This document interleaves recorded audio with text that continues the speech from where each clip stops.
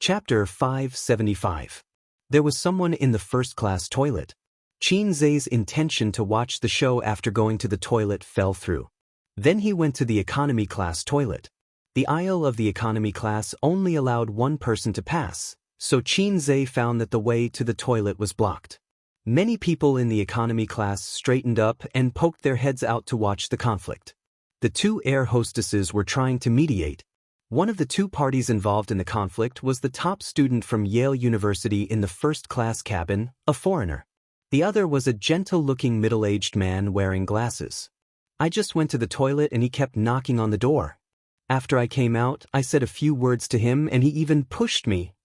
The man explained to the stewardess with an agitated expression. He obviously did not understand English, and the foreigner's Chinese level was limited to simple communication and daily greetings. If he was angry, he had to rely on his mother tongue.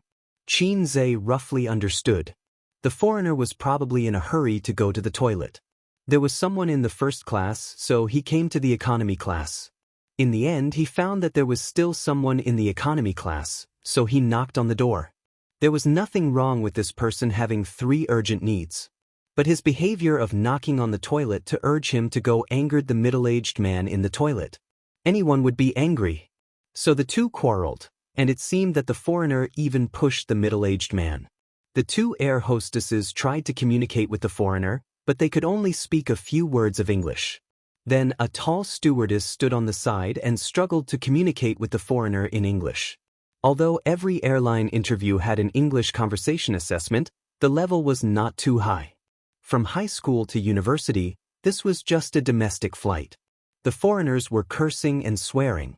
Even those who didn't understand English could hear them shouting, F***CKU. Sorry. The girl in the first class squeezed over with another foreigner and said, "He is my friend. What's wrong? Your friend quarreled with someone. Can you tell him to go back to his seat first? We are in the air, so let's go back to our seats first," said the air hostess. The girl communicated with the foreigner in fluent English. The foreigner shook his head, pointed at the middle-aged man, and mumbled something. The girl's face showed anger and displeasure. She looked at the two air hostesses and air hostesses. "My friend said that person insulted him. You have to give him a satisfactory answer." The middle-aged man was furious. "Who insulted him? When I went to the washroom, he knocked on the door with all his might. Everyone outside heard him. He made me feel uneasy when I went to the washroom. When I came out, I said, 'Crazy,' and he pushed me." The foreigner said in English. The girl translated, "You're occupying the toilet. Don't you have any civility?" The middle-aged man's eyes widened. Using the toilet is called occupying? Seeing that they were about to quarrel again, Kong Bao hurriedly said, "It's just a small matter. Forget it, let's hurry back." The Westerner stood still and spoke in English. Even ordinary people could recognize the curse words that were mixed into his words. The girl said, "My friend asked him to apologize." The middle-aged man couldn't believe it. Why? They had been quarreling for a while. Once the mood of watching the show passed, the passengers couldn't take it anymore. After all, the economy class wasn't big. Who could stand a group of people standing next to you, chattering and tugging? Can't you just apologize? It's not a big deal. He's not a girl. Is it so hard to say sorry? It's so annoying. Apologize to him. After all, he's a foreigner. Our countrymen have manners. The surrounding passengers were all talking at once. The middle-aged man straightened his neck. "What's there to apologize for? It's not my fault. I haven't asked him to apologize yet." Pretentious. "Security, don't just watch. Hurry up and get them to leave. It's so annoying," the passengers said impatiently. The air hostess looked at the middle-aged man and said, "Why don't you apologize to him?" The middle-aged man was stunned. Another air hostess persuaded, "Let's not lower ourselves to the foreigner's level. They might be serious and don't know how to be tactful. Why bother?" The foreigner who came out with the girl said, "Apologize." He said it in Chinese. The two foreigners pursed their lips. They had been in China for so many years and had always received the best treatment and the best environment. When they had difficulties, there would be a bunch of Chinese colleagues to help them. When they had gatherings and fun, there would also be a bunch of people around them. They had lost a bicycle in China and the whole country had mobilized to help them find a car. In their own country, who would care? They did not spend a single cent and enjoyed top-notch VIP treatment. Awesome. In their own country, they could not enjoy such treatment at all.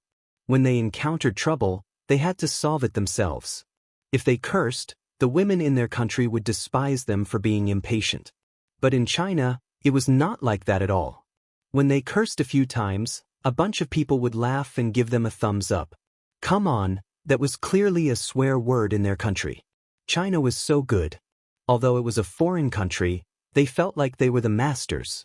When foreign dogs came over, they could look down on the local dogs of China. They waited for the middle-aged man to apologize. They did not know much Chinese. Otherwise, a sentence would have appeared in their minds. Call me daddy. The middle-aged man looked around. The passengers on both sides of him looked impatient and annoyed. He looked at the air hostess and also wanted him to apologize. Their tone was very gentle and patient when they spoke to the foreigners, but when they spoke to him, their tone became very normal. But because it was too normal, it showed the difference between the two sides. But am I wrong? Just because they were foreigners? But this was China. Weren't they all Chinese? We have the same skin and the same pupils. Only then are we on the same side. Shouldn't they be on my side? Why did their family blame their own family when they had a conflict with others at home? But F***CKU. The middle-aged man roared angrily. His face was red and his neck was thick. He looked like an angry clown. In the eyes of most of the passengers, he was a clown. After all, they had stayed in China for a few years. They could still understand the two words F***CKU, just like how most of the Chinese knew how to say F***CKU. Say that again. The foreigner pushed the middle-aged man's shoulder, causing him to stagger. The middle-aged man wanted to fight back, but he was stopped by the air hostess. Two air hostesses blocked both sides. The middle-aged man was blocked by the air hostess. He listened to the warning, don't cause trouble.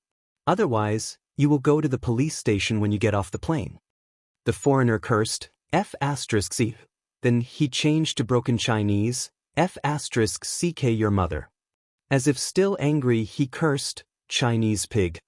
Chinesepig, Chinesepig, Chinesepig. Each curse was harsher than the last. The younger air hostess's face flashed with anger, but she held it in. They were staff, not passengers. If they did something reckless now, they would be fired by the manager later.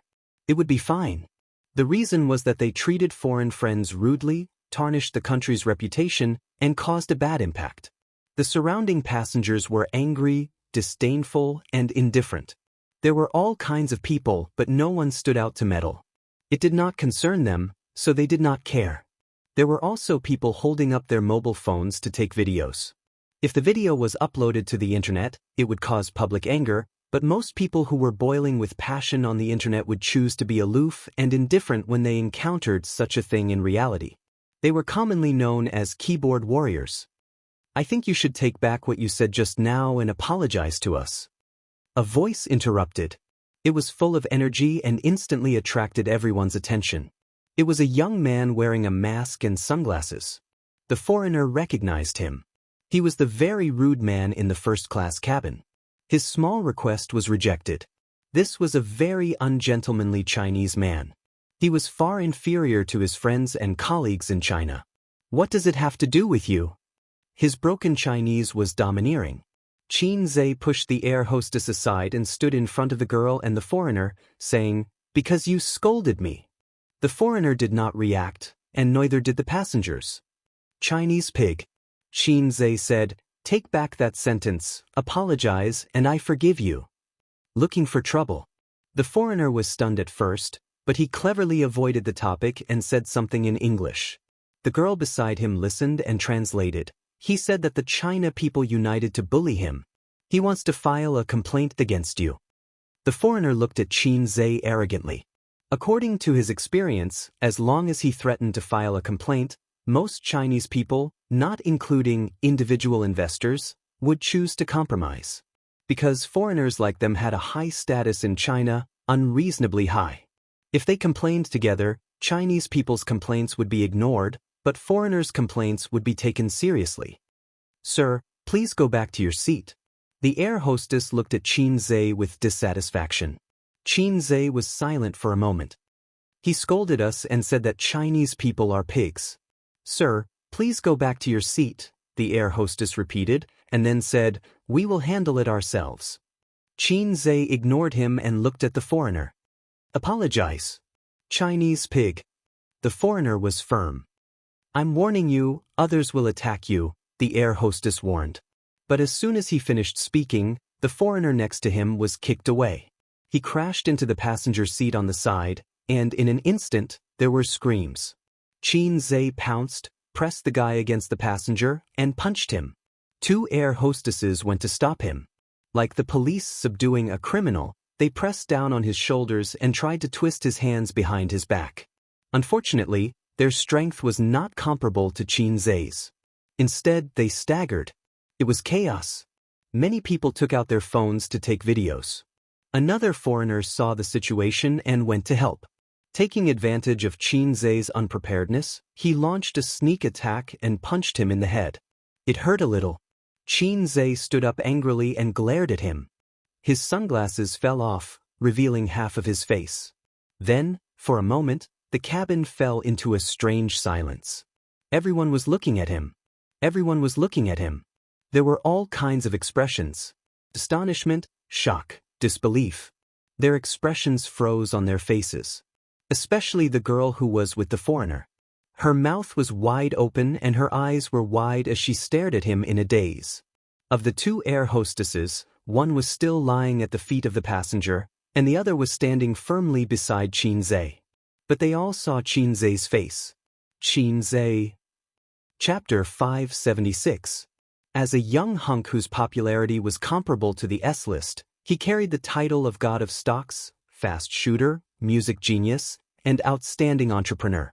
On this flight from Shanghai, there was almost no one present who did not know him. Although Xianxia was wearing a mask, it obviously could not prevent others from recognizing him.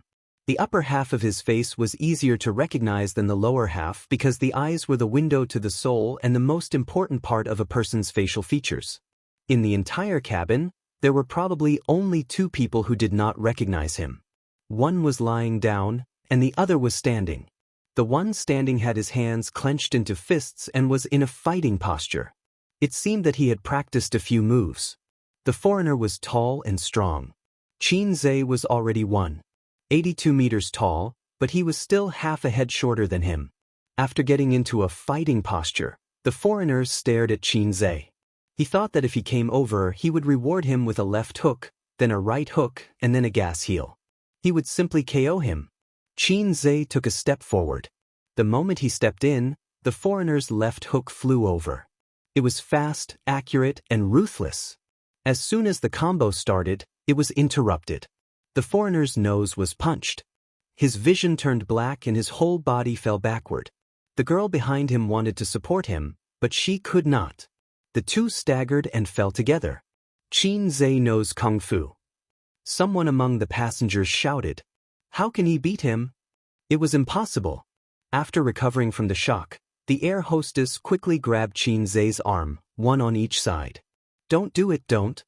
The passengers all stood up, took out their phones, took photos, and recorded videos. The passengers on the other side of the cabin door were a little far away, so they did not react. They pulled the people in the front row and asked about the situation. Asked, what's going on? Why is there such a big reaction? Answered, Xianxia is on the plane. He hit someone. Quickly record a video.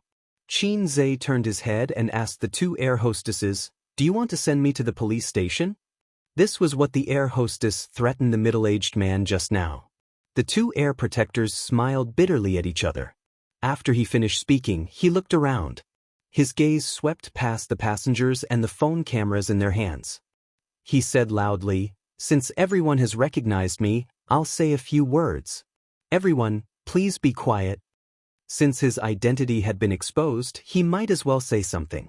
According to his plan, he would only reveal his true identity to the staff in the cabin.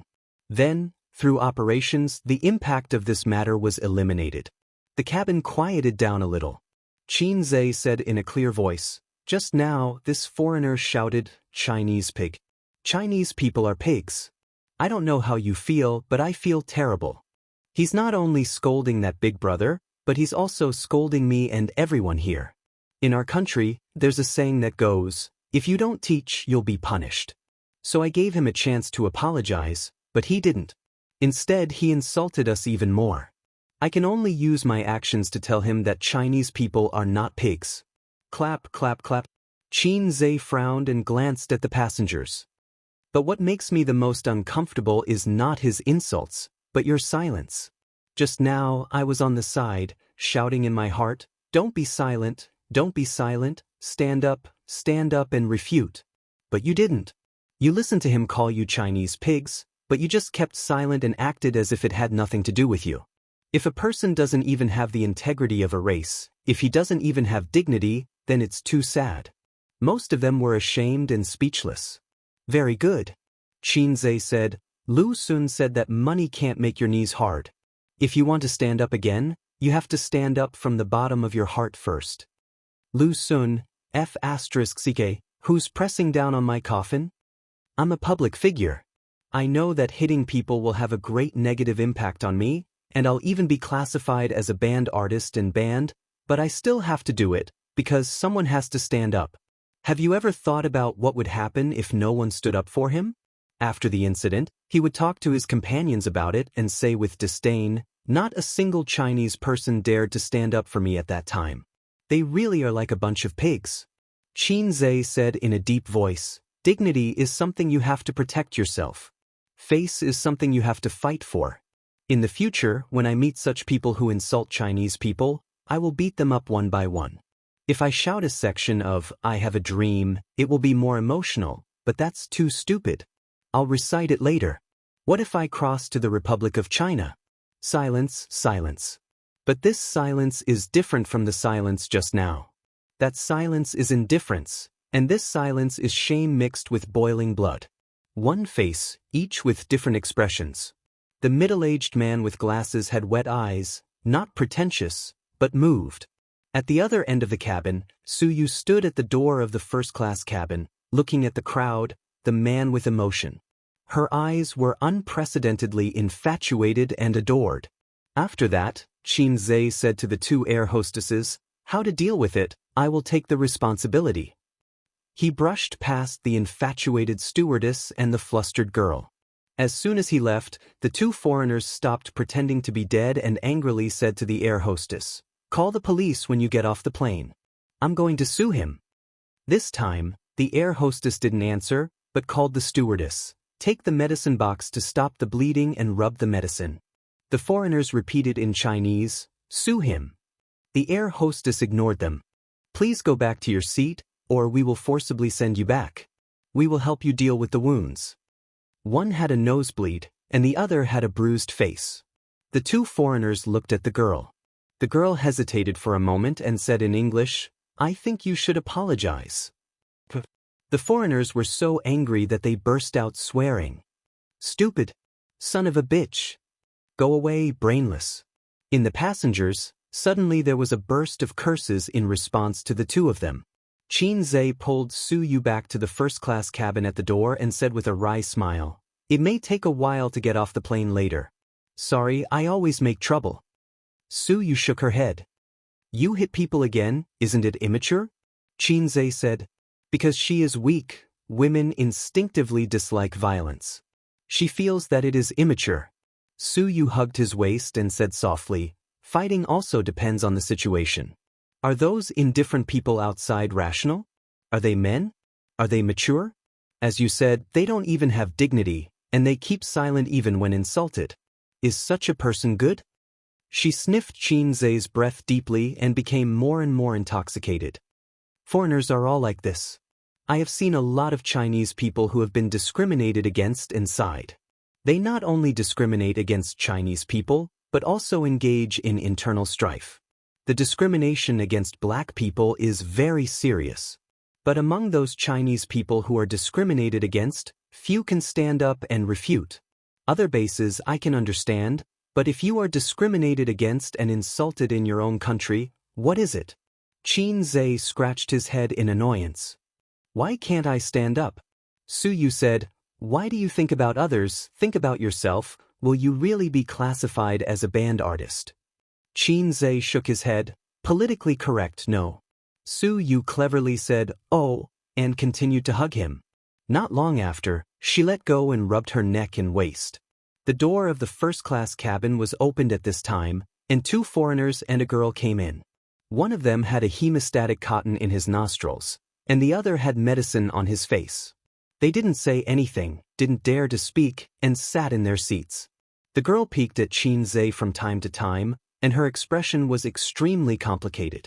Qin Zhe? He was Qin Zhe? It turned out that she had been in the same room with her idol. At this time, as a fan, she should have been excited to ask for autographs and photos, but after what happened just now, it was difficult to put down her face and get close to him. The same was true for the passengers in the economy class.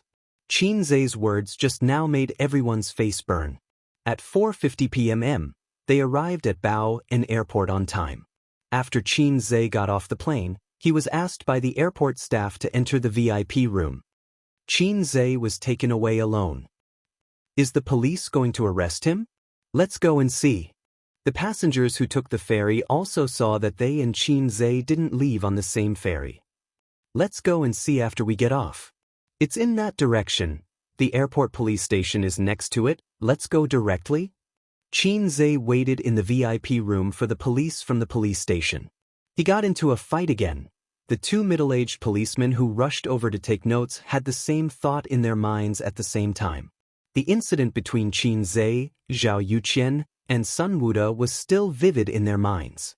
Shanghai and Shenzhen were more than 1,000 kilometers apart, but in the era of information explosion, a haircut was known all over the country, not to mention a fight between a famous person like Qin Zhe.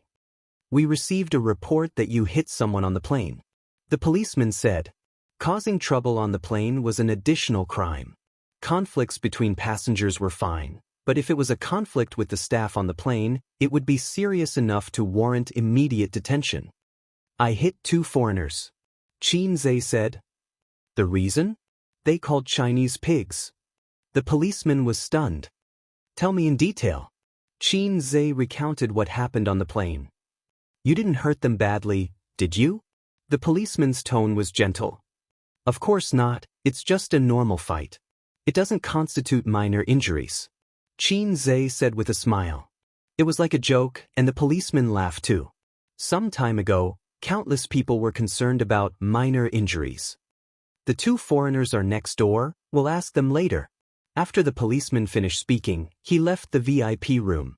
When they opened the door and saw the scene outside, both of them were stunned. There were dozens of people standing at the door. Chapter 577. They're out. A group of people came forward.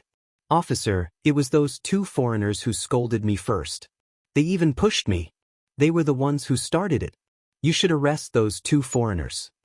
The person who spoke was a middle-aged man wearing glasses. He looked very anxious. He was the one who got into a conflict with the foreigners on the plane. He was also the one who gathered the passengers to watch. Before this, he was actually very disdainful of Qin Zhe. He knew that he was a celebrity because his daughter, who was in junior high school, was chasing after this Qin Zhe. It was to the point of blindly worshipping him. Once, he heard his daughter talking to her classmate on the phone. She kept calling him husband. As a father, he was very worried. She was so shameless. Calling him husband at such a young age. She was so shameless. Also, that Qin Zhe was that flirtatious B***starred. Later, he found out that he was a celebrity and was very good at writing songs. As a middle-aged man who didn't pay much attention to the entertainment industry, that was all he knew about Qin Zhe.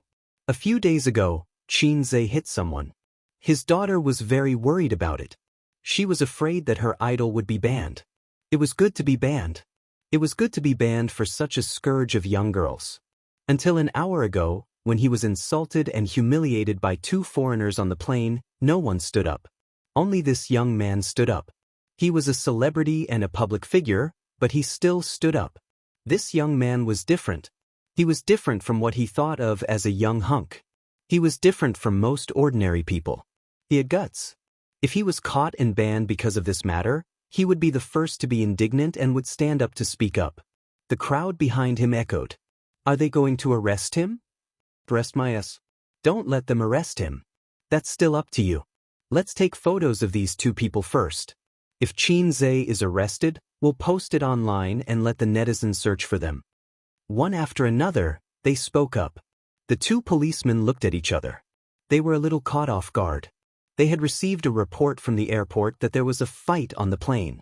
The two foreigners were the ones who were beaten up. As it was related to their foreign friends, they took it seriously and hurried over. There were so many people gathered here. Moreover, the crowd looked very agitated. Naturally, it attracted a lot of attention and interest. They gathered around to watch the show. What's going on? Why are you all gathered here? Oh, the police are here too. What happened? Someone answered, Xianxia is here. Xianxia? A surprised and excited voice sounded. Yes, Xianxia. He got into a fight on the plane just now, so the police came. Another fight. In the past, he didn't realize that Xianxia was so mischievous. Why was he always fighting? Was he really a bad person? And it's a foreigner, the man added. Whoa, what's going on? Did they hit a foreigner?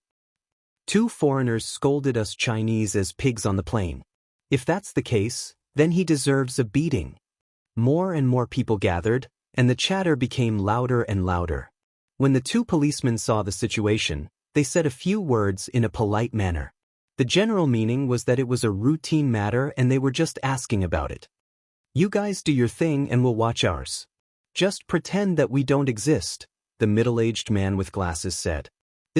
They looked at each other, then turned and went back into the house.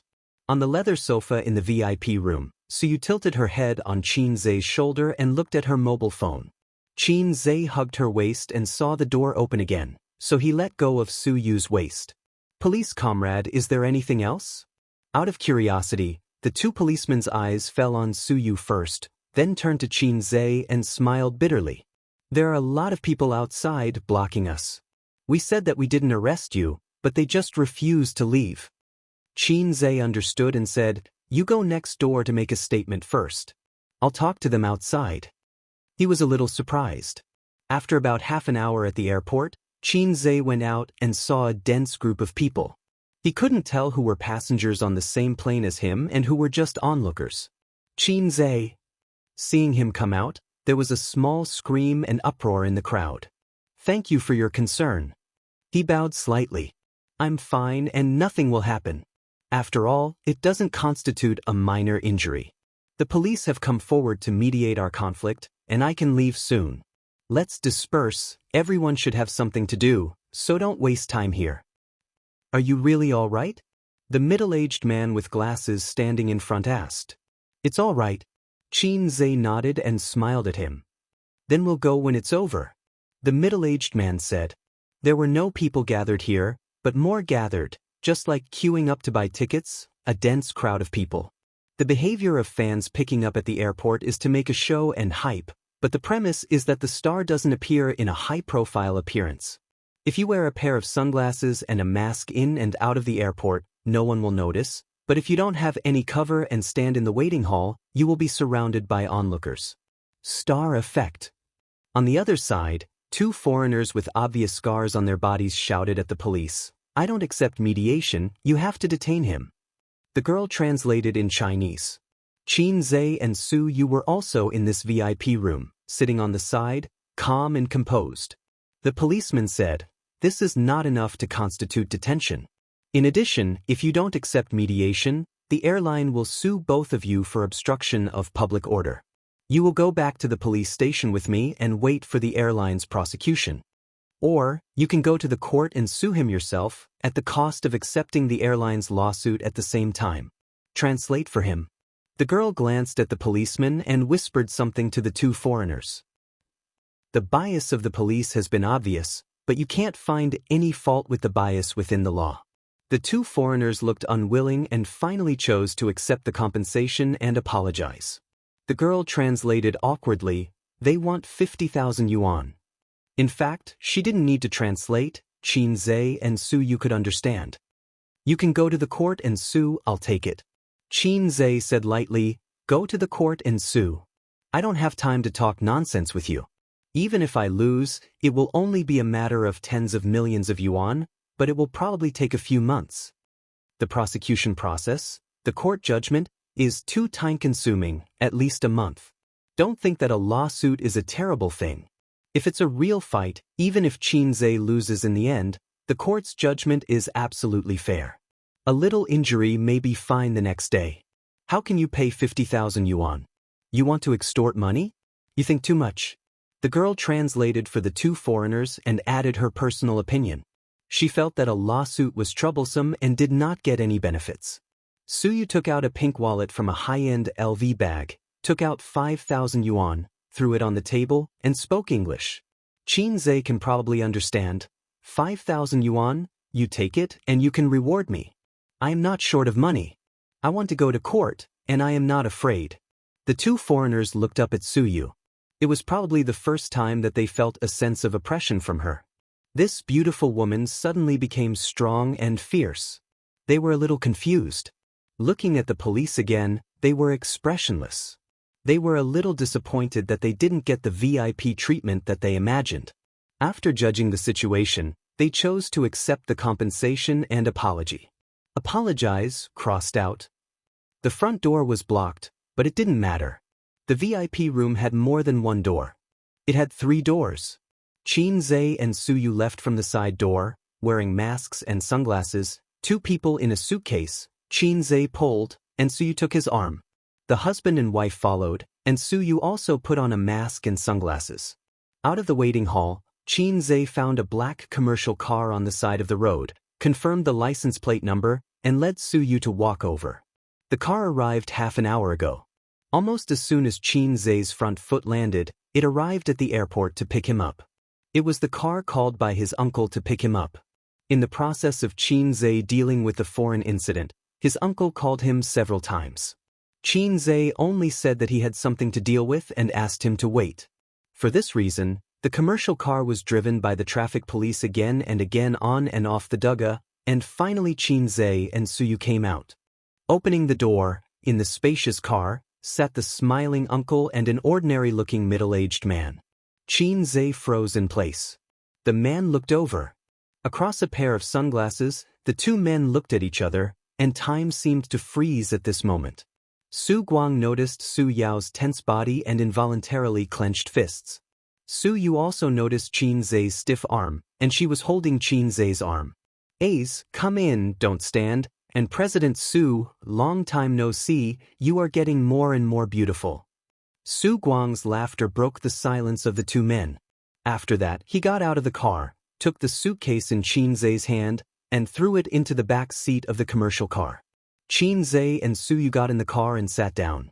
The commercial car drove smoothly along the Duga, and the airport was left behind, turning into a vague black spot, and then gradually disappearing. "Do you want to drink?" Su Guang asked, and he had taken out a bottle of champagne, set the glass, and poured the wine. This commercial car is very high-end, and it is the same grade as the nanny car used by his sister, starting at 1 million. "Ace, uncle did a good job this time. Don't be too good." Su Guang smiled and pretended to be relaxed. "Let me introduce you, Su Yao, uncle's old friend, thanks to his help this time. Don't look at how unreliable your uncle has been these past few years. Not everyone around him is a scoundrel." He handed a glass of champagne to Qin Zhe. Qin Zhe's eyes fell on Su Yao, and he said lightly, "I have seen you before." Clang. The goblet fell to the ground, and the wine spilled all over the floor. Su Guang. Chapter 578. The smile on Su Guang's face disappeared. This heartless man for more than 10 years had a rare panic, but he covered it up in a very short time. "Oh, my hand is numb. Oh, sorry. He hurriedly bowed his head to pick up the broken goblet. Qin Zhe kicked it and swept the goblet aside. "Uncle, let someone clean it up after the car stops. Be careful not to scratch your hand." Perhaps Qin Zhe's tone was too strange and dull, Su Guang's face was uncontrollable panic. His expression and subtle behavior fell into Qin Zhe's eyes one by one. It confirmed some speculations in his heart. His heart was cold. Su Yao smiled and reached out his hand. I've heard a lot about you. I didn't expect Guang's nephew to be the famous Qin Zhe. Qin Zhe hesitated a little and shook hands with him. It's a small world, we met last time. Yes, we meet again. Su Yao smiled very gently, and his words and deeds gave people a sense of relaxation like a spring breeze, without the oppression of a billionaire. Qin Zhe glanced at his uncle, who was a little confused and nervous, and explained, I saw Boss Su when I was shooting Journey to the West with my sister last time. Thank you, Boss Su, for your help. Otherwise, we might have a little trouble. Right, Yue? Su Yu suddenly realized and finally remembered this familiar face. That day, she drove and collided with the front of a Rolls-Royce. The two sides had a quarrel and the traffic police rushed over. She thought that the follow-up would be a little troublesome. Finally, a middle-aged man came over and slapped the Rolls-Royce owner, and then there was no then. The main reason was that Su Yao was too ordinary, and Su Yu couldn't remember him for a while. If he was not handsome enough, how could he attract the attention of beautiful girls? A handsome uncle like Su Guang's uncle can make people remember him. It's purely the degree of visual impact. It's like a very ordinary boy acting handsome in front of the goddess, and when he turns around, the goddess forgets him. And a handsome boy, if he drives a luxury car, even if he does nothing, his handsome face and chic back will be deeply imprinted in the goddess's heart. The conclusion: what kind of wife is ugly? The conclusion was, if you don't have money, how can you marry a wife? Aya, so that's what's going on. Ape dung, ape dung. Su Guangda shouted and slapped his thigh. His movements were a little exaggerated, and his smile contained 3 parts luck, 3 parts relaxation, 3 parts fear, and 1 part nervousness. Uncle felt as if a heavy burden had been lifted from his shoulders. Thank you for your help, Mr. Su. Su Yu stretched out her white and tender hand and shook hands with Su Yao. Su Yao also stretched out his hand and held Su Yu's small hand. At the same time, he looked at her wantonly. That was the gaze of an elder looking at a junior. It was also the gaze of a mother-in-law looking at her son-in-law. No, it was the gaze of a father looking at his daughter-in-law. Perhaps because his gaze was too undisguised, Su Guang touched Su Yao's arm without a trace. Su Yao hurriedly retracted his hand and smiled gently. It's nothing. Su Yao was satisfied with his first impression of her. From what Su Guang had said, she seemed to be A's secretary. In addition, A seemed to have a real girlfriend. His smile made Su Yu stunned. This gentle smile had a strong sense of déjà vu. She couldn't help but turn to look at Qin Zhe. Well, it was an 80% similar smile. The car sped on the highway, and they didn't know where to go. Qin Zhe didn't care. He stared at Su Yao and said, Mr. Su is also surnamed Su? He's an old friend of my uncle. Is he also from Su Town? This question made Su Guang and Su Yao's eyelids twitch at the same time. He's uncle's childhood friend. He used to wear the same pants. Su Guang covered up his embarrassment with exaggerated laughter. When I was in junior high school, his family moved away. I haven't seen him for many years. But in these few years when my uncle was down, I was grateful for his care. Qin Zhe nodded suddenly. I knew it. When I was at Aunt Su's house, I didn't see Mr. Su. Su Yao's hand holding the goblet was white. Su Guang felt guilty and kept warning his childhood friend with his eyes. He said in his heart, you have to hold on. Don't collapse. Qin Zhe spoke in a completely casual tone. It was like meeting a fellow villager in a foreign place and couldn't help but talk about the scenery of his hometown to try to get closer. Even Su Yao, who had rich experience, couldn't hear the slightest hint of sarcasm in his words. Su Yao forced a smile. Which Aunt Su? He didn't care about his childhood friend who kept winking at him. Come on, your expression is so rich. Do you think my A's is a fool? Keep your expression to yourself. Su Yu was a little strange. She saw her uncle winking at Mr. Su. Did he have an eye disease? Su Ru. Qin Zhe said. Oh, I have an impression of her.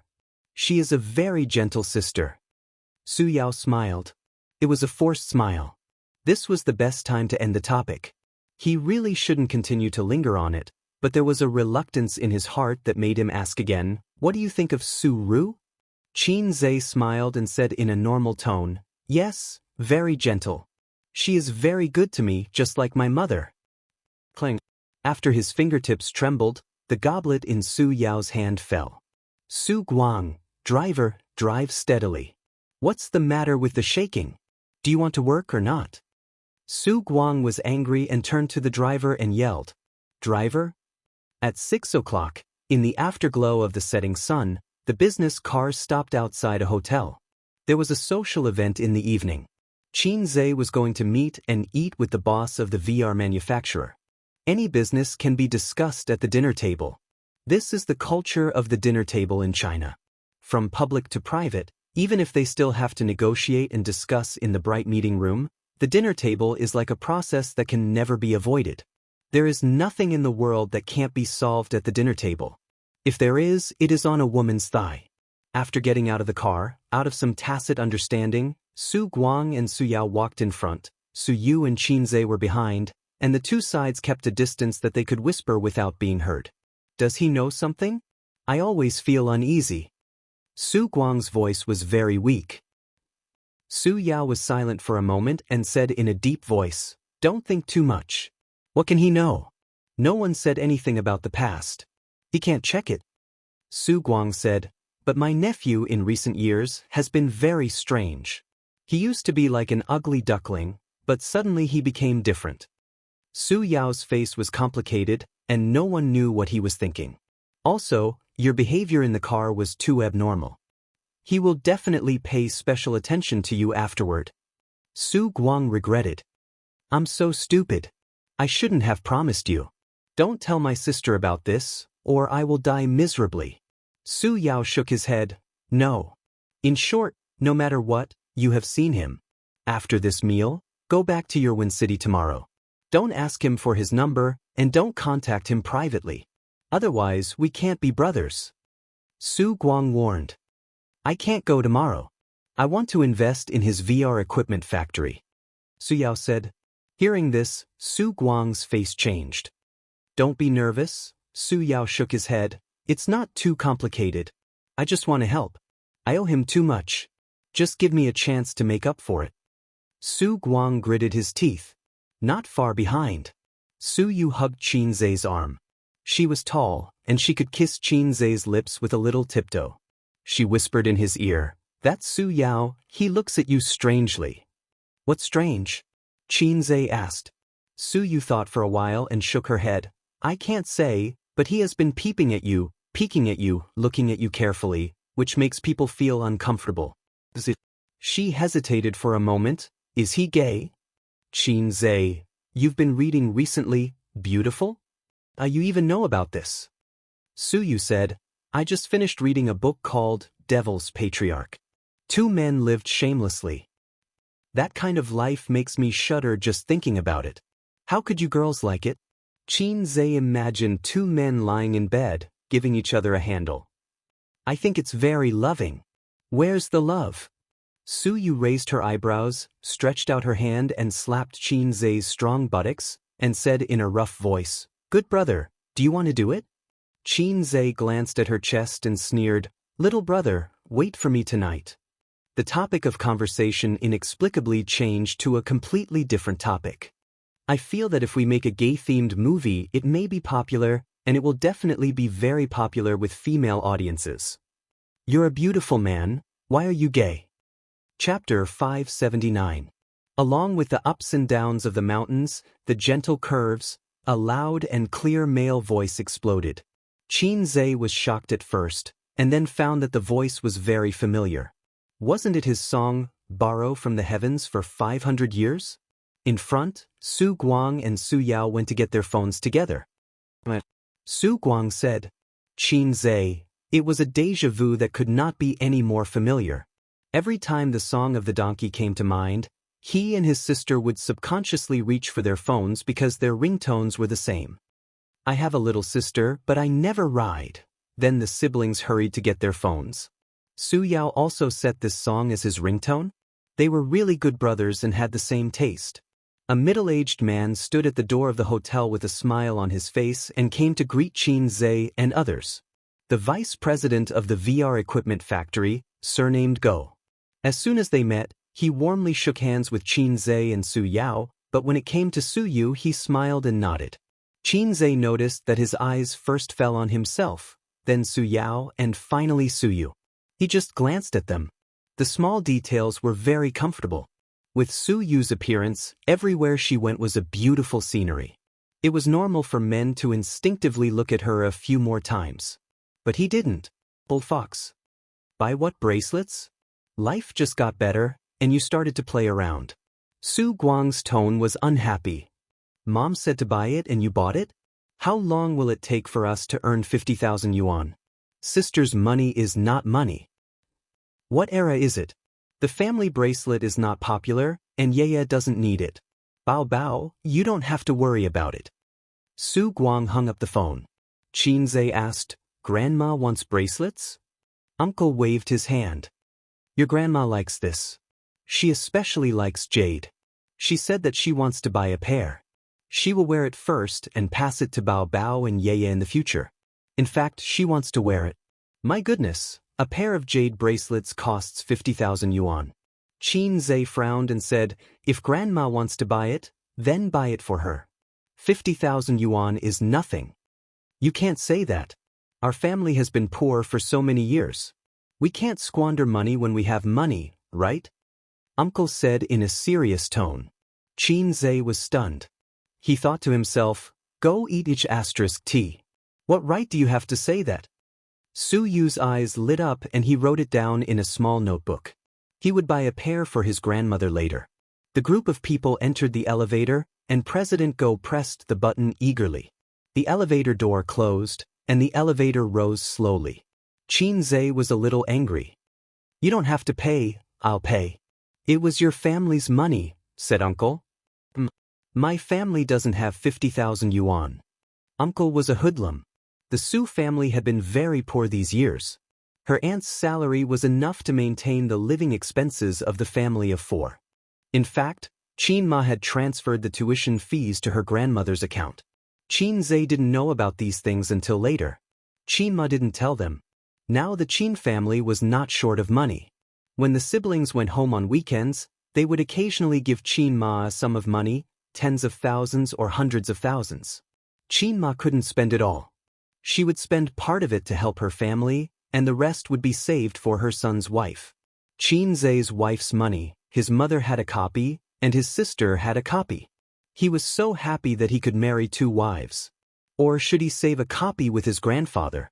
Uncle added, it's not like there are no jades at home. Your grandmother still has a few pieces, but she won't sell them. Ace, I remember when you were a child, you wanted to buy toys, but your father was black-hearted. He thought it was too expensive and didn't buy it for you. He also beat you. At that time, it was Uncle who paid for it for you. Qin Zhe said, there was such a thing, so I paid for the bracelet. Uncle often bought him good things when he was a child. Qin Zhe remembered this in his heart. If Uncle hadn't been so good to him, Qin Zhe wouldn't have cared about him. Uncle, could it be that you've always wanted to raise me up? I didn't mean that. Su Guang said, why should a child want a toy, but the adults don't buy it because it's too expensive and beat people? When the adults are old, they want to buy some expensive things, and the children have to grit their teeth and buy it for them.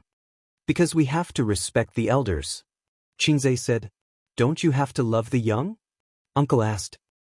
Qin Zhe was speechless. You have to repay the kindness of your parents for raising you. Su Yu interrupted.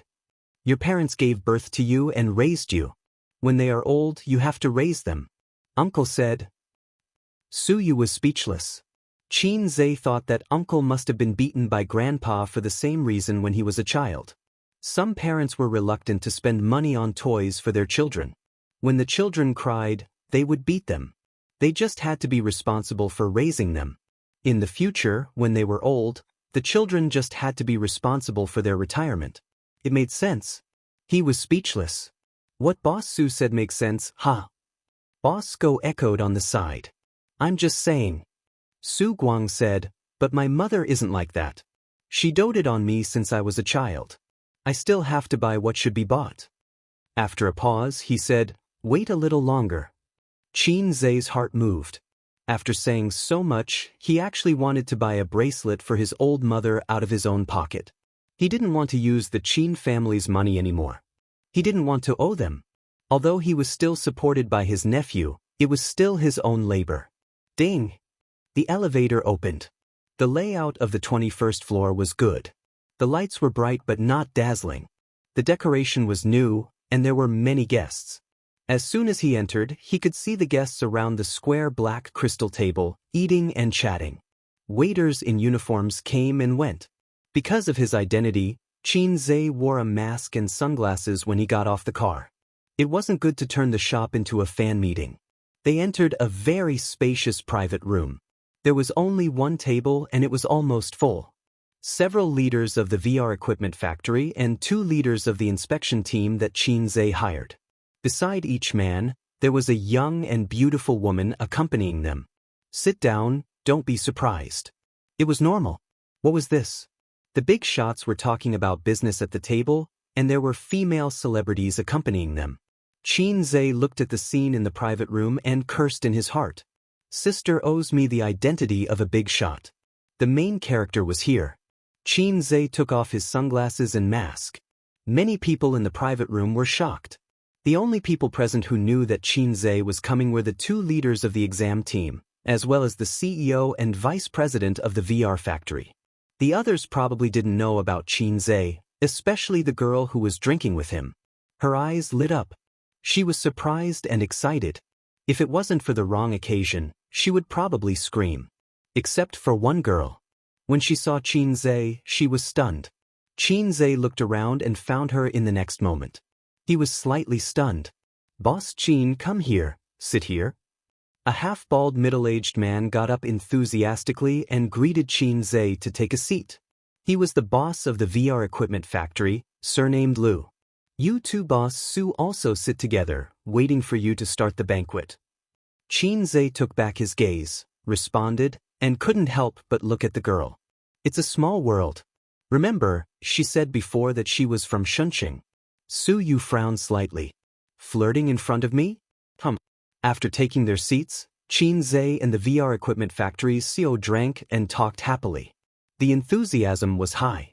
Every man was accompanied by a woman who was responsible for pouring wine. Occasionally, they were hugged by a shoulder and waist. Su Yu sat next to Qin Zhe. Of course, Su Yu didn't sit here as a hostess. She attended in the name of one of the purchasers, but she was happy to have Qin Zhe hug her waist. However, Qin Zhe didn't.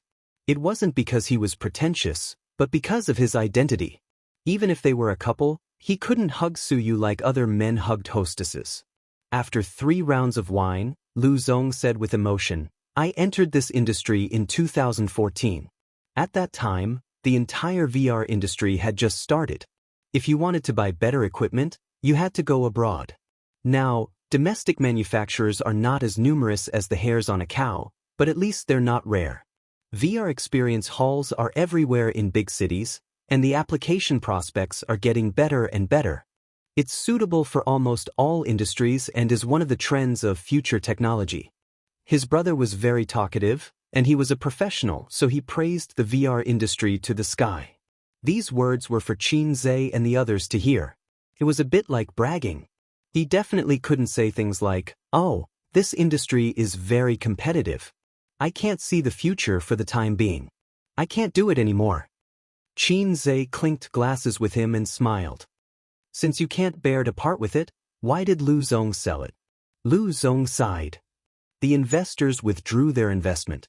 They don't have the money to do research." Vice President Go immediately said, "Lu Zong refused to sell at first and wanted to get more investors, but you didn't agree to invest and only wanted to buy it. We only decided to sell it because of CEO Su." Lu Zong continued, "We're also tight on money. Unlike CEO Qin, who has such great achievements at such a young age and doesn't have to worry about funds. We're just small businesses. Once we stop investing, let's drink." He seemed to realize that he had said too much and quickly stopped. While everyone was still tipsy and drinking to their heart's content, Boss Lu rubbed his hands and said, "It's like this, Boss Qin. Previously, we agreed on a 50% discount for all the equipment, but I feel that more than half of the equipment in the factory was newly purchased last year, so I want to add 10% to the original price." Qin Zhe did some mental calculations. 10% was a few million. Su Yao frowned. Without waiting for Qin Zhe to speak, he said unhappily, "Lu Zong, didn't we agree?" Lu Zong smiled and didn't say anything. Vice President Go said, "CEO Su, didn't we come here to talk about this? This isn't a one-time deal, and we're not buying groceries. We have to talk more." Qin Zhe smiled. "Let's drink, let's drink." The group raised their glasses. After drinking, Qin Zhe picked up a mouthful of food, chewed slowly, swallowed, and said slowly, "Lu Zong, let's talk." Chapter 580. Go ahead, Boss Qin. Lu Zong was all ears. This was called retreating in order to advance. Listen to what the other party had to say first. Many times, it was not the person who spoke who held the initiative. Experts did not just listen and not speak, but they would catch other people's flaws. Moreover, Qin Zhe's songwriting skills were known to everyone, but different professions were worlds apart. As for how good his skills were, they had to listen to what he had to say first. Since you're talking about the prospects of VR technology, let's talk about this first. Actually, before we decided to buy it, we did market research. VR experience halls are indeed everywhere, but for this thing, some shops lose money and some shops earn money. To put it bluntly, it's like the Kaisha County Grand Hotel. If you choose a good location, you'll naturally earn money. If you choose a bad location, you'll definitely lose money. That's why it's been popular in recent years, but it hasn't been popular. Because the technology is not mature and can't be popularized. And since the concept of VR was proposed until now, it can't be said that it has reached a bottleneck, but at least in the next 5 to 10 years, it will be difficult to have a new breakthrough. Actually, there's no point in saying all this. Since I want to buy it, I naturally like its prospects. It's just that I have the money to spend, but you don't. It's just that I have to make it clear that it's not as good as you praise it to be. Lu Zong chuckled. It's like buying clothes. The shop owner said, "My clothes are high-quality goods and are very expensive." The buyer said, "Your clothes don't feel good. This material will wrinkle after washing for a long time." One praises it, while the other belittles it. Since it's so bad, you might as well not buy it. However, the seller would not say such things because they still wanted to sell it no matter what. Let's talk about profits. The reason why I like your factory is because it's taking the high-end route. It's the kind of business that doesn't run for half a month and runs for 3 months. Your factory's main source of income now is the maintenance and repair of the VR experience hall's equipment. Occasionally, you'll sell a few large-scale VR equipment. The profits are not bad. However, in our line of work, the real loss is in the research and development area. It's too expensive. However, if you don't innovate and only sell equipment to survive, you won't be able to catch up with the times in a few years. Look at the high-end VR developers now.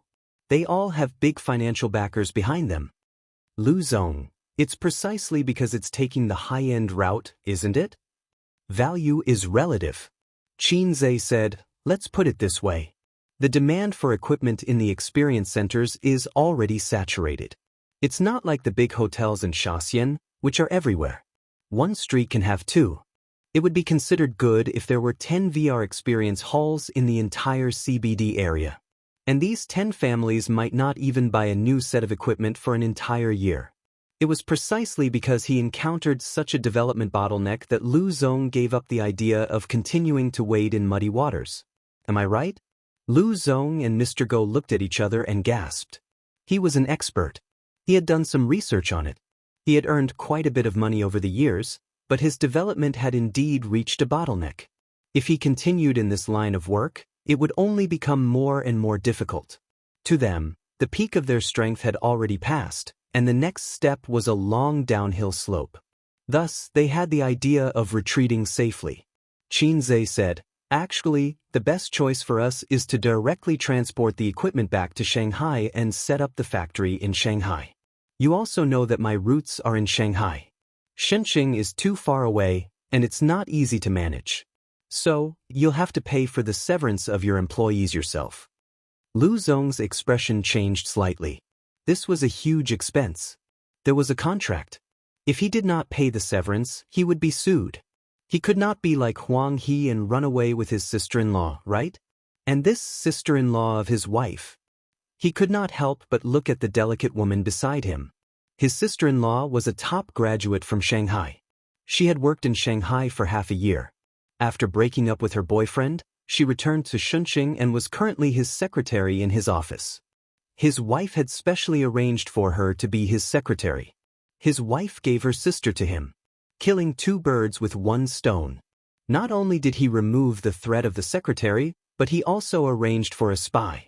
Lu Zong often had dinner parties, and he would bring his sister-in-law along. However, considering the trouble of hiring in the future, the current decision is based on the situation, Xianxia said. His meaning was clear. Don't raise the price or we'll hurt each other. I'll give you the extra money. You can use it as severance pay. Lu Zong's expression did not change. He smiled and said, let's drink. Come to my office tomorrow to talk about business matters. They would continue to wrangle tomorrow, but Xianxia planned to see how the factory was doing. Su Yao watched silently with a smile on his face. There was a fatherly relief in his eyes. Perhaps in some aspects, he was still immature in front of him, a senior who had been in the business world for more than 10 years, but his mentality and tone were unusually calm. This was worthy of praise. When Su Yao first negotiated with others, his legs were trembling. The meal was at 9:30 in the evening. Lu Zong proposed to sing. The social activities of adults were basically this process: dinner, nightclub, and sex. Everything could be settled over a wine table. Not good? Okay, on the woman's thigh. Still not good? Then in the body. After singing later, Lu Zong planned to put women in Xianxia's room. He had not figured out the relationship between Xianxia and Su Yu, so he thought he was an ordinary partner. But Xianxia was a big star and should have seen a lot of beautiful women.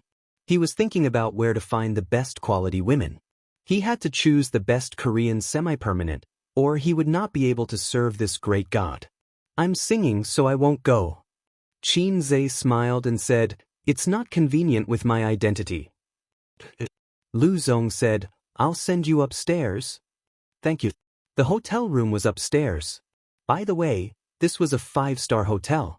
This kind of hotel did not have flirtatious men calling at night, because those who could afford to stay in a 5-star hotel had plenty of partners. After sending Xianxia and the others to their rooms, Lu Zong, Mr. Go, and the others went downstairs together. In Lu Zong's Mercedes-Benz, his sister-in-law was sitting in the back seat looking at her mobile phone. The driver saw him come down and quickly got out of the car to open the door. Brother-in-law, the sister-in-law suddenly shouted, and then there was no follow-up. She looked a little confused. Lu Zong looked at her blankly. She drank a lot with him during the dinner and probably got a little drunk. She asked, which room is Xianxia in? Lu Zong was stunned. Room 2208. Hey, Dandan, where are you going? Let's go home. I'll be right back. The sister-in-law hurried back to the hotel. The hotel room was decorated very well, worthy of the 5-star title. There was a fruit plate on the table that the waiter had just sent up, free of charge. There was a small fridge in the cabinet with wine and drinks. Most importantly, there was a river outside the hotel. When he opened the window, the night breeze blew on his face, very comfortable. Xianxia washed his face, wiped it clean, and ate a few pieces of watermelon. There was a knock on the door. He walked over to open the door. Su Yu was standing at the door looking around. He, Xianxia said grumpily. Hubby, he. Su Yu's beautiful face was full of mischief. She narrowed her eyes, and her long eyelashes brushed into a black shadow. Just the two of them, how wonderful! Come on, fair-weather friend, Xianxia said. Fair-weather friend? Su Yu did not understand. A friend who has physical relations after drinking. So I'm just a fair-weather friend? When you endure the humiliation of being under my crotch, we'll upgrade to a bosom friend. The The two of them looked at each other, like a married couple looking at each other. The whole world turned yellow just like that. Qin Zhe pulled Su Yu into the room, carried her in his arms, and threw her on the bed without any pity. A hungry tiger pouncing on a sheep. Wash, shower, Su Yu panted. Shower first. Shower after you're done. No, don't, then let's shower together. There's a bathtub anyway. I'll go fill the water. Qin Zhe went into the toilet and turned on the tap. At this time, there was a knock on the door. Who is it? Qin Zhe walked out of the toilet and opened the door. Seeing the person at the door, he was stunned. A little cabbage, his little cabbage from back then. Qin Zhe, can we talk? Little cabbage said. Ace, who is it? Su Yu sat on the edge of the bed and looked out the window.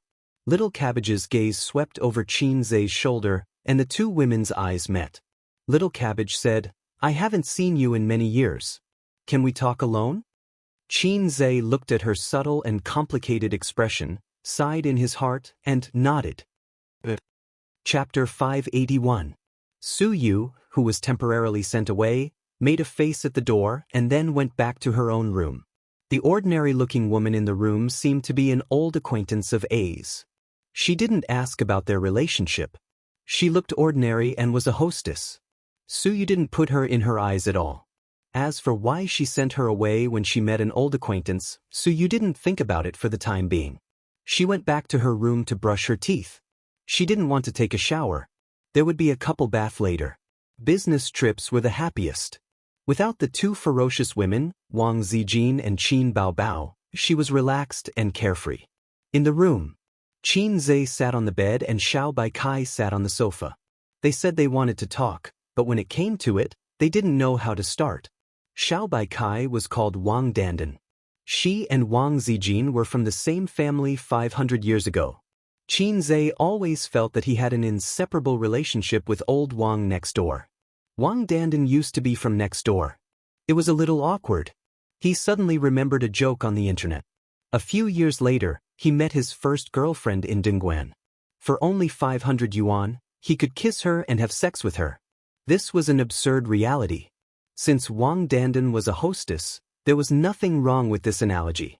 So Qin Zhe didn't say hello to her. After the banquet, they went their separate ways. It wasn't that his eyes grew on his head and he looked down on his old acquaintances because he was worth 10 billion yuan. It was purely for her dignity. Do you want to eat fruit? Qin Zhe broke the silence and pushed the fruit plate in front of her. Wang Dandan shook her head and stared at him.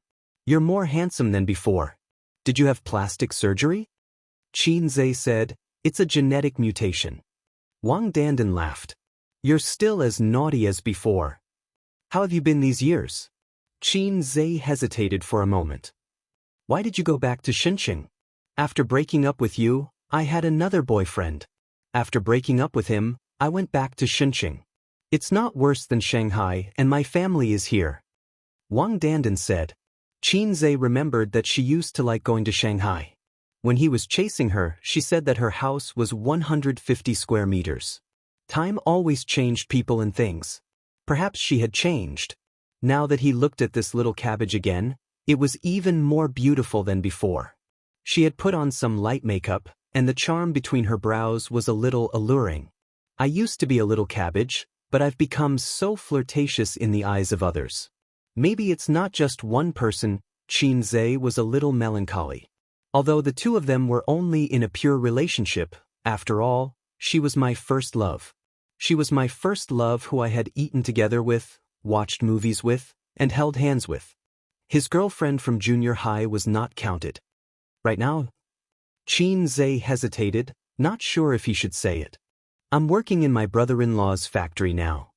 Wang Dandan said, Lu Zong is my brother-in-law. Coming to a realization, he heaved a sigh of relief.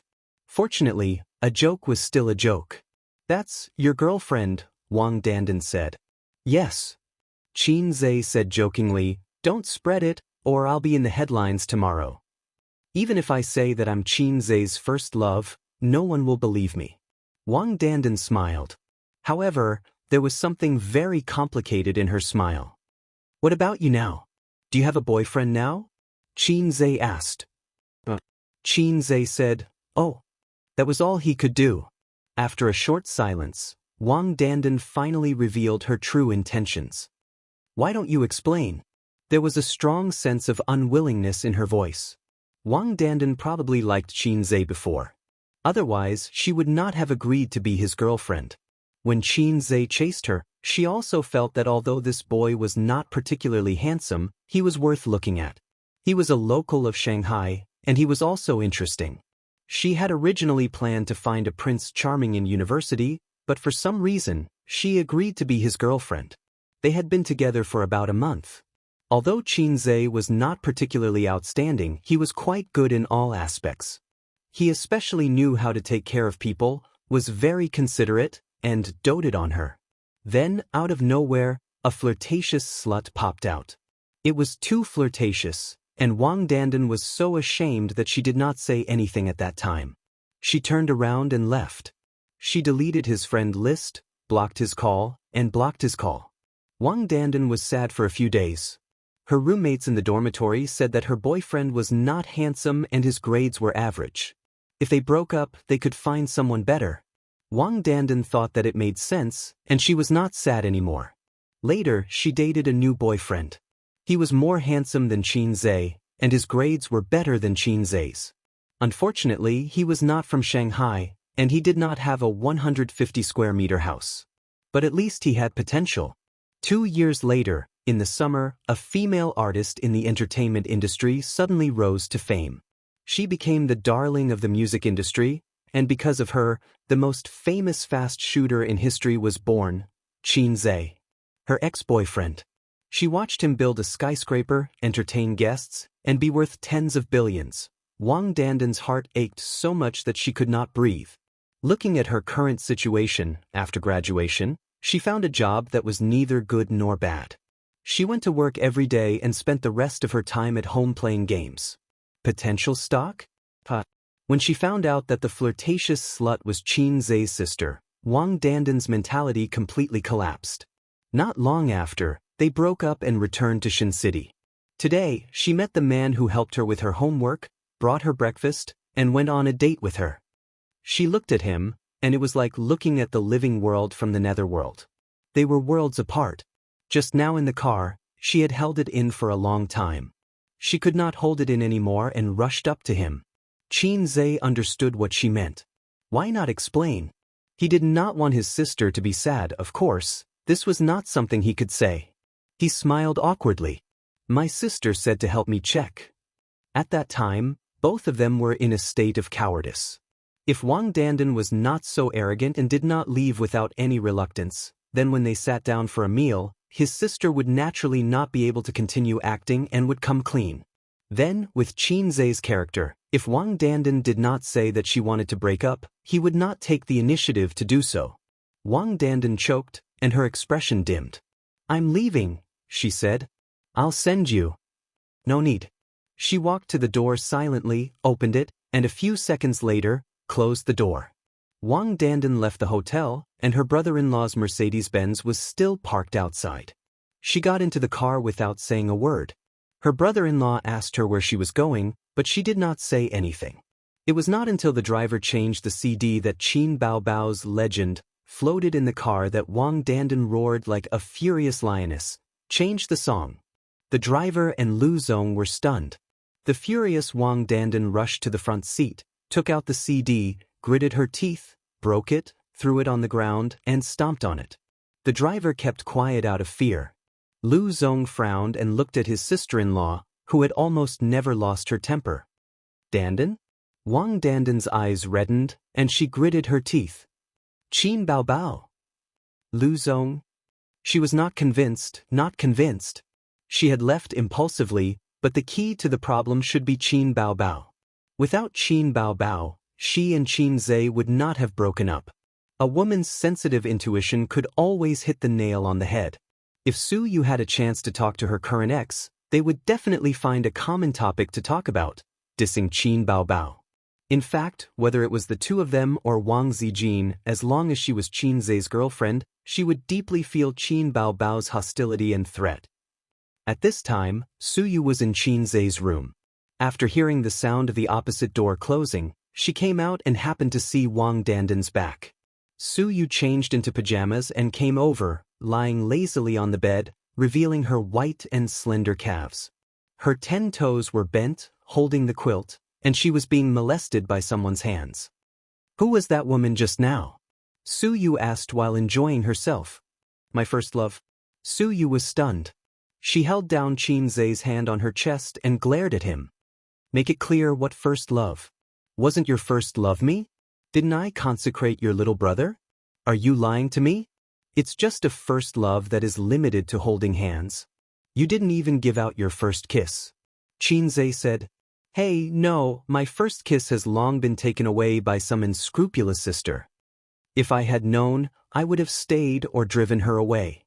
Su Yu's intestines were green with regret. "What did you do in 10 minutes? Why did she come to you? Is she still attached to you?"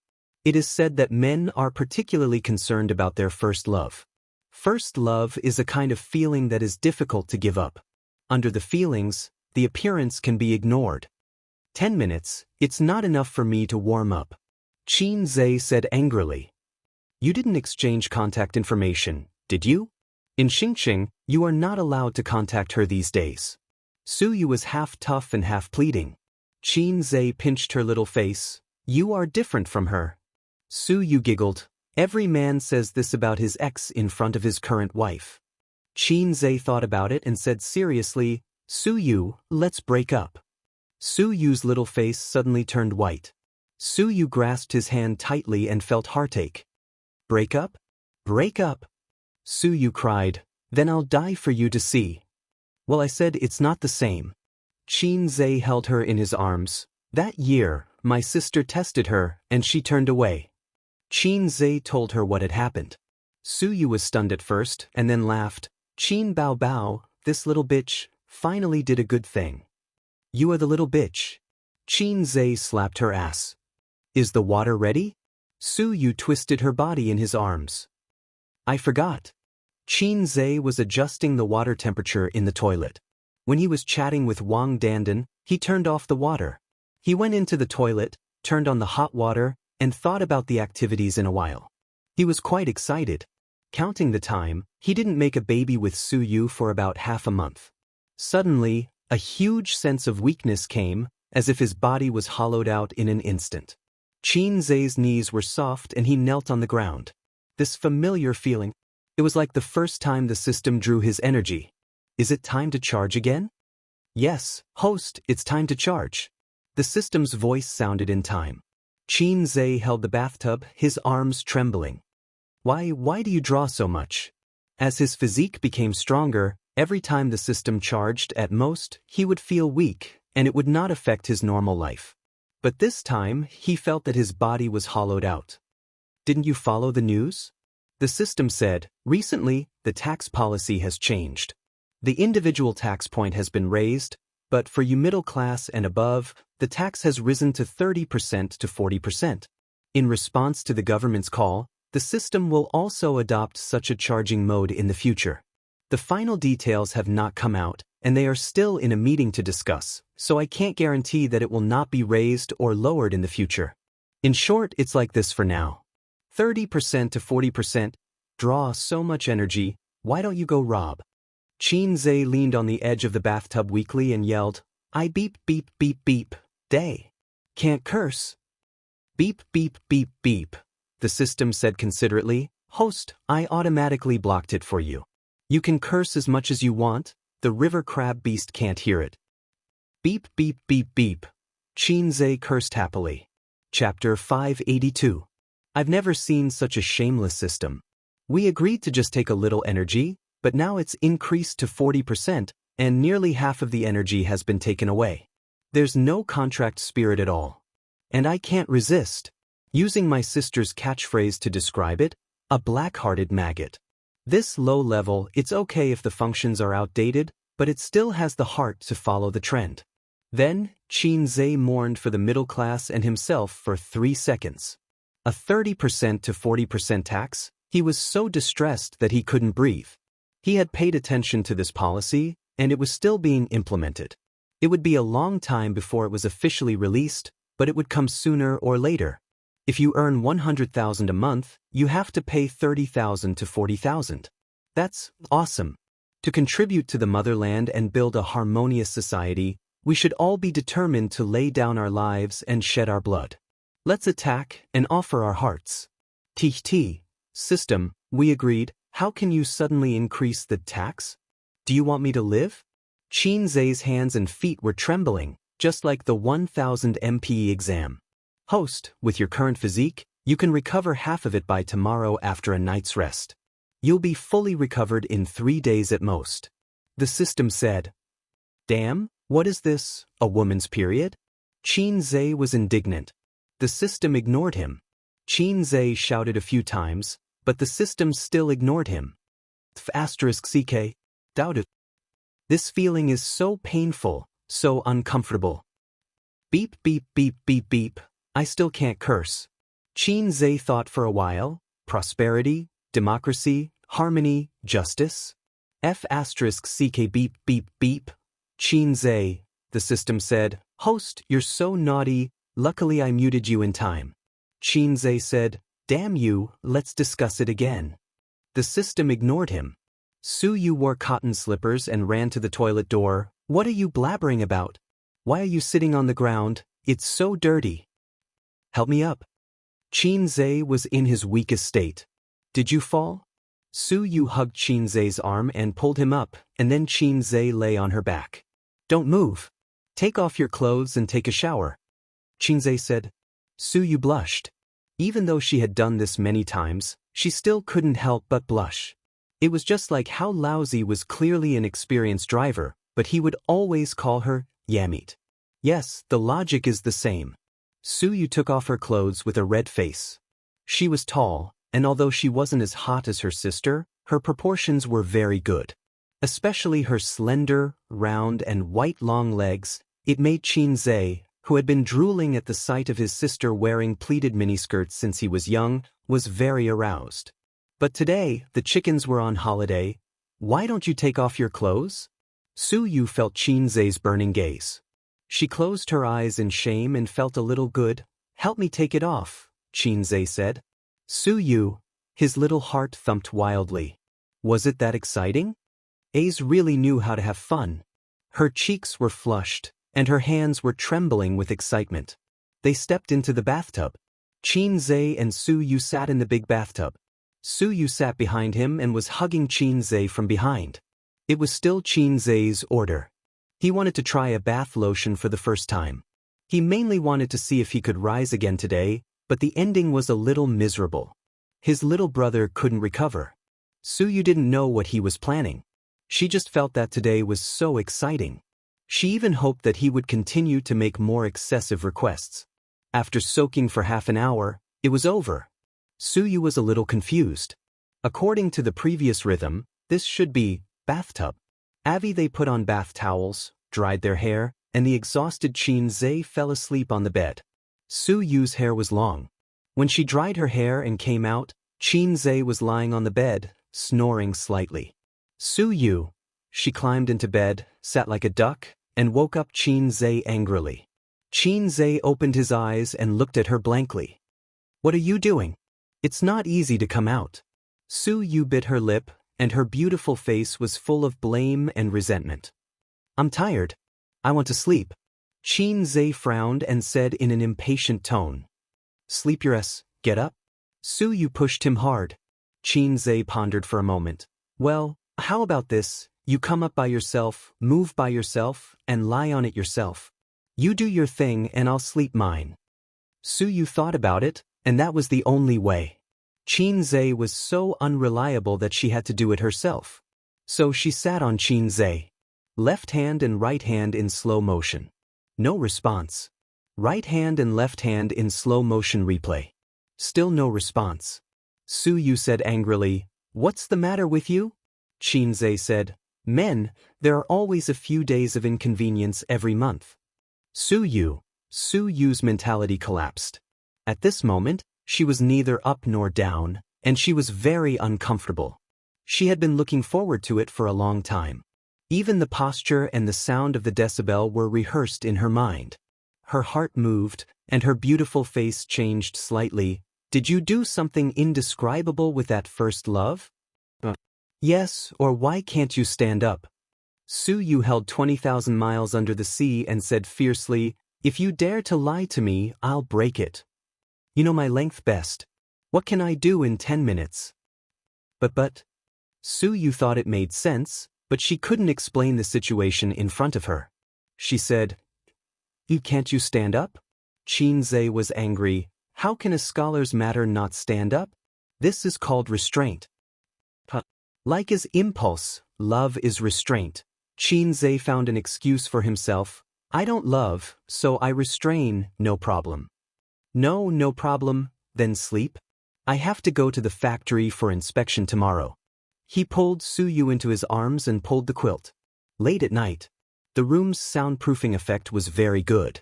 Xianxia fell asleep quickly and made a slight snoring sound.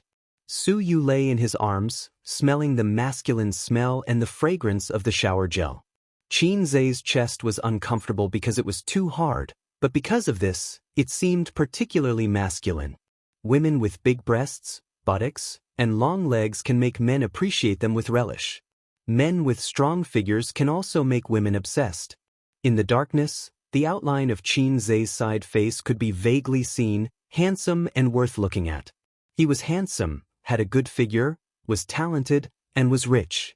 Any of these could make a woman fall in love with him. What's more, so many advantages are gathered in one body. Su Yu began to reflect and introspect. Did she usually ask for too much? Or, he was young and didn't know how to control himself. She was several years older than him. She should persuade him to control himself instead of gritting her teeth. Such an excellent man can't be lost to her. Su Yu took out the mobile phone under the pillow, opened the online shopping platform, and searched Baojitang Luwei Di Huang pills. Love him, then strengthen his yang. The next morning, Xianxia didn't wake up at 5:30 as usual. He opened his eyes, the room was dark, and the blackout curtain blocked the sun outside. Su Yu was beside the pillow, with one hand on his chest and one leg on his lower abdomen. The morning crab erection that used to happen every day was gone today. What a good-for-nothing. There was still a sense of emptiness in the limbs, and there was no strength in clenching his fists, but it was not as uncomfortable as yesterday. Sleep was really the best rest. Xianxia gently hugged her small waist, and the other hand slid along her thigh to her buttocks. Su Yu was awakened by him, took a long breath, stretched, and then pressed the hand on her chest and said angrily, Your body is tired, and your hands should be honest. Don't tease me. Xianxia turned on the bedside lamp and looked at his mobile phone. It was 8:30 in the morning. It was not too late, and he could still make it in time for breakfast. He got dressed, washed his face and brushed his teeth. Su Yu went back to her room to get dressed and knocked on the door. The two stood in front of the sink and brushed their teeth side by side. It was not the toothbrush and toothcup in the hotel. They had their own towel, toothbrush, bathrobe, and pajamas. The other person had a set of clothes. He didn't intend to stay in Xianxia for a long time, at most 2 days. If it went well, they could return to Shanghai tomorrow morning. She looked at them in the mirror, smiled, squinted, and was very happy. Do we look like husband and wife? Foam sprayed from her mouth and splashed on the mirror. Yes. Xianxia also splashed foam on the mirror. Chapter 583. The breakfast in a 5-star hotel is very sumptuous. Unfortunately, it is not a buffet breakfast, otherwise, it can be a higher grade. Xianxia and Su Yu came to have breakfast at 9 o'clock, and it was already past the time with the most guests. He took the amount of 3 people by himself, sat by the window, took off his mask, didn't take off his sunglasses, and gobbled up the food. Su Yao was also there, eating alone. Seeing Xianxia and Su Yu go upstairs, he silently moved his breakfast plate over. Do you mind if I sit here? Xianxia ignored him and buried himself in eating. He urgently needed to replenish his energy. Su Yu smiled and said, Mr. Su, sit down. Su Yao sat down and sat next to Xianxia. His eyes did not fall on the face of the beautiful and refined Su Yu, but on the handsome face of Xianxia. He said, Mr. Qin, you can't eat too much breakfast, it's not good for your stomach and liver. Qin Zhe vaguely replied with an "oh," and continued to eat as usual. Su Yao smiled. A pampered smile. Su Yu suddenly sounded an alarm in her heart. I'm so beautiful, but you don't even look at me. Instead, you keep staring at my man, and your eyes are almost glued to my man's face. This is very abnormal. If the sentence "he is gay" last night was a joke, then Su Yu is a little uncertain now. Flattery and flattery are not in such a way of looking and speaking. This man gives her a strange feeling. The way he looked at Qin Zhe inexplicably made a sentence appear in Su Yu's mind. A father's love is like a mountain. Damn, a father's love is like a mountain. Don't you have any special hobbies? Like the old bacon of little fresh meat? She has been abroad for many years and has seen a lot of chrysanthemums blooming in the evening breeze. She is not surprised, and even when she looks at the beautiful literature, she feels it's quite beautiful. But when there is such a suspected gay old man coveting her man, she can't accept it. If he is not gay, how do you explain this man's unreasonable affection for Qin Zhe? Eat an egg. Su Yao handed a boiled egg to Qin Zhe. Thank you. Qin Zhe took it. Boiled eggs are good, they are nutritious and the most suitable for men in the holy ground. Su Yao smiled. Su Yu frowned. Here it comes again, and he smiled. Perhaps he felt that he had neglected Su Yu. Su Yao reluctantly withdrew his gaze from Qin Zhe and said, Mr. Su is young. It's not easy for him to do this.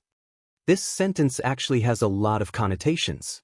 Although Su Yao and Su Yu have met once, they didn't even say a word last time. This time, it can be said that they officially know each other for the first time, but the tone in his words seems to be familiar with Su Yu. It meant that his idiot uncle had told him everything. Su Yu smiled modestly. President Su, the one who graduated from the university. An overseas returnee. Su Yao smiled gently. Back then, it was already extremely difficult for us to get into a university. We even dreamt of going abroad. Perhaps the conditions didn't allow us to do so. Times are getting better and better. Many young people are under a lot of pressure and it's hard for them to make a name for themselves. But they can't imagine how we lived in that era. Your era?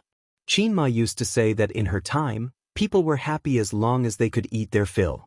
Those who went to junior high school were cultured people. At that time, life in the city began to get better, but life in the countryside was still poor and backward. They worked to eat, not to make money. Qin Zhe couldn't imagine what life was like in the 1970s, and he couldn't understand Su Yao's expression at this time. It was very complicated, like regret, like reminiscence, like pain, like nostalgia. Damn, how can he be so sentimental? Did he touch that sensitive nerve? Su Yao and Su Yu chatted while eating. Unexpectedly, Su Yao could talk with Su Yu for a long time in finance. In terms of business, Su Yu was not afraid of Su Yao, who started from scratch. This scene had a strong sense of déjà vu, like when Su Yu and the old man were chatting. Only she had this kind of background. Replaced by Wang Zijin. What do you think of the industry recently? Follow the policy closely, follow the pace of the party, the government will lead us to prosperity. What do you think of finance?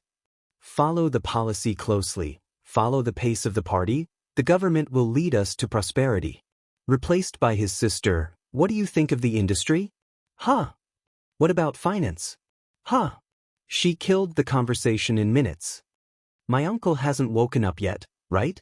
Qin Zhe smoothly finished all the food and let out a comfortable burp in satisfaction.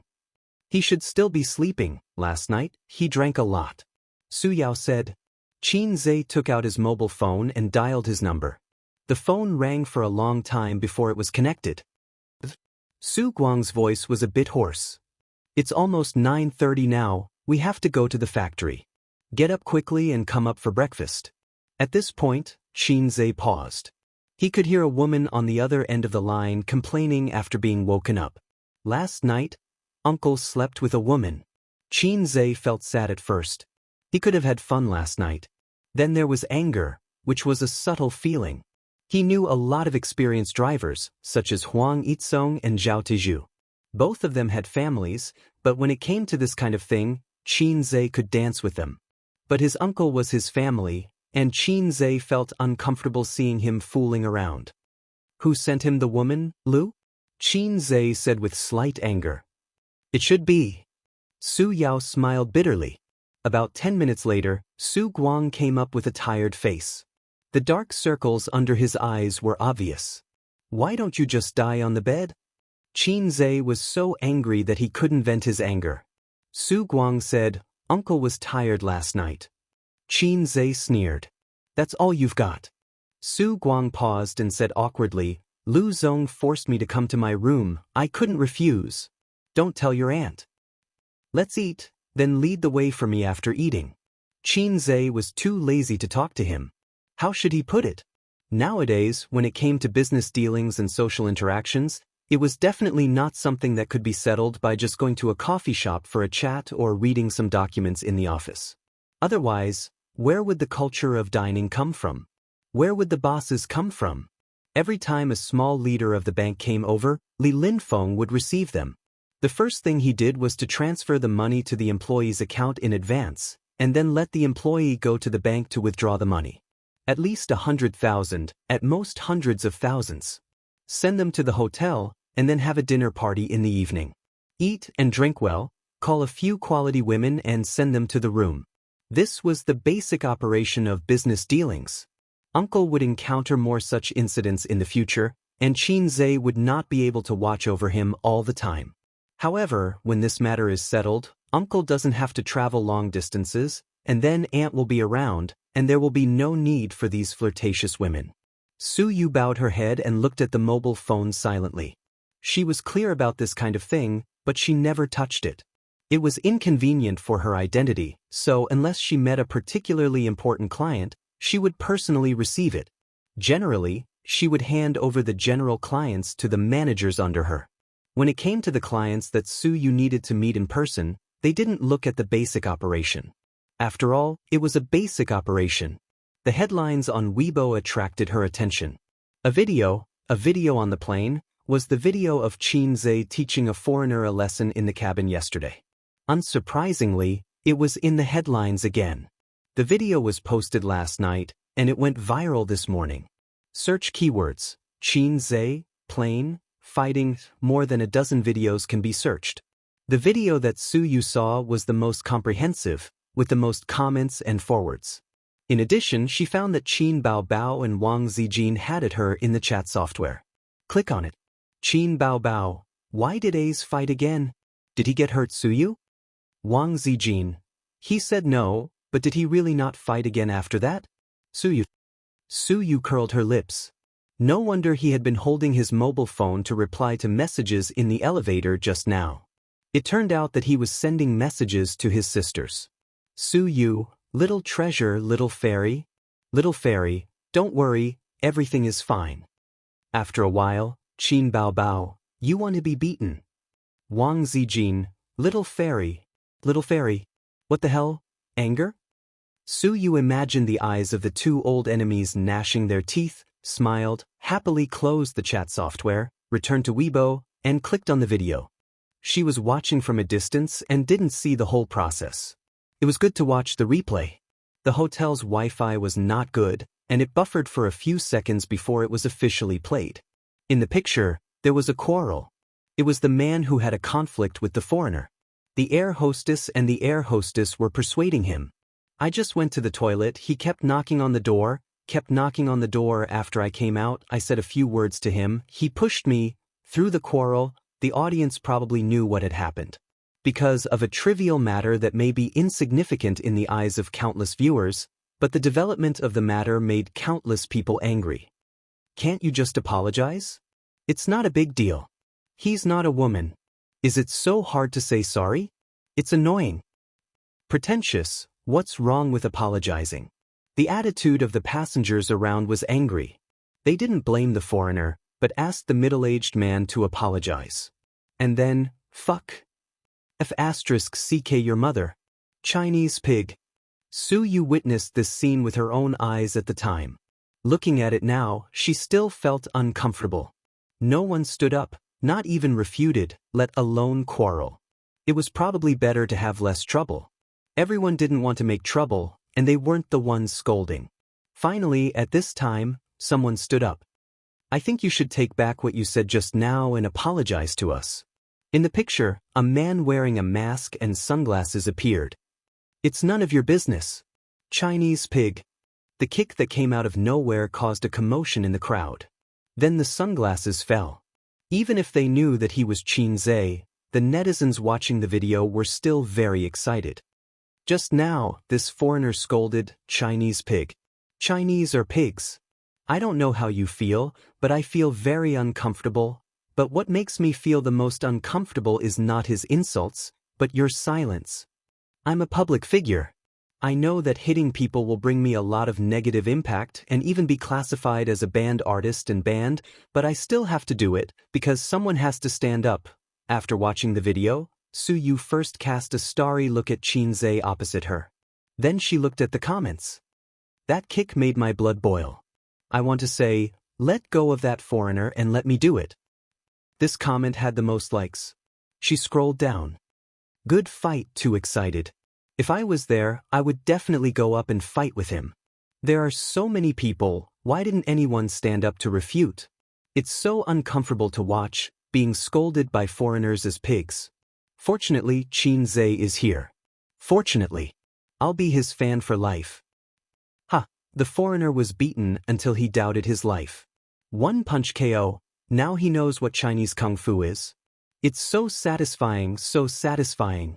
I've been gnashing my teeth until Xianxia kicked, and I was relieved. That's the way to fight, let him know who's the pig. I'm a woman and I've always hated violence, but today is an exception. Hubby, I really love you the most. Su Yu snorted twice in her heart. Your husband? No, it's my husband. There were also some who condemned Xianxia, saying that he should be kind to foreign friends. Su Yu felt uncomfortable looking at these comments, but she didn't need to say more. There were too many people who scolded them. What are you looking at? Xianxia asked. Looking at my husband. Su Yu threw a happy little look. Then, she found that two people surnamed Su were looking at her silently. Su Yu was embarrassed. Chapter 584. After dinner, Xianxia and the others left the hotel and went to their destination. In the car, Su Yu was still reading the comments with relish. Xianxia asked, Is it that good? Su Yu whispered, Most of them are positive and appreciative, but a small number of people are criticizing you. I feel very happy to see the people who criticize you being besieged by netizens. She wrinkled her nose, and her cold and beautiful face showed a naive look that only appeared in front of him. There are even people who criticize you. What kind of mentality is that? I think of those weeaboo people on the internet. Xianxia commented, that kind of person is generally a loser in life. They don't work hard, they don't see hope, but they don't reflect on themselves, so they blame society and the government. In fact, they don't necessarily like Japan that much. They haven't even been to Japan. They just vent their anger and dissatisfaction with society and the government in this way.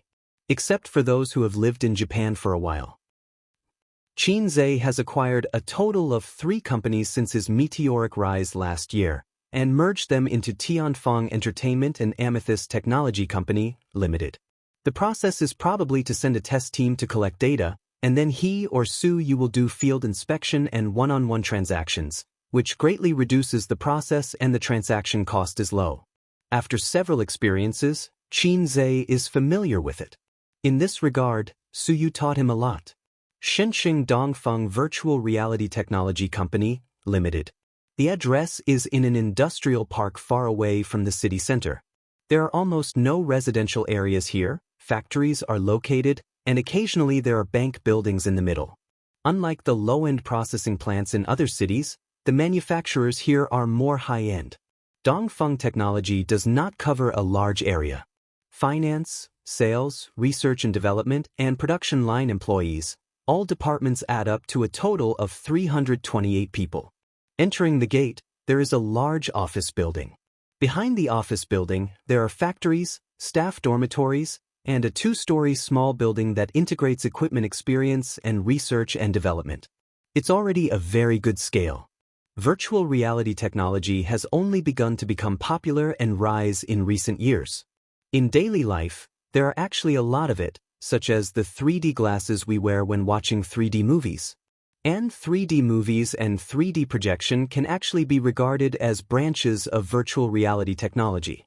It doesn't simply refer to the gaming equipment in the VR experience hall.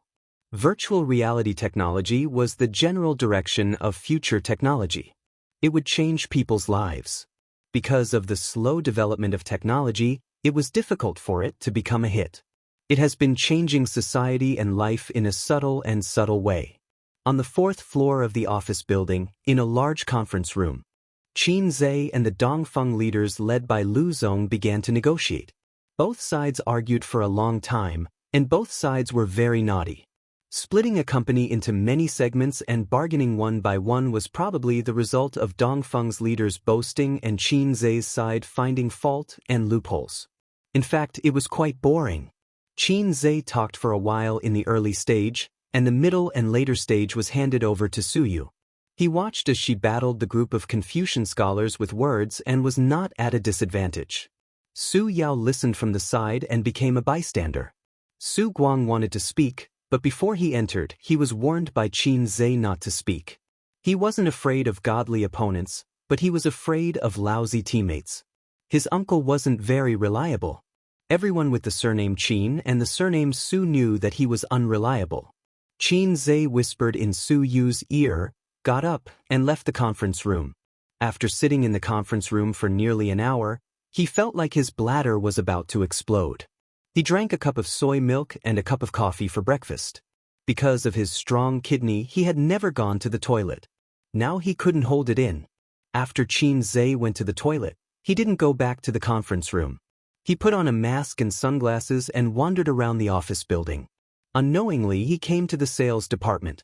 In the big office of the sales department, half of the seats were empty. A dozen people sat listlessly. Some were lying on the table and dozing off, some were watching movies, and some were playing games. In the seat by the door, a young man leaned comfortably on the chair. The computer was on, showing the desktop, and he was playing a mobile game. Oh, it was a primitive world. The mobile game copied by Zijian's programmers, a pirated version of Deceased Pesticide. You play this game too. Qin Zhe laughed. The young man just died and was resurrected.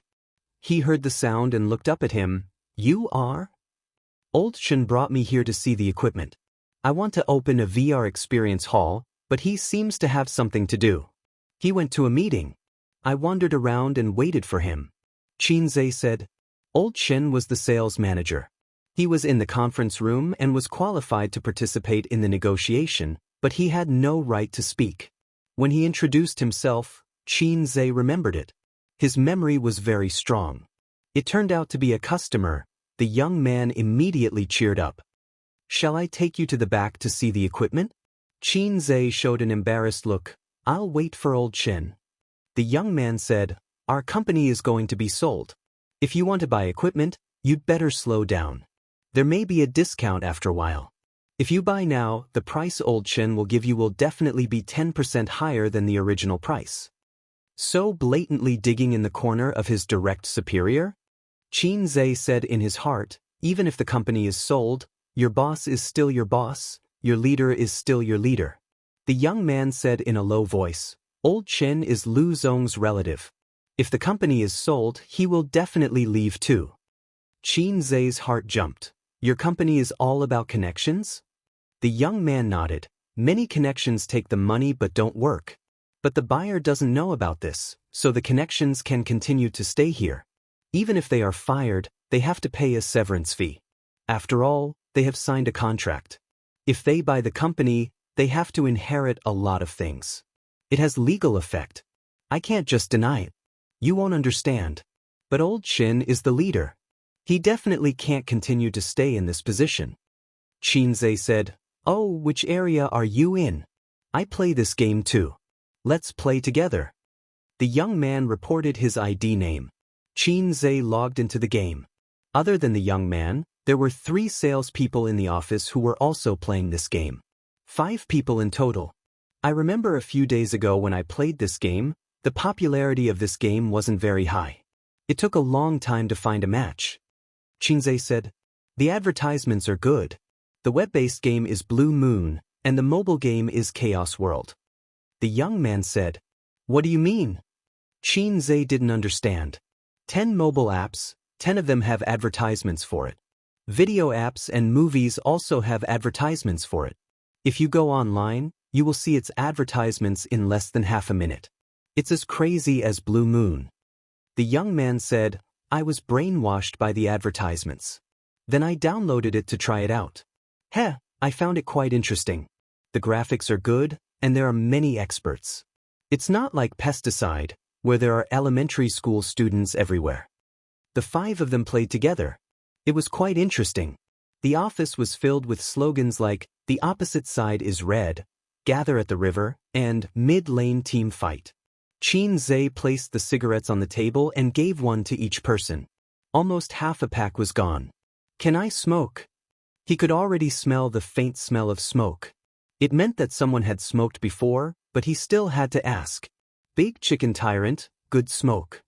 The young man's eyes lit up. He didn't expect Xianxia to be a rich person. He handed Xianxia a business card. "If you want to buy gaming equipment in the future, give me a call. I'll give you a discount.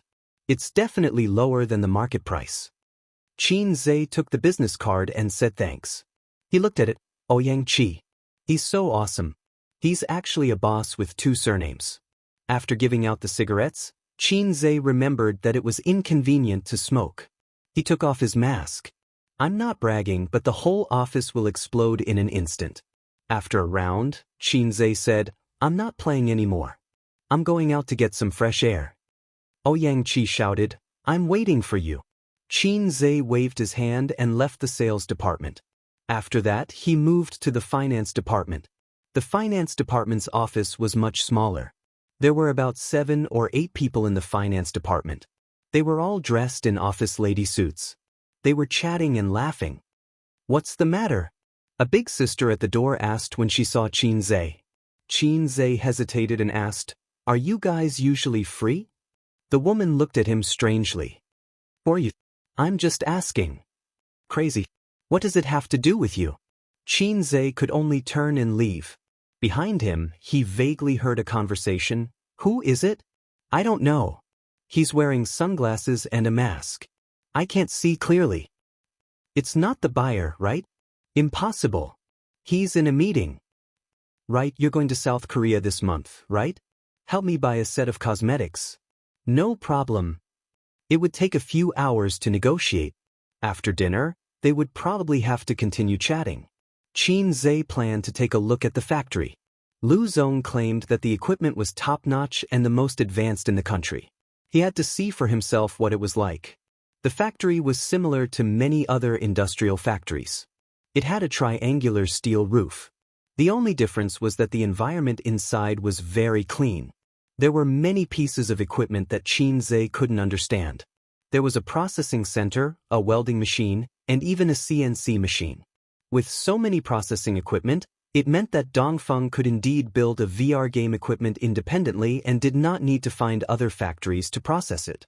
However, he did not see the real core technology, the display, motion sensor, processor, wireless connection, etc. That piece was the real soul of VR technology. Of course, it was impossible for any tourist to see it. Xianxia saw a group of uniformed employees squatting at the entrance of the factory. They were smoking and chatting. Xianxia went up to them and gave each of them a stick of chicken. "Why aren't you working?" he asked curiously. "What work?" a middle-aged man asked. Xianxia was stunned. "It's not like it's based on the piece," another middle-aged man said. "There's a lot of equipment in the factory. They're all stored in the warehouse, just opposite. There are fewer people buying them now. We're usually quite free." "Oh right, what are you doing?" "I'm here to buy equipment. I came to take a look first," Xianxia said. "Oh." Xianxia chatted with them for a while and roughly knew their work situation. They were not too free usually. They still had work to do. In addition to their own factory production, they also took on outside work to help process a part, such as a seat, equipment frame, and so on. They were not based on the piece and time, so they could often get together to smoke and brag. They did not care about their lives and time was shameless. It really made sense. Qin Zhe returned to the conference room and heard Su Yu's faint voice. Lu Zong, Dongfeng is not our only choice. I believe that we are not your only choice. It's best if we can reach an agreement. If not, we can only meet again, right? Lu Zong laughed a few times. President Su is right. Oh, President Qin is back. You took a long time in the bathroom. Qin Zhe smiled casually. I ate too much breakfast. Lu Zong, it's getting late. Why don't we visit Dongfeng first, then have lunch and talk in the afternoon? Lu Zong looked at his phone. It was 11 o'clock, so he nodded. Okay. Qin Zhe noticed that as soon as he finished speaking, a leader of Dongfeng took out his phone and sent a message. Chapter 585. The visiting team was very spectacular. Qin Zhe and Su Yu walked in front, with Manager Lu on the right and Manager Go on the left. Behind them were the leaders of Dongfeng and the review team. Qin Zhe was wearing a mask and sunglasses. Su Yu, who was walking beside him, gave him a helpless look. Qin Zhe immediately understood. This was because they had not reached an agreement yet. There was still a dispute about the price. Lu Zong was shocked by him last night, but now he realized that Qin Zhe really wanted to buy his company. When we were young, our mother must have told you this. When you see something you like, don't show that you want it. This would make the seller fearless and difficult to bargain. Small business and big business were the same. Along the way, he went to a few departments. The employees were all sitting upright and still, immersed in their work. Su Guang sighed. Not bad, the atmosphere is good. Lu Zong said happily, although the company is not big, they are all of one mind and are all good employees. Uncle was very satisfied and smiled. Not bad, not bad. Soon, they went to the sales department. They must have been notified in the company group. In the sales department's big office, the salespeople were talking on the phone. Their voices were sonorous and powerful. All of them looked very serious and hardworking. They were working so hard that they did not seem to notice the arrival of Qin Zhe and the others. Are they so serious? Did I come to the wrong place just now? Playing games, sleeping, chatting, are all my illusions? Yes, it's you. You were so happy playing games just now. Qin Zhe patted Xianxia on the shoulder. Xianxia pretended to not care and said loudly on the phone, "Can you come today? If you come today, I will give you a discount. It will definitely be lower than the market price. It's a pity that you can't come today.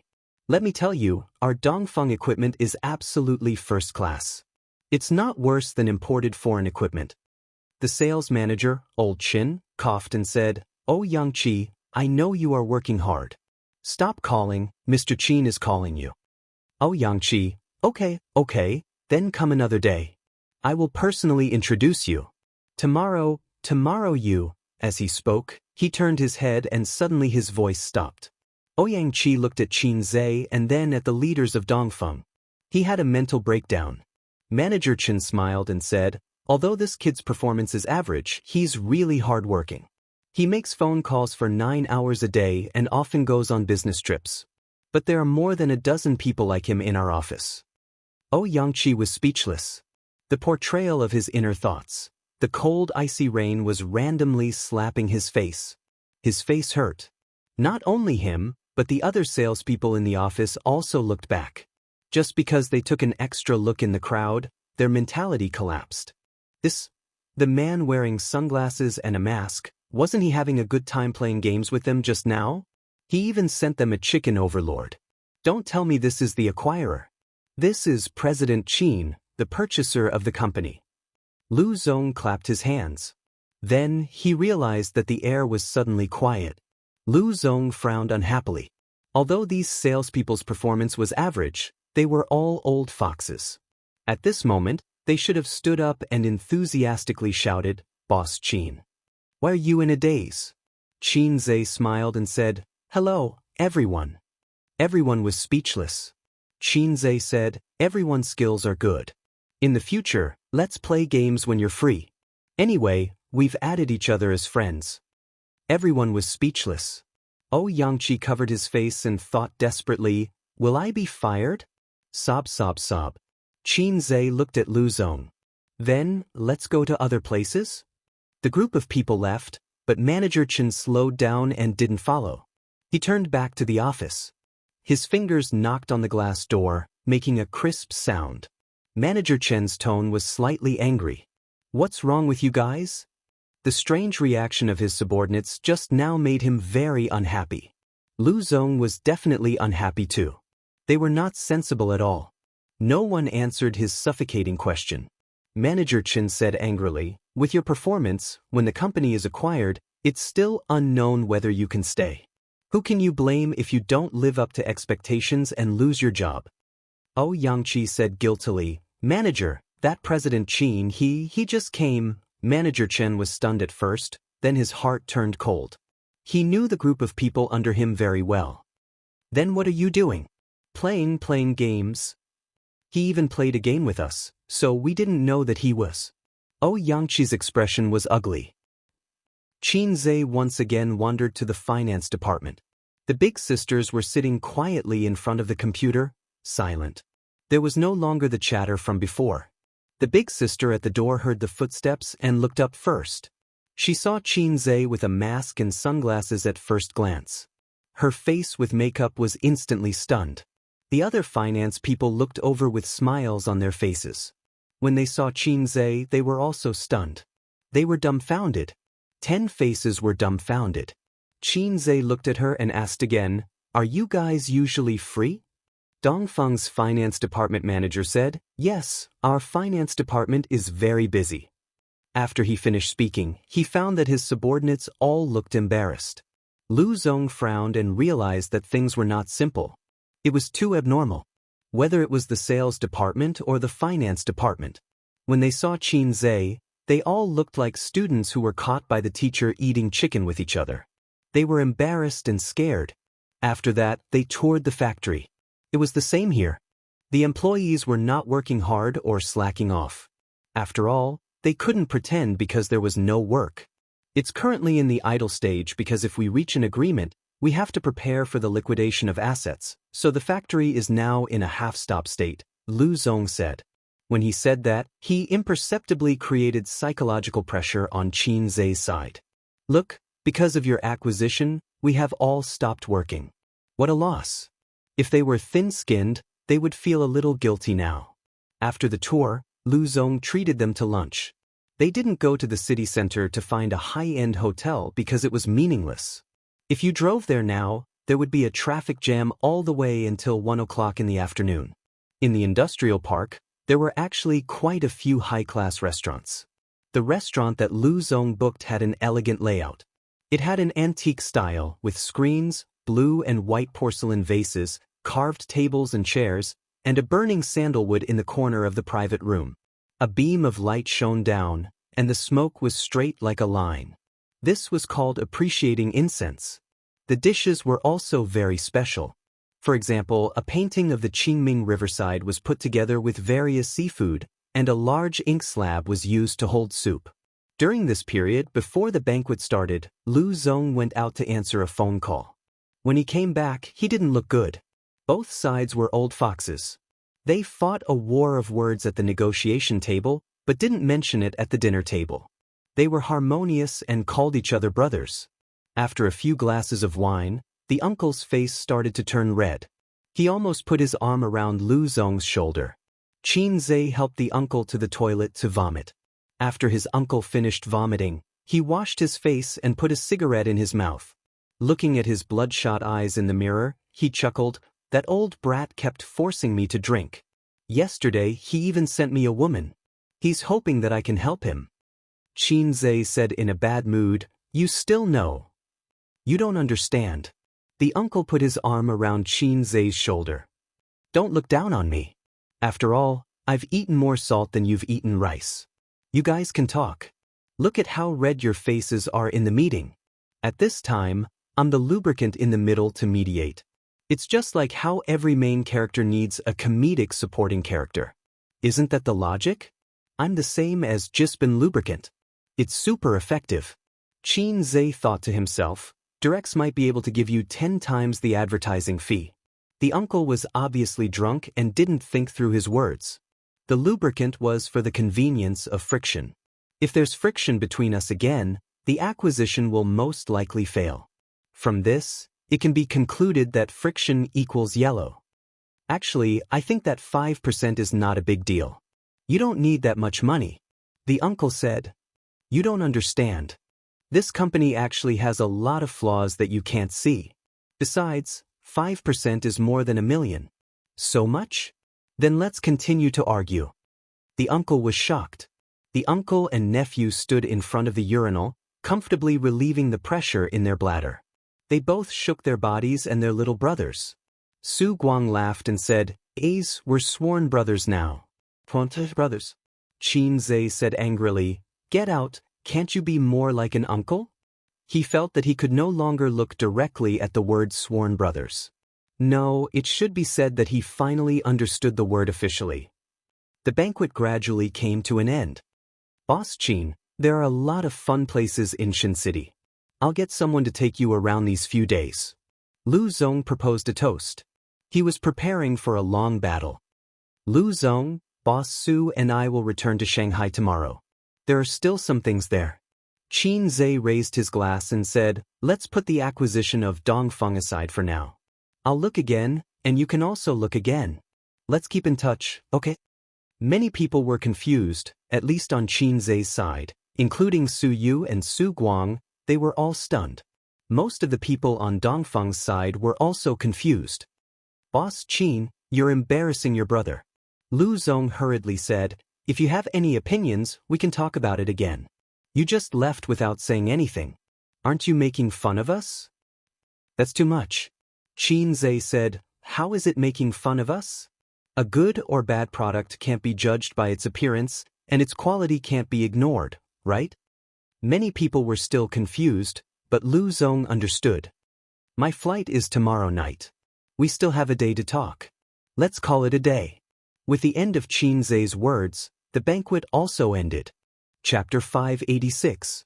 On the way back to the hotel, Su Yu softly asked him what he planned to do. Su Guang and Su Yao looked over together. Qin Zhe's behavior just now was a bit similar to bargaining with a street vendor. Boss, how much is this silicone doll? 100 yuan. Is it for 10 yuan? Not for sale. I'll leave if you don't sell it. Then he turned around to leave, waiting for the boss behind him to shout, there is true love in the world. I'll sell the doll to you for 20 yuan. But this was not shopping. It didn't matter if it was a few yuan short. This was a company acquisition, which could easily cost tens of millions or hundreds of millions of yuan. Qin Zhe's approach was particularly petty and self-righteous, making people laugh at him.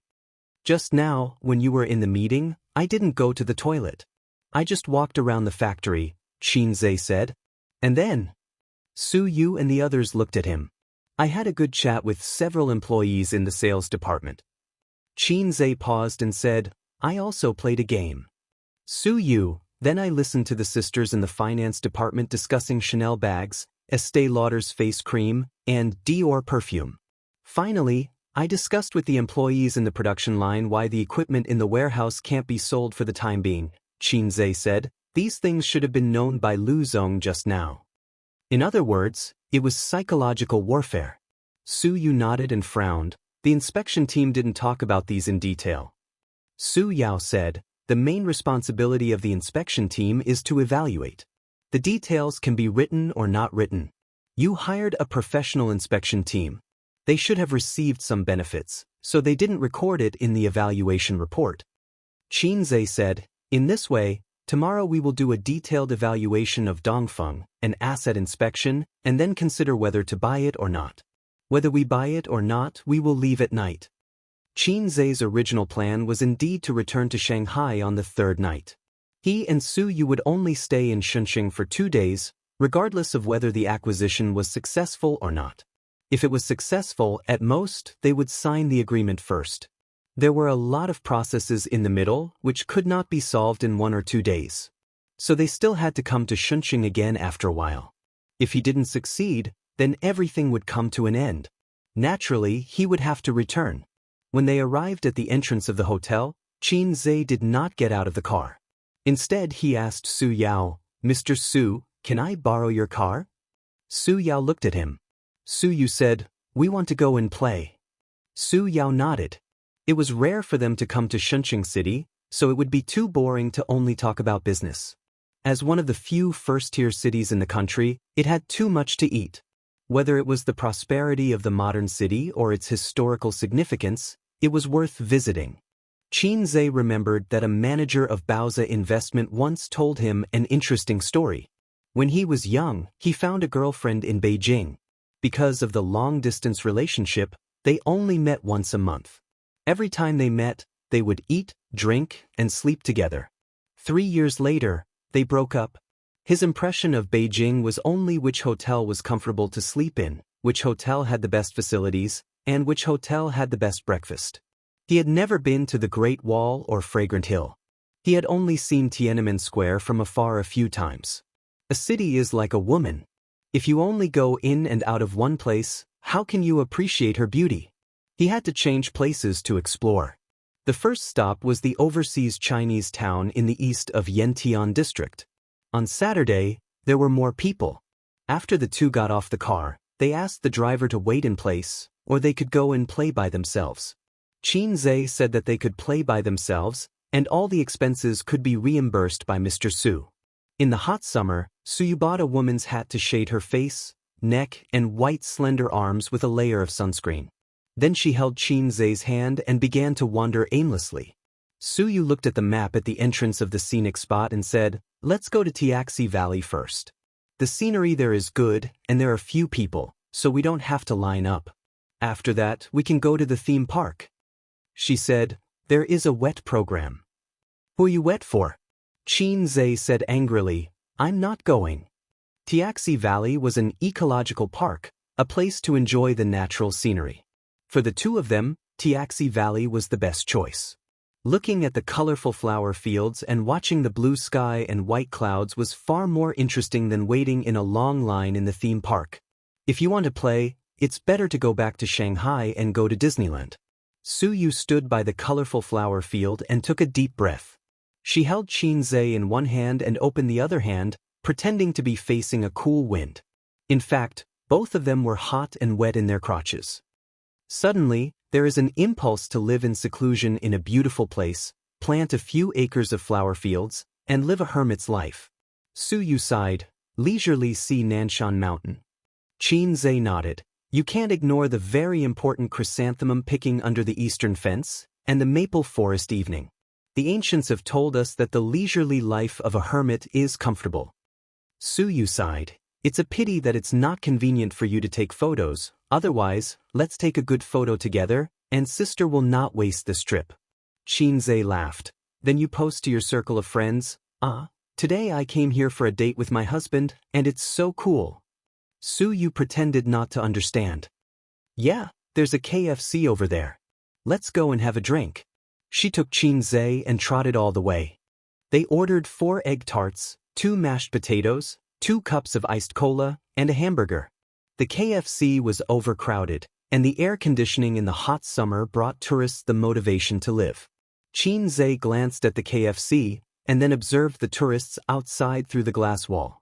For the time being, he did not find any suspected paparazzi. It's not that he is sensitive. As an artist, he should always be vigilant. In unknown corners, there are always cameras pointing at you. Wasn't there a female star who went to Thailand to taste the sausages of a foreign country and then was caught by the paparazzi? The candid photography business has developed abroad. Are you afraid? Unlike that female artist, Xianxia's only advantage is that he is unmarried. Therefore, the scale of his wave can be a little bigger. Su took out a paper towel from the bag, wiped the sweat on her hands, grabbed Xianxia's hand, like a careful little wife, and helped him wipe the sweat on his hands.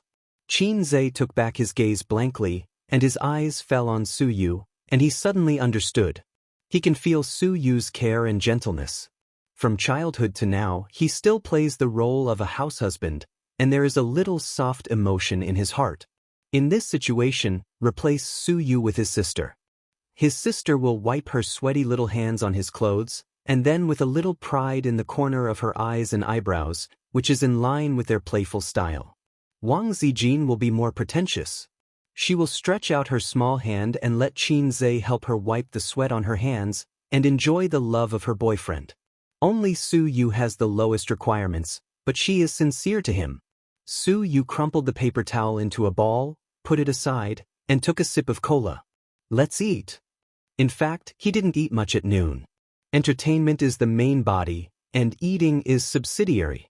Su Yu drank a few glasses of wine, took a few mouthfuls of food, and didn't eat much. Moreover, things like big meals, if you eat too much, you will get tired of it and can't raise your appetite. On the contrary, it is not as attractive as the junk fast food in front of you. If I take off my mask, it will cause a sensation. Qin Zhe said tiredly. He turned to face the glass wall, stuffed an egg tart into it, then put on his mask again and chewed silently. Su Yu, puff, so it's very tiring to be a celebrity. The more famous you are, the more tired you are. My sister now wears a mask when she goes out, and she rarely meets with her former classmates and friends. Before, she would eat with her best friends every 2 or 3 days, go shopping and walk the road. Now when she has a rest, she only dares to stay at home, but now she has no energy to play. Although it was tiring to go to work before, it is different from being a boss. Qinzhe said, Sister, you only have sister in your mouth. Su Yu was full of jealousy. We finally come out to date. Can you not mention her? It's disgusting. Qinzhe, he said in his heart, my sister raised me with a handful of shit and urine. He blamed himself for saying so. In the years of college, his living expenses were indeed paid by his sister. At that time, his sister's salary was not bad, with a monthly income of more than 10,000 yuan. But she was a spendthrift. When Qinzhe asked her for money, she would give him hundreds or thousands of yuan. At the beginning of every month, the siblings were very extravagant. In the first half of the month, Qinzhe didn't cook and went to restaurants every day. Watching movies, eating Western food, buying clothes. What was milk tea? He didn't drink that kind of low-grade drink. It had to be dozens of yuan for a cup of coffee and hundreds of yuan for a pot of black tea. In the middle of the month, his sister found that her monthly salary of more than 10,000 yuan was only left with a little more than 2,000 yuan. Oh no, I can't be extravagant. I have to buy vegetables and start a fire to eat at home. She also began to use face masks, applied once every 2 days, and couldn't use too expensive ones. But even so, Qinzhe occasionally invited his roommates to dinner, and his sister would still give him the money she saved. A 25-year-old girl, working for more than 2 years, moonlight. So Yingying often said that Qinzhe was raised by her with a handful of shit and urine. Chapter 587. They were chatting, and a young woman was holding a little boy of 5 or 6 years old, holding a plate with Coke, fries, hamburgers, and chicken wings in her left hand. The woman apologized. Can we sit here? There are no seats. Qinzhe nodded. He refused in his heart. Elder sister, if you sit here, I won't be able to eat for a while. But KFC is not owned by his family. They just asked out of politeness. And the mother with the child can't let the child stand and eat. So Qinzhe didn't eat. Su Yu ate with relish and took his share. They chatted for a while and became familiar with each other. The mother and son are from Hujianren. The man can barely be regarded as a small entrepreneur. He started a company in Shunqing. The mother and son have been in Shunqing for more than a year. Today they took their son out to play. Fortunately, this is Shunqing. If it was Guangdong, the mother and son would be in danger. During this period, the mother had to go to the toilet and gently warned her son, you sit here and don't move, wait for your mother to come back. Then she said to Qinzhe and Su Yu, please help me. Qinzhe and Su Yu's clothes are not ordinary people, and they talk well. Su Yu's appearance has the buff of, I am a cold goddess, so the young mother is quite assured of them. Auntie, do you want to eat? The little boy licked the ketchup on the corner of his mouth and handed Su Yu a free. Call me elder sister doesn't eat. Su Yu touched his head. The little boy blinked. How old is Auntie? Su Yu answered truthfully, 28. The little boy counted his fingers. 26, 27, 28. Older than my mother. Does Auntie have a little brother? Su Yu smiled and said, elder sister is not married yet. The little boy said, oh, I'm not married at such an old age, Auntie is a single dog. The affection on Su Yu's face suddenly solidified. It hurts. Xianxia. Children nowadays have a wide range of knowledge. They can listen and see a lot. They can also use their parents' iPads or mobile phones to surf the internet. When they were 5 or 6 years old, they were silly and snotty, like uncivilized natives. Su Yu smiled. Yes, I'm not married. The little boy said, no one wants it. Su Yu. Heartbreaking +2. Su Yu touched his head with a smile and replied kindly, because Auntie is afraid of giving birth to an ugly child like you. The little boy raised his head and looked at her in a daze. He cried out loud. Su Yu's mouth curled up. At this time, she didn't look like a 28-year-old woman, but an 8-year-old girl, as if she had grabbed the candy and was very proud. When a woman was petty, she was no better than a child. At this time, the little boy's mother came back. Seeing her son crying, she looked at Xianxia and Su Yu blankly. Mom, am I ugly? He's not ugly. He's very handsome. Auntie said I'm ugly. The woman looked at Su Yu again. Su Yu smiled. The woman retracted her gaze and coaxed the child gently. Su Yu stuck her tongue out at the child and made a face. After resting in the KFC for nearly half an hour, Su Yu reluctantly left the air conditioner and opened the door of the store. The hot air flow hit his face. The peak season of tourism should be in spring and autumn. Winter and summer are not suitable for traveling. The former will freeze into a dog, and the latter will become a hot dog. Before leaving the KFC, Su Yu went to the toilet, washed her face, and added a layer of sunscreen. In fact, her face was okay, with a big brimmed hat to shade the sun, but her arms were troublesome. In such a big sun, even sunscreen was not guaranteed to withstand it. It was the hottest month of the year, which was a nightmare for girls who love makeup. Su Yu had light makeup today. After all, she had to attend negotiations. It was best to wear makeup when attending meetings and meeting clients. While washing her face, she also washed off the makeup. It was clean and refreshing. Xianxia said, "Your appearance has dropped a level." Su Yu was stunned and turned to go back. "Wait for me, I'm going to touch up my makeup." "Hey, I'm kidding." Xianxia pulled her and walked out with his arms around her shoulders. Just now, if it was Qin Bao, she would definitely say, "Go away, sister never wears makeup, sister is a little fairy." Well, you are also a little fairy. Su Yu's expression was happy and pretended to be disdainful. Your sister is pretentious. It was too hot outside, and it was very uncomfortable to hold, so Xianxia let go. Su Yu hurriedly hugged his arm and walked forward like a little bird. Instead of going to the theme park, they took a few landscape photos. Xianxia was responsible for taking photos, Su Yu was responsible for being beautiful, and put a few posts by the way. Leaving contentedly, the driver was still in the same place and didn't go out. It seemed that he was a middle-aged man who was more at home. He lowered his seat, half-closed his eyes, and slept. Xianxia knocked on the window and woke him up. "Go to Happy Valley," Xianxia said.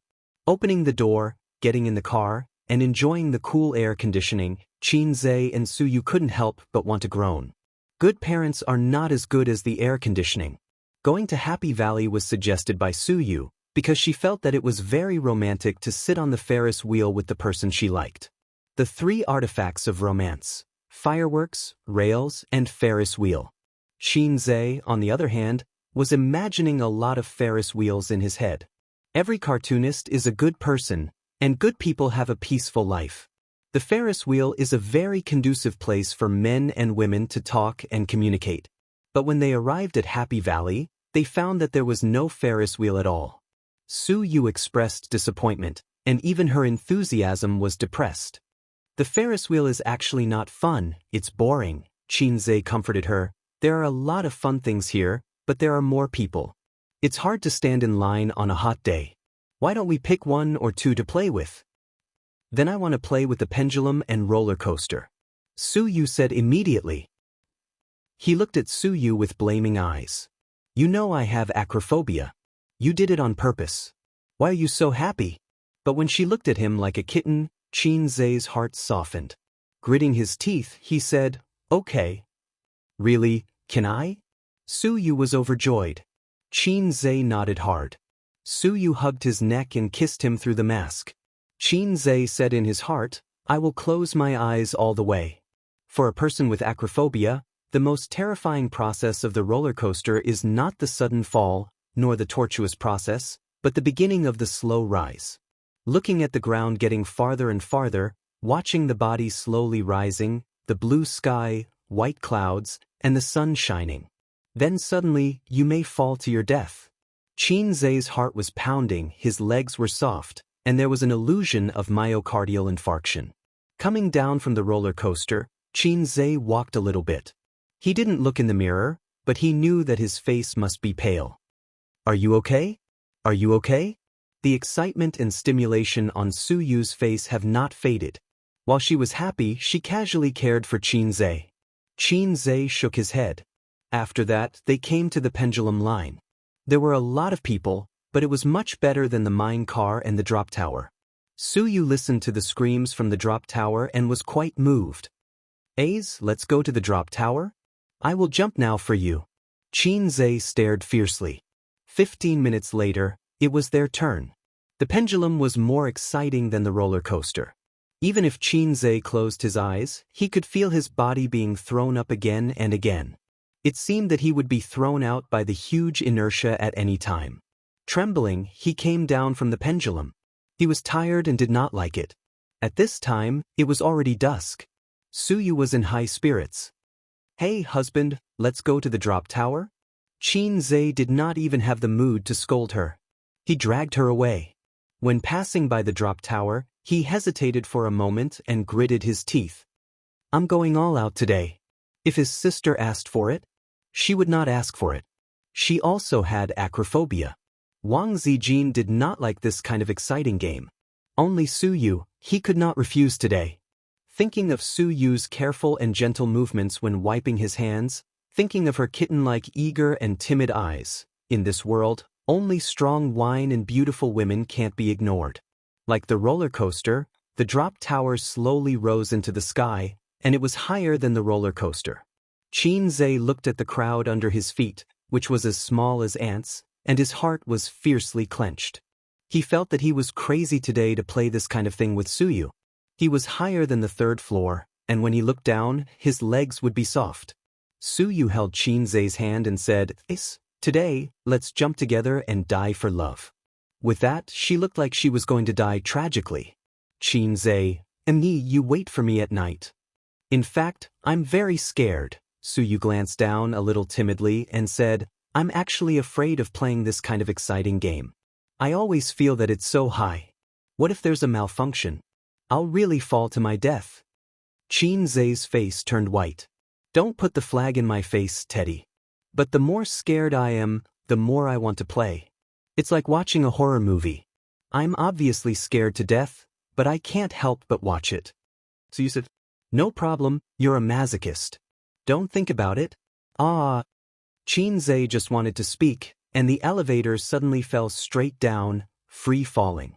Mom, save me. Qin Zhe shouted. When he returned to the hotel, it was already dark. Su Yu laughed at him all the way. Mom, save me. After Qin Zhe became angry, she hugged Qin Zhe's head to her chest and said, Good son, Mom loves you. Unfortunately, her breast size was not big enough to give her son a facial cleanser. Facial cleanser, sister's brand, is the most powerful. At 7 o'clock in the evening, his uncle came over and said that he would take Qin Zhe to eat Xianxia specialties. But Qin Zhe had no appetite and sent him away. Su Yu did not go, saying that she did not want to eat and stayed with him. Husband, it's time to eat. I asked the hotel to cook a few dishes, and they'll be sent right away. At 8:30 in the evening, Su Yu was hungry. She found the menu in the room and called to order food. You eat by yourself, I have no appetite. Qin Zhe lay on the bed, two thick black eyebrows wrinkled. Dizziness, nausea, loss of appetite, these symptoms of acrophobia have been with him. Su Yu stroked his cheek and said, If you don't eat, you'll feel worse tomorrow. I ordered a dish for you. What dish? Leek is a good thing, also known as yang grass. Chapter 588. About 20 minutes later, the hotel staff brought the food up, pushing the dining cart, and the food was covered with plates. 4 dishes, 1 soup, 2 bowls of rice, stewed pork ribs with winter melon, scrambled eggs with leeks, small yellow croaker, and sliced meat with bracken. Isn't this thing carcinogenic? Xianxia pointed to the bracken and said, when he was a child, he liked to eat this kind of wild vegetable. Every year when he went to Sioux Town, Aunt Sue would go to the mountains to help him pick some. If he couldn't finish it, she would dry it and bring it home for him to eat. Later, when he heard that this thing was carcinogenic, Xianxia didn't dare to eat it. It's a rumor. Suyu said, smoking also causes cancer. Didn't you smoke with relish? This thing is said to cause cancer, but in fact, it's fine even if you eat it until you're 70 or 80 years old. Delicious, try it. I was so scared that I quickly smoked a cigarette to calm down. Xianxia opened his mouth and took a bite of the bracken she handed to his mouth. How do you know? You're a returnee who studied abroad for a long time. I like to eat this kind of wild vegetable, so I specifically went to learn about it. Suyu said, this kind of vegetable was sold at a high price a few years ago. I've eaten it. Well, I'll give you a bite and the rest is mine. As she said, she took the vegetables in front of her and pushed the plate of leek-fried rice to Xianxia. You eat this, eat more, and your body will be good. Xianxia was speechless.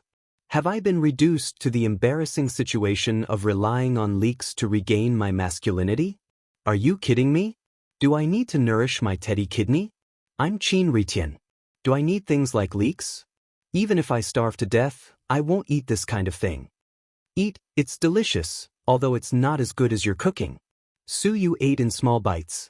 Her eating posture was very elegant, very ladylike, and very goddess-like. Xianxia picked up the chopsticks and ate a few mouthfuls. Hey, it's really delicious. There's some kind of seasoning in it, but he can't taste it for the time being. Suyu asked, how is it? Delicious. Xianxia ate the rice. It doesn't matter what the kidney is, he mainly likes to eat leeks. Well, he just likes to eat it. Suyu didn't eat much. He ate half a bowl of rice and didn't eat much. He kept saying that his favorite food was fern, but he just picked up a few more chopsticks. She usually didn't exercise as much as Wang Zijin and Qin Baobao. She only went to the gym or the club on weekends to exercise and recuperate, so she could only rely on controlling her food intake to maintain her figure. Therefore, those girls who relied on dieting to lose weight were, without a doubt, only someone like Big Sister, who ate and drank as much as she wanted without a care in the world, refusing all kinds of high-calorie food, and persisting in dancing for an hour every day, could have such a low breast volume. The large breasts of foreign women were due to their high-calorie diet and their love of fitness. Actually, I don't quite understand why you're so passionate about virtual reality technology. At the moment, this field isn't suitable for us. Only corporations with hundreds of billions of assets have the ability to research it. Suyu unscrewed the thermos flask and took a sip of wolfberry tea. But the actual progress and breakthroughs will depend on the situation overseas. In terms of science and technology, whether we admit it or not, foreign countries are always ahead of us. The technologies that our country is more advanced are all supported by the state. It's unrealistic to rely on the domestic business circle to develop their own. What she meant was that the current potential of this industry was almost overdrawn. Any industry has ups and downs, and the next stage of development will be relatively flat, not only in terms of technological development, but also in terms of market demand. Therefore, she felt that to acquire a virtual technology company now, from an investor's point of view, was a failure. We are the successors of socialism, we have to dream of a big country, and we have to work hard for the rise of our motherland. Xianxia said, as long as I enter this industry, it will instantly lead the world and dominate the world. Suyu. Then what are you going to do? Xianxia got up, squatted in the suitcase, took out a USB flash drive from the inner zipper bag, and put it in front of Suyu. The things inside will bring us endless wealth, even beyond Baozi, beyond Amethyst, beyond Tianfeng. What is it? The design, I spent a week making it with software. Suyu looked at the USB flash drive, and then raised her face to look at him, her eyes dull. Let's have some face, otherwise how can we go out and meet people? Su Yu curled her lips. No, it's illegal to sell organs, Xianxia said. People who cared about their reputation were all criminals. Only those who did not care about their reputation were good law-abiding citizens.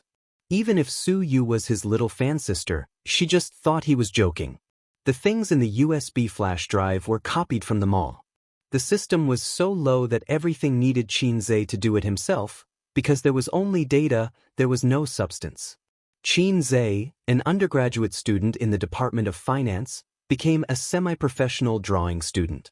He was proficient in 3 different computer drawing software. He was so tired. The value of this thing was unimaginable for ordinary people. If he just threw it out, he could create a leading company in the field of virtual reality technology in a short time. It also made up for one of Xianxia's wishes. Virtual technology, although called virtual, was considered an industry. The industrial tycoons were the ones who should be respected.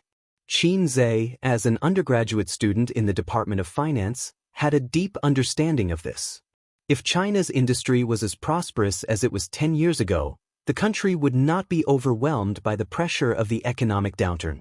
The simple truth was that wealth was always linked to material objects.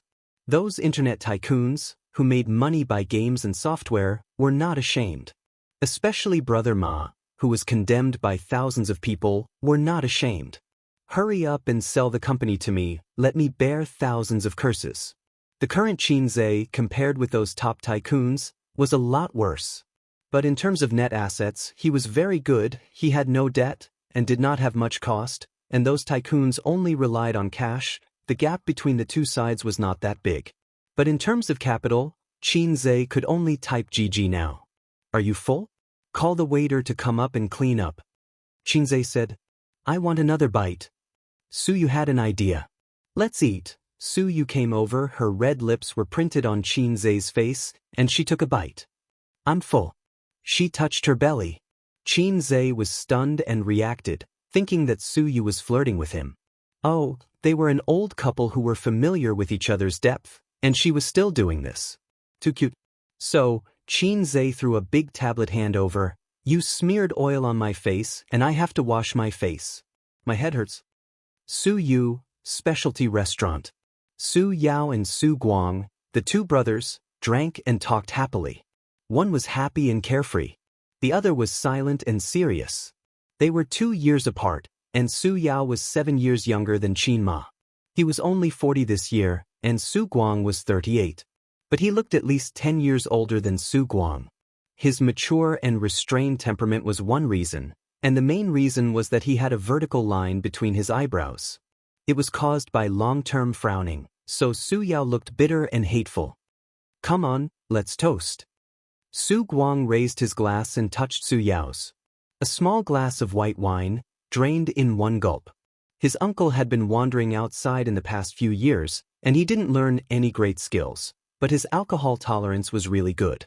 Su Yao was even more so. He used to drink without caring about his life when socializing. He would vomit after drinking, and then drink after vomiting. He spat out tens of billions of assets.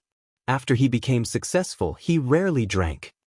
Rong, do you think the acquisition will be successful this time? Su Guang picked up the food and was worried. If it doesn't work, I have to continue to run around. When I worked in Guangdong, I knew a lot of bosses. If it doesn't work, I'll go there and try. Su Guang had mixed in almost all the first-tier cities. He once went to Guangdong to look for business opportunities. He did make some money in Guangdong, but it was only 100,000. Before 2005, 100,000 was a huge sum, but 10 years later, 100,000 was a drizzle. It couldn't satisfy him at all. And later, a well-known industry in Guangdong was declared dead, and Su Guang had no reason to save the woman who lost her footing, so he had to leave. I heard that this industry is not very profitable, and it can't be compared with AZ's companies at all. Su Guang said, in business, it's not about entering the industry that makes money. It's the same principle as not chasing the stock market. It's more important to play it safe. Su Yao commented concisely, don't scare me. Isn't business about entering the industry that makes money? Su Guang was not convinced. That's why you can only earn fast money at most. Su Yao concluded. Su Guang couldn't win against him and was a little depressed. Come on, let's drink. After 3 rounds of drinking, Su Yao said, Su Yu, is she really not your girlfriend? Su Guang, anyway, my sister told me that A's girlfriend is not her. It's also possible that my nephew is two-timing. Who is his girlfriend? Called Wang Zijin, I haven't seen her. Su Yao's face was slightly gloomy, and he was silent. After a while, it doesn't matter if you don't play with feelings, but it's troublesome to play with feelings. Hey, you rich people have wives at home and mistresses outside. It's a basic operation. What's there to worry about? Su Guang said. Tomorrow, when things are settled, you go back to your Wenqing. As for me, I'll go back to Shanghai with A's. Remember, don't contact me in the future, and don't let my sister know. Su Guang said seriously. Su Yao was in a trance for a moment and nodded. Hotel room. Qin Zhe lit a cigarette after dinner and leaned comfortably on the chair. The sound of water came from the bathroom. Through the frosted glass, Su Yu's figure was vaguely seen, slender and tall. Qin Zhe didn't take a bath. At this time, a man should hold on. First, put on the work hat with bumps, take the blue pills, mix the wine, light the candles, and then lay on the ground with his back to the sky. All the above were crossed out. A real man should go to the battlefield bare-chested. A real man should hold on for 5 seconds. Chapter 589. The mobile phone dinged and a message came in. Wang Zijin sent him a message. When will you come back? Qin Zhe typed in a message. Tomorrow or the day after tomorrow. How are things going? There are some obstacles, but it can be stabilized for the time being. Wang Zijin also knew that the acquisition of the company was not a business trip, and it would not be so fast. She said very considerately, Okay, you pay attention to rest and go to bed early at night. Qin Zhe replied, Okay.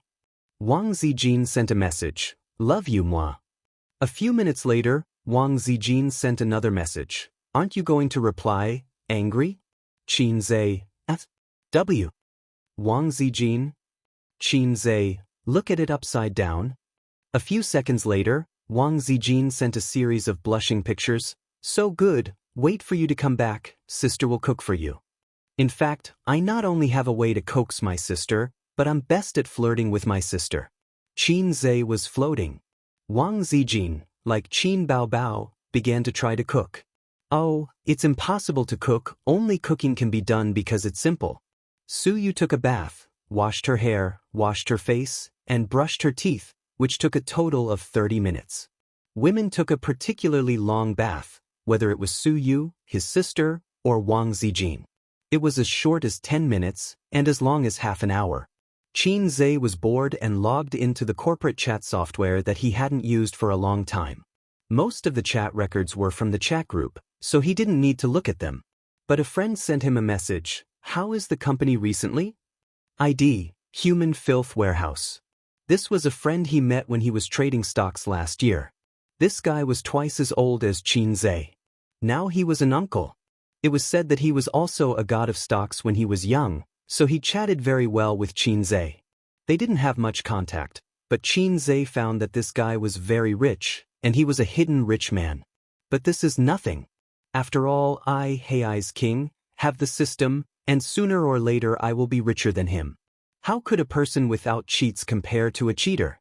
In addition, he was also a person who had a foot in several boats. Qin Zhe typed in a message to ask him for advice on how to make his beloved concubines live in harmony. The other party's answer was, rely on your face. Degree? Qin Zhe told him to stop fooling around. The other party then said, relying on a man's bastard aura. Qin Zhe didn't reply to him. He didn't want to expose the fact that he was a salted fish that didn't have the aura of a king. He silently exited the chat program. Heavens, what should I do? At first, Qin Zhe was sitting at the table with his legs crossed, smoking like a big shot. Now, he was lying on the bed like a salted fish, playing with his phone while waiting.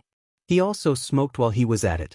He thought to himself, F***CK, if you continue to shower, I'm going to sleep. We are having a proper exchange. The car is on the national highway, not the narrow and winding roads. Why are you washing so seriously? At this moment he felt a little urinating. He pinched out the cigarette and went to the bathroom door. Su Yu, have you finished washing? Not yet. Give me 2 more minutes, Su Yu said softly. And then I'll give you 5 minutes to dry your hair. Qin Zai's mouth twitched. But I want to go to the bathroom. Then come in. Right, what am I waiting for? My wife is bathing inside. I'll just go in and pee. I'm not an outsider. Cameraman, go away first. Don't follow me in. He pushed the door and entered. Su Yu's beautiful figure was shrouded in the mist. She raised her head and welcomed the hot water from the showerhead. Qin Zai tilted his head to admire the beauty bathing. He lifted the seat and took out the salted fish in the grass to be. Su Yu finished showering and turned off the showerhead. She found that Qin Zai was still standing in front of the toilet. Aren't you going to the bathroom? Why are you standing there? Qin Zai lowered his head and glanced at the "I want a life in full bloom" needle. How can I pee? After awakening, I can't pee at all. Damn it, I shouldn't have looked around. He silently put the bird into the file, careful not to let the zipper clip, and said, "You dry your hair first, I'll pee later." It only took Qin Zai 5 minutes to wash his face, brush his teeth, and take a shower. He put on a bathrobe and went out of the bathroom. Su Yu sat at the head of the bed, also wearing a bathrobe. The white color of her chest was particularly attractive. She was stroking her hair. Her movements and expressions had the unique charm of a woman of this age. Qin Zai threw Su Yu down on the bed. She pushed Qin Zai's chest with both hands. You're not feeling well. Forget it. I don't have to do it these few days. She was afraid that Qin Zai was young and didn't know how to control himself. Last night her left and right hands kept moving slowly. Qin Zai didn't respond. This was not ordinary tiredness. When they returned to Shanghai, the Luwei Dihuang pills had also arrived. Qin Zai had to recuperate for a while. After all, the future was long. He couldn't lose money at such a young age. Qin Zai was stung by her gentle eyes and concerned tone. Don't do anything. Lie down. I will take you flying. Qin Zai said. Then, okay. After all, she couldn't bear to refuse him. So you thought, let's try it first. 2 bathrobes were thrown on the ground. Qin Zai held Su Yu's 2 legs. Little rabbit, open the door. I want to come in. Wait a minute. Su Yu stopped. You don't want to open the door? No, I want to be on top. Qin Zai frowned and said, just lie down. He liked to take the initiative in this kind of thing. Unless he was in sage mode, he would let Su Yu come up by herself. I'm a man. I'm on top. Nonsense. Su Yu refused to accept. How do you write the word mans? Go up to Tian Xiali. Then who is Tian? As expected of a big man with a doctorate degree. I lost. I'm willing to submit to others. Qin Zai lay down and made a hole with the stem. The air was full of a happy atmosphere. After a long in-depth communication, Su Yu's kindness to Qin Zai was repaid with a spring. To use a sentence that everyone was familiar with, they both reached the peak of pleasure. Next was the time for smoking. Qin Zai was surprised. He found half a cigarette burning slowly in the ashtray at the head of the bed. At 2 o'clock in the middle of the night, there was a slight breathing sound in the room, only one. Qin Zai had fallen asleep. Su Yu curled up in the quilt, thinking of today's experience, and cried a little. On the plane, husband, would you like to bungee jump with me? Psycho. You really love Wang Zijin more. If she asks, you will definitely agree. That's not going to happen. I won't agree to her request. What if I die suddenly? She remembered Qin Zai's nervousness when he rode the roller coaster during the day. When he climbed high, he subconsciously held her hand. It hurt, but Su Yu didn't say it because she knew that he was scared. In fact, she regretted it at that time, regretted her sudden willfulness.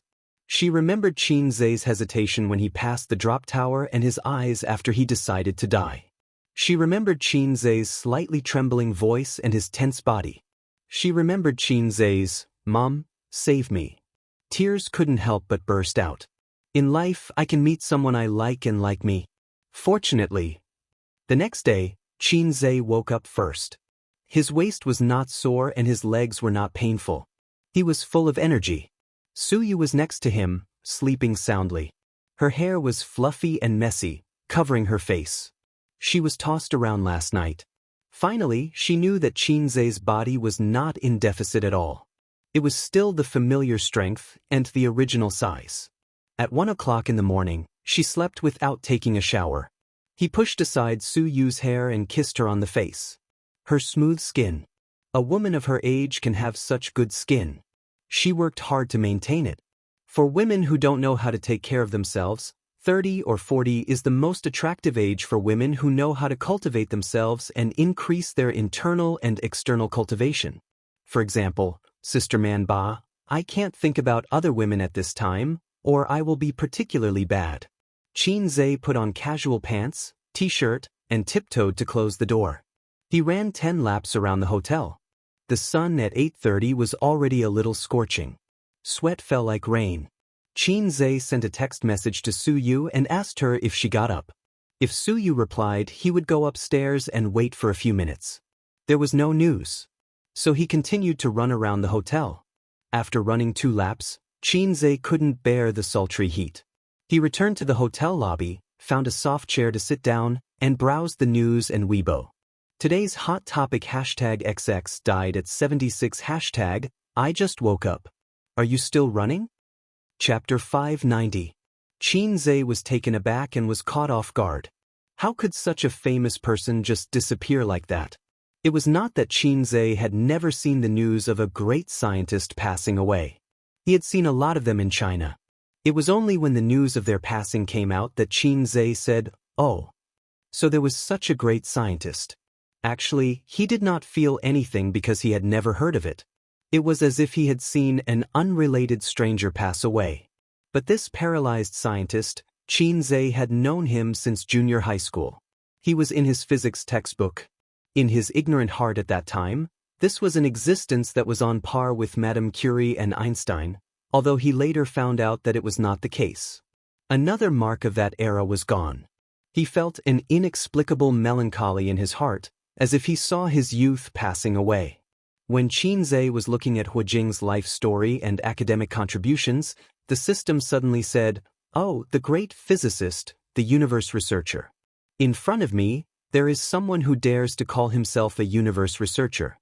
In all the worlds, if I say that my research and understanding of the universe is average, then those flirtatious systems will have to kneel down and say, 'What is the universe? I don't know.' Look at how proud you are, you lowlife who was kicked out of the group." Qinzhe said, "Oh right, what is your real name again?" The system, Universe Calculation System, hit the blackboard and highlight the key points. The system's voice was slightly annoyed. "Lowlife system, you are a professional. Tell me, are there really aliens?" Qinzhe said, "Stupid question, the universe is vast and boundless. Earth is as small as a speck of dust. Life is not exclusive to Earth." The system corrected, "From now on, please call me by my real name." Then, the great universe calculation system, please tell me, how big is the universe? Qinzhe said, "Another stupid question, it is time for you to see the real world." As the system's voice fell, a 3D projection interface automatically popped up in front of Qinzhe. This was the first time the system actively turned on a 3D projection. In the entire lobby, the guests coming and going, the lobby manager, and the staff at the front desk did not see a magnificent picture floating in midair. In front of Qinzhe was a whirlpool-like sea of stars. "In this picture, Earth is here." The system's voice sounded at the same time. In the star map, a tiny star that was almost unrecognizable by the naked eye lit up. It was shrouded in a layer of light. It was too small. Compared to the sea of stars in front of him, Earth was as small as a speck of dust. "This is the universe?" Qinzhe exclaimed.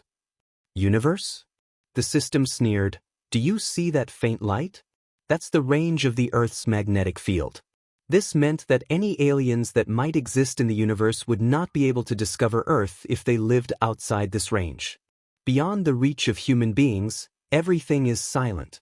The diameter of the Milky Way is about 100,000 light-years. In the Milky Way, There were more than 100 billion celestial bodies and planets. What was Earth in the Milky Way? But even such a big galaxy can't be compared to other galaxies. After saying that, the 3D projection image changed. The lens zoomed out, and the Milky Way disappeared, replaced by another galaxy that was even wider. This galaxy, I named it the Salted Fish Galaxy. Its diameter is about 10 million light-years, 100 times that of the Milky Way. Compared to the Salted Fish Galaxy group, what was the Milky Way? Let's zoom out again. The 3D projection image changed again. The lens zoomed out, and the Salted Fish Galaxy disappeared, replaced by another galaxy that was even wider. This galaxy, I named it the Bao Galaxy. In the Bao Galaxy group, there are 100 Salted Fish Galaxies. Its diameter is a terrifying 110 million light-years. Don't be shocked, keep watching. The lens zoomed out again, and the Bao Galaxy disappeared. Another galaxy appeared. This galaxy, I named it the Your Grandfather Galaxy. The Bao Galaxy is just the tip of the iceberg of the Your Grandfather Galaxy. Its diameter is a terrifying 560 million light-years. Xianxia said, I don't know what to say about the way you name things. The name is just a title, to give you a deeper impression. So in your eyes, salted fish is inferior to Bao? The system ignored him. The system said, even if it's your grandfather galaxy, it's only an insignificant part of the entire universe. There are countless galaxies as big as his, and according to my calculations, there are at least 2 trillion your grandfather galaxies. There are more galaxies than there are grains of sand on Earth. The diameter between Earth and any observable edge of the universe is a shocking 65 billion light-years. Earth is not even a molecule in the universe. However, do you know what else is in the observable universe? Xianxia's eyes were blank. What? The system said, unknown. Unknown? Even with my ability, I can't explore deeper unless I level up. What's interesting is that the observable universe is not the entire world. Don't overlook the existence of parallel space. I don't belong to this universe. Space and time are not singular.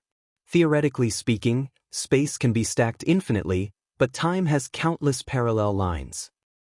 You Earthlings once said, a grain of sand, a world. The person who said this was right by accident. From a scientific point of view, it is indeed so. Maybe every cell in your body is a universe, and every universe has an Earth. Nonsense. It's not nonsense, it's just that the dimensions of existence are different. I feel like you're talking nonsense with a straight face. It's normal for you to think so. With the wisdom of mortals, of course, they can't understand. Just like the creatures in the three-dimensional world, they can't imagine the scenery in the four-dimensional world. Because they are not in the same dimension, it's impossible for you to tell ants how wonderful the human world is. Even if you did with the intelligence of ants, they can't imagine it. Alright, stop showing off. You're awesome, okay? I don't want to talk about this topic. Xianxia was very uncomfortable, or rather, he felt that the world was empty. The system revealed the tip of the iceberg of the universe for him to understand the vastness of the world. What was Earth? What was the Milky Way? When humans understood their insignificance, everything became dull. Earning money, boring. Papa, boring. Games, boring. Life, boring. People who stood at the top of the mountain and looked at the distant mountains could hardly squat at the foot of the mountain and look at a wildflower. You're so awesome, why can't you beat those flirtatious systems? This question is not easy to answer. The astronomical telescope can't beat the bumper cars. It makes sense. At this time, the phone dinged, a message notification. Suyu, I just woke up, where are you? The time was 9:30 in the morning. Xianxia replied, I just finished my morning run, I'll be right there. The acquisition project of Dongfeng Virtual Reality Technology Company, Limited, after another tug-of-war, was relatively smooth. In the negotiation meeting, Xianxia seemed to be a different person. He attacked frequently and fiercely, and Dongfeng's side was defeated. Finally, the deal was closed at the originally agreed price. The two sides signed a preliminary contract and entered the long acquisition process. The leaders of Dongfeng, including Lu Zong, sent Qin Zhe and the others out of the factory gate. The people of the test team drove away. The MPV was parked at the door. Su Yu and Su Yao opened the door and got in, but the uncle stopped in place. He looked at the sky and whispered, "Do you know what I want to do now?" Qin Zhe was beside him. He heard the words and shook his head. Su Guang whispered, "Burn incense for your grandfather." Qin Zhe said that in the future, Dongfeng would be managed by him. After wandering for more than 10 years, he finally got what he wanted today. Qin Zhe followed his gaze. It was the direction of Shanghai. "Get in the car. After returning to Shanghai, we'll pay our respects to grandfather together."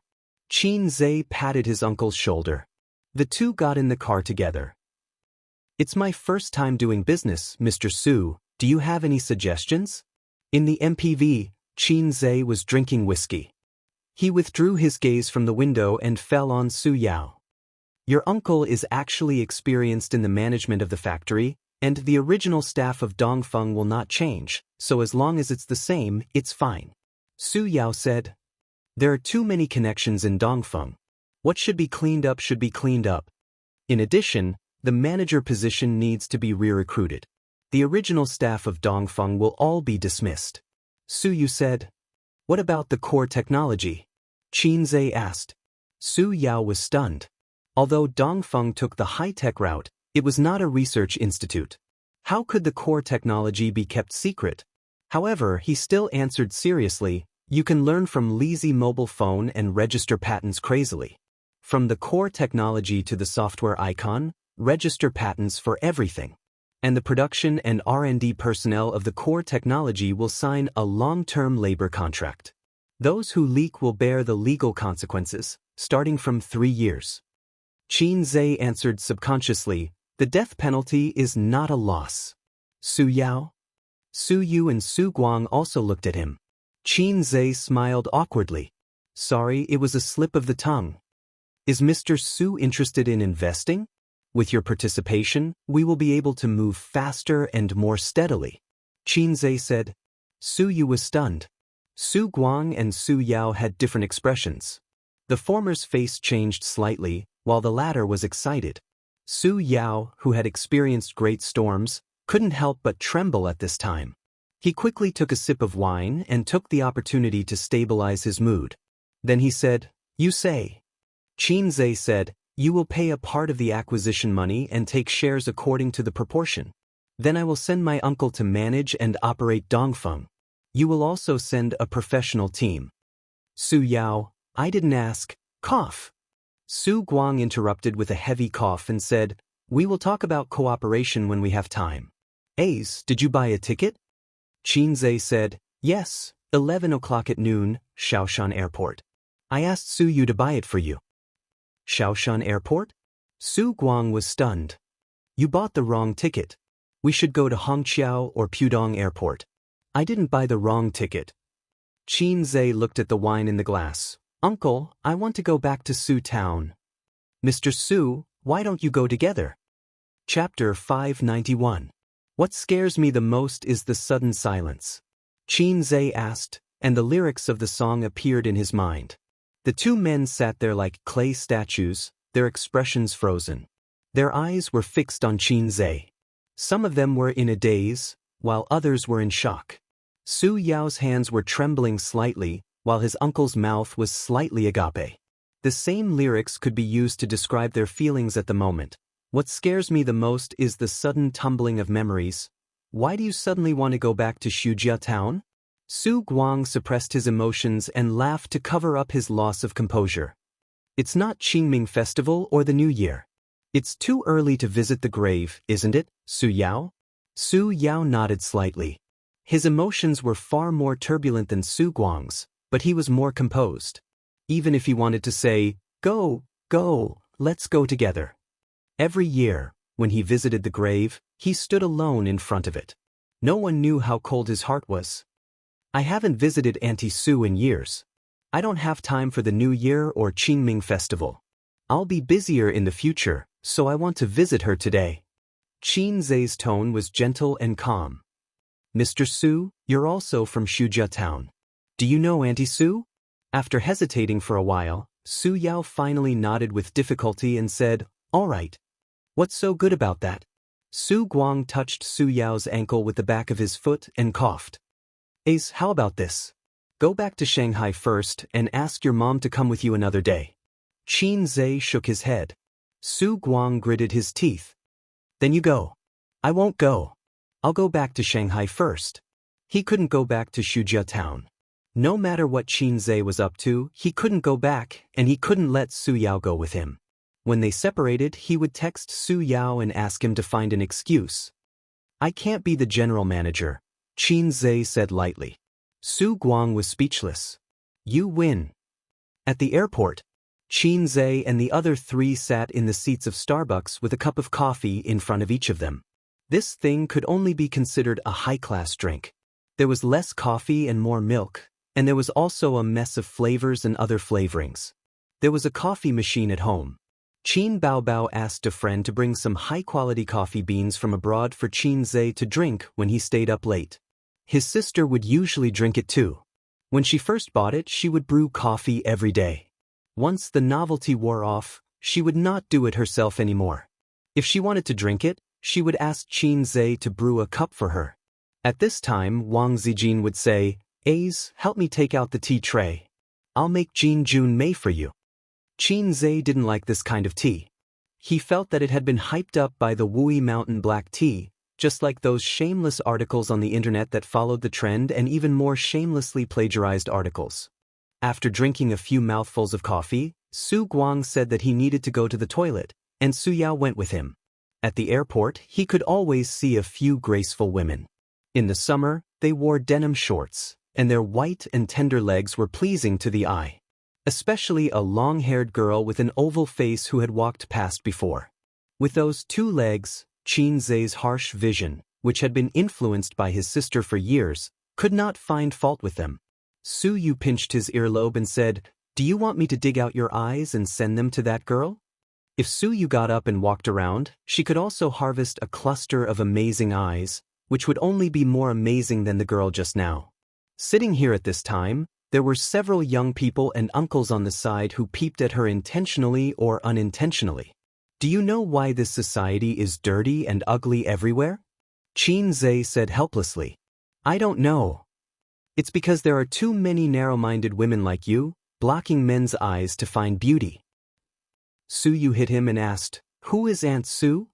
It sounded like a relative of Qin Zhe, and the relationship was very good. As his wife. So you thought so? She should also go to worship. And where did Aunt Su's family live? In the future, it would be easy to find the door to send gifts for the new year. At least, she should meet them first and brush her face. Su Yu knew that Shujia town was Qin Ma's hometown, and the Su family came from there. A very important person. Qin Zhe paused when he spoke, probably not knowing how to say it. Su Yu did not ask, and obediently said, Oh, then leaned sideways and hugged Qin Zhe's arm, playing with her mobile phone, and leaned her head on his shoulder. Qin Zhe keenly found that several young people who were peeping at Su Yu's eyes were dim. Their inner activities did not need to be deliberately guessed, and they could be categorized into 4 words, MP. Qin Zhe had seen this kind of eyes before. When his sister took him out to play, the eyes of the men around him were like this. At that time, the passers-by's inner activities were, Oh, beautiful women love salted fish.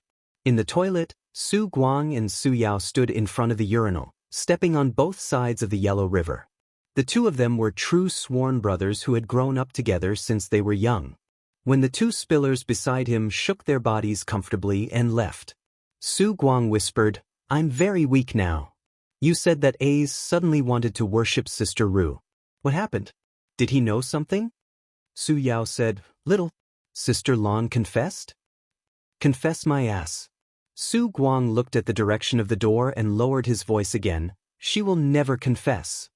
Su Yao nodded and calmly said, That's all right.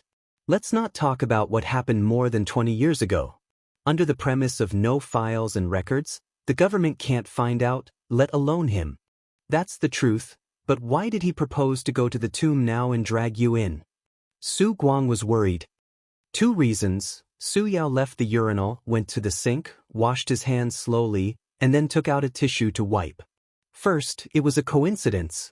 He himself had the idea of going to the tomb, and I happened to be there. I'm also from Shujia town, and he intended to take this opportunity to improve our relationship. Second, he found something and wanted to verify his conjecture. Su Yao threw the tissue into the trash can. Su Guang trembled. What did he find? Su Yao patted him on the shoulder. It's just my guess. Don't think too much. If you really have any guesses, the panic you show will only make people sure of their thoughts. He took the opportunity to wipe the remaining water stains. Su Guang murmured, if that's the case, I will be killed by my sister. Su Yao nodded seriously. I will plant you in the land of Shujia town. It seems that a new Su Guang will not grow up in this year. Get out. The two returned to the Starbucks seat. It was 10 o'clock in the morning, and the flight was at 11:30. It was a very awkward time. They definitely couldn't eat lunch here, but there would be free lunch on the plane, but it was a bit unpalatable. Uncle, what's the matter? Xianxia asked. After Su Guang came back, the worry between his eyebrows was even stronger. He didn't drink coffee and just sat there in a daze. No one knew what he was thinking. Hearing this, Su Guang pretended to be relaxed. I didn't sleep well last night. I'm a bit tired today. Oh, Su Yu, who was leaning on Xianxia's shoulder, suddenly retched. What's wrong? Xianxia hugged her. Su Yu held her chest with her small hand and lowered her voice happily. I must be pregnant. Xianxia took her pulse and nodded. Well, your child is in your stomach again. Su Yu didn't believe it. Nonsense, I haven't had gastric problems for a long time. Are you feeling a little nauseous now? So I'm pregnant. It's really not. It's probably because of the coffee. You were tired last night and didn't have a good rest. Xianxia explained, gastric problems are difficult to pull out. It takes a long time to recuperate. It won't recover so quickly. Su Yu gently bit her lip with her pearly white teeth and was disappointed. I can't get pregnant. Don't worry, take your time. Xianxia held her hand. Where were we just now? They were just discussing the acquisition of Dongfeng. How should we calculate Sister Man's shares? How much should we give? So you said, Nan Man Pei generously gave 100 million, but only 50 million was credited to Bao's investment account. The rest of the money was deducted from the dividends. For 100 million, 50% of the shares would be no problem. So Xianxia and Su Yu were discussing how much shares should be given. 50% was definitely not enough. Xianxia's bottom line was 10%. Su Yao's side also had 10% at most. Xianxia took 15% of the remaining shares and then divided it equally among the 3 companies. Then 8%. I'll talk to Sister Man about this. We have a good relationship. So you said, Xianxia said in his heart, maybe it's better for me to talk. If we fight, Sister Man may not help us. Wang Zijin's side is fine. After all, we also need her company to do software support. Why should Qin Baobao also invest? Su Yu pouted. Think about it. Even if we put Baoza aside, Tianfang and Purple Crystal can also complete this acquisition. Xianxia said, a bowl of water is equal. Equal your sister. Su Yu said angrily, I'm your wife, she's your sister. Which is more important? Xianxia, sister. Su Yu was so angry that she looked up and bit his ear. Su Guang saw his nephew and the secretary flirting and secretly exchanged a look with Su Yao. Yes. Do you still remember your Aunt Su's family? Su Guang asked casually. Of course I remember. Then do you know that Sister Ru has a younger brother? I know a little, but I've never seen him. Su Guang stared hard at Xianxia, as if trying to see something from his face. But there was nothing. However, he was relieved. Yes, how could he know what happened in the past? In that backward and poor era, in that ordinary town, many things could be buried easily. Chapter 592. The tallest and most exquisite villa in Shujia town was located on the side of the road. Even in the town where skyscrapers had been built in recent years, it was still the undisputed leader. According to the owner of the house, it was designed by a famous designer. If it was in a first-tier city like Shanghai or Shenzhen City, it would cost more than 10 million each. The villa was built 6 years ago, but the person who paid for it was not the owner of the villa, but his brother-in-law. To be more precise, it was his younger brother. The owner of the villa was called Song Zhongji, a rotten man who was always idle and addicted to gambling. In that era where people relied on farming to make a living, a man who did not like to work in the field was a rotten man. Such a man was single until he married Su Ru, who was from the same village, when he was 25. Speaking of these two families, there was no difference between the two. Both of them were poor to the point of having nothing but four walls. After getting married, Song Zhongji was still addicted to gambling, but at least he knew how to work in the field and support his family. Su Ru was a woman who was used to working hard, so the couple had a good life. 20 years ago, this house was still a yellow mud house. Every year, Song Zhongji would be seen throwing mud at the outer wall of the yellow mud house. After all, it could not be compared to a brick house. As time passed, the outer wall of the yellow mud house would gradually peel off. At that time, there were already many brick houses in town. In 20 years, the yellow mud house became a brick house, and from a brick house, it became a villa. It really lived up to the old saying, "Every dog has its day." This Song Zhongji had unknowingly become the most heroic country bumpkin in town. Everything was thanks to his brother-in-law. It was said that he made money from doing business in other places and became a big boss. Good fellow, he built a villa just like that. Song Zhongji's family's BMW, which was worth 300,000, was also given by his brother-in-law. Song Zhongji had two sons. The eldest son was left behind by Su Ru, and the younger son was born with his second wife. The eldest son was studying abroad, and his living expenses and tuition were all paid by his uncle. Su Yao, the people in town, was said to be the golden phoenix that flew out of Shujia town. Unfortunately, Su Ru was unlucky. She died early after a few years of happiness. Such a big villa was taken advantage of by another woman. Su Yao rarely returned to Su town. After Su Ru passed away, he would never come back. He would only drive to visit his sister's grave during Qingming Festival and Chinese New Year. However, he was very generous. A few years ago, when the town was getting richer, more and more people were buying cars. However, the roads were not good, so he went to Song Zhongji and asked Su Yao about it. The next year, the road was repaired. Because of this, Song Zhongji's status in the town rose layer by layer and was unshakable. How could an idle gambler have such a good life? How could he be so lucky? In the end, it was probably because he couldn't find a wife. Because he couldn't find a wife, he married Su Ru. Are you home? An old man stood in front of the villa's wrought iron gate and shouted with all his might. Soon, a pot-bellied middle-aged man came out of the villa. Song Zhongji turned 50 this year. His face was rosy and he dyed his hair every year. His hair was thick and black. Years of living like a prince made him look more like a successful businessman than a bumpkin. "Your brother-in-law is back," Sir said. "Why is he here? It's not like it's a holiday." Song Zhongji was confused. He looked around at the door. "Where is he?" "He's at the entrance of the town. When he came back from the fields, I saw his car parked there," Sir said. "He's rich again, right? I'll give him some money later." Song Zhongji patted his chest. "Come find me tomorrow." Things that were easily obtained were hard to cherish. Therefore, Song Zhongji was famous for his generosity. Because of his generosity, there were fewer rumors and sarcastic remarks in the town. No matter what was said in private, in front of him, everyone had to give him a thumbs up and praise him for his generosity. After the old man left, Song Zhongji stood downstairs and shouted, "Jilong, Jilong." The window opened and a young man with glasses stuck his head out.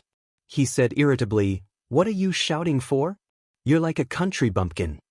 Song Zhongji didn't care. Instead, he smiled.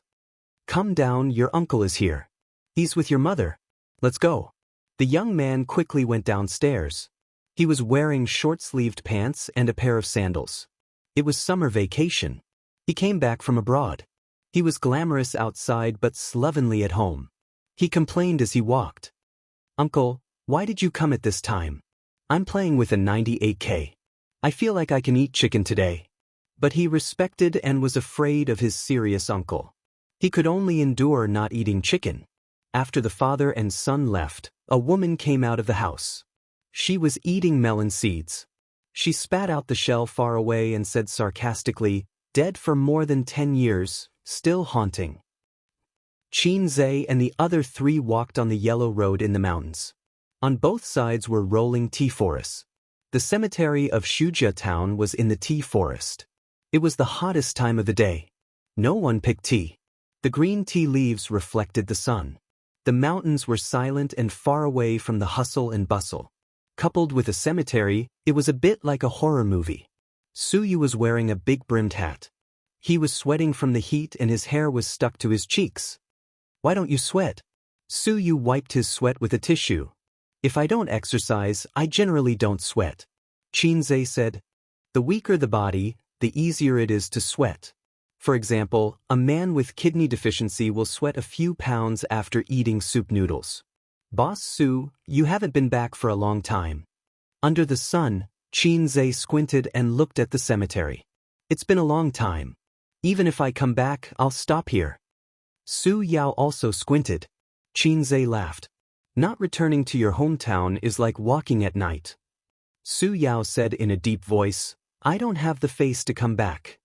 "Interesting." Xianxia retracted his gaze and stared at him. Boss Su, who built an industrial empire in Wenqing and whose industry almost covered half of the south. "If you don't have the face, who has the face?" Su Yao did not answer. In front of the grave, Xianxia silently cleaned up the weeds around Su Ru's grave and burned some tin foil and yellow paper brought from Hangzhou. Su Yu and Su Guang watched from the side. Su Yao wanted to do something several times, but he restrained himself. "I bought a little too much. Help burn it together." Xianxia took the initiative to hand the underworld goods to him. Su Yao nodded. After burning the things, they lit the incense.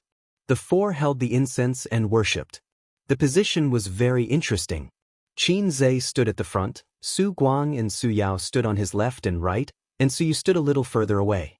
Song Zhongji and Song Zhilong came under the hot sun with bright red plastic bags in their hands. Inside were the underworld goods bought in the town. "Urong, why didn't you call me today?" Song Zhongji's voice was full of energy, with a warm smile on his face, as if he did not come to visit the grave, but to welcome the distinguished guests. While speaking, he looked at Xianxia and the others in confusion. He seemed to wonder why they were here to visit the grave of his deceased wife. Except for Su Yao, he did not know the people present. It was inevitable that he looked at Su Yu a few more times. Such a beautiful woman could not be found in Wuxia town. Only the big stars on TV could compare to her. Song Zhilong's eyes were glued to Su Yu's face, like a magnet attached to iron, unable to move away. Su Yao just glanced at the father and son, and his attention returned to Xianxia. "Sister, Ace is here to see you." "With me? I've been dreaming of this day, even if he doesn't know anything." "You're Guang?" Song Zhongji recognized Su Guang. Although they had not seen each other for more than 10 years, strictly speaking, he and Su Guang could be considered childhood playmates. When he was a teenager, he wandered around the town, fishing in the water, climbing trees to dig eggs, followed by a group of children. Su Guang and Su Yao were one of them. Wuxia town was so big that there were no strangers. After so many years, Su Guang's appearance had not changed. It was hard not to recognize him. Song Zhongji hurriedly took out a big chicken and handed him a cigarette. Like himself, Su Lan's family was not what it used to be. He heard that Su Lan's son and daughter were now big stars. Stars, in the eyes of a small town like Wuxia town, symbolized high-end class. Song Zhongji's age and living in a small town had no interest in the entertainment industry. If it were not for the people around him, he would not know that Su Lan's son and daughter had become big stars. Back then, Su Lan would bring her son to stay at his house for a while every summer vacation. Song Zhongji did not care. How much could a simple meal in the countryside be worth? Accommodation was not a problem. There was no shortage of rooms in the countryside. Su Lan would give him 1,000 yuan for food and accommodation every month. In the 2000s, This money was a lot. It was enough for him to smoke, drink, and play dice. But her son was a little naughty. He did not like it very much. He often used his age to bully Zhilong. For this reason, he often complained to Su Ru. Unexpectedly, the woman, who had always been gentle, was like an angry cat when it came to this kind of topic. Her reaction was particularly fierce. After quarreling a few times, Song Zhongji did not mention this again. Song Zhongji opened the plastic bag and took out the yellow paper and other things. Suddenly, someone blocked him. He looked up and saw a very handsome young man who felt a little familiar. He smiled and said, "Uncle." "You are?" Song Zhongji looked at Su Yao. But Su Yao ignored him. His son behind him whispered, "Dad, he's Qin Zhe." "Qin Zhe? Oh my God." Song Zhongji was shocked. The young man in front of him was the average-looking naughty boy from back then? A certain assistant, F***CK. I've only heard that a girl changes 18 times between childhood and womanhood. Even a boy can do it? This is not a boy changing 18 times between childhood and womanhood. This is nuclear fission. He remembered one time when his son was beaten up by Qin Zhe again. He cried in front of him because calling for his mother was useless. He was also very helpless. He complained to Su Ru and wanted to quarrel. He complained to Su Lan, but she ignored him. So he patted his son's head and said, "This kind of city person has the dirtiest heart. He will definitely not be successful in the future.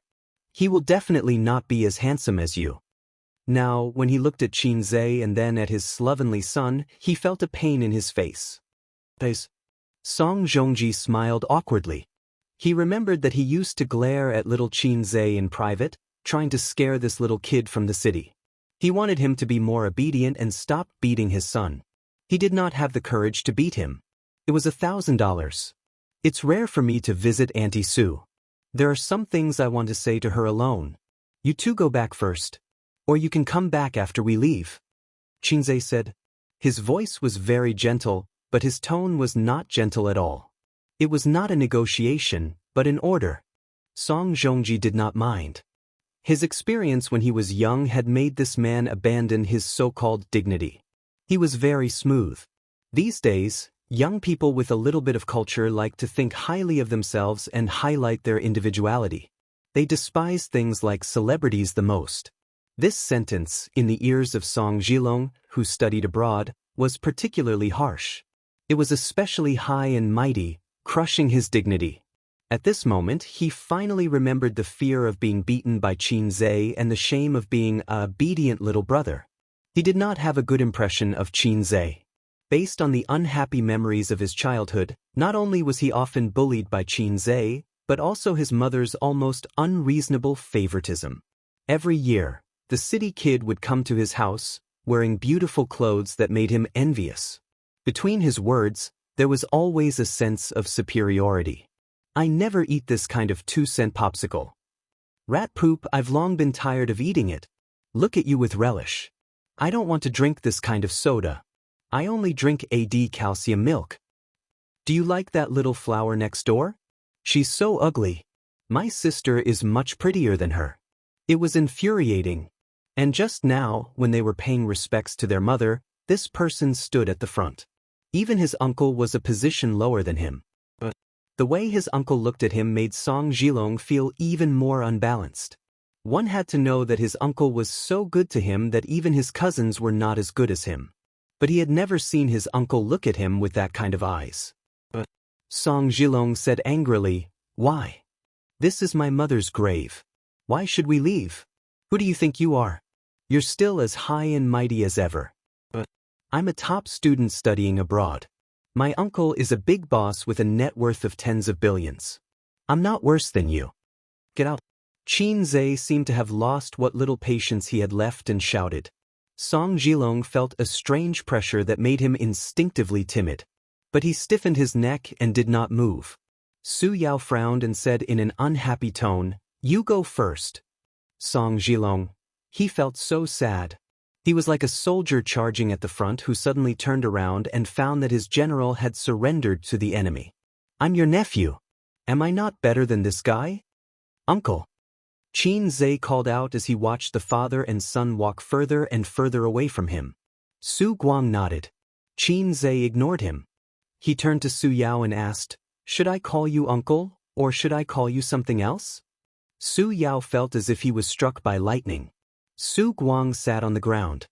Chapter 593. A Bolt from the Blue. To the two brothers, this was truly a bolt from the blue. The scorching sun shone on Su Guang's face, and his expression gradually twisted. His eyes and mouth widened as he stared blankly at Xianxia. How did he know? How did he know?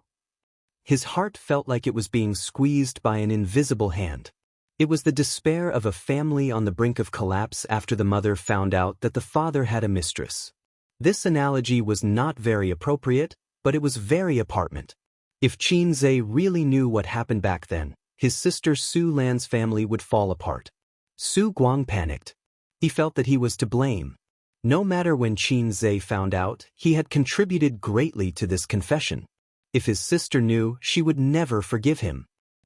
"How much do you know?" Su Yao asked in a trembling voice. This man who had always been stern and expressionless, known for his strictness in the business circle of Lin Hai, could not control his trembling body and trembling lips. His expression changed rapidly. Shock, agitation, guilt, sadness. A storm of emotions raged on his face. "She is my birth mother." Xianxia turned to look at the tombstone. "But I don't know who my birth father is." As he said this, he stared at Su Yao. Su Yao, Su Guang. Su Guang's face turned pale. The secret that he had kept for half his life was revealed by Xianxia so easily. "How did you know?" "Impossible, impossible." Su Guang murmured. Xianxia looked at him and thought, "Although my IQ is not online sometimes, I know what I'm talking about. I brought you here today to confess. I hope you won't hide anything from me." "Because there's no point in hiding it anymore," Xianxia said. "Yes, she is your birth mother." Su Yao nodded. Xianxia's heart suddenly felt empty. Melancholy and sadness surged in his heart. "I really am a freebie. Son, your mother, father, picked you up from the trash can. 100% of people were played by their parents when they were children, but 99% of them were their biological children. I am that 1%. Life isn't just about what's in front of you. There's also heart-wrenching old friends like you." Xianxia's reaction was relatively calm. He didn't have the family members who had been separated for many years hugging each other and crying, or hugging each other's heads and shouting, "I won't listen, I won't listen, I won't forgive you for the rest of my life." After all, this was something he had known for a long time. When he was young, he felt that he was the only male descendant of the Qin family.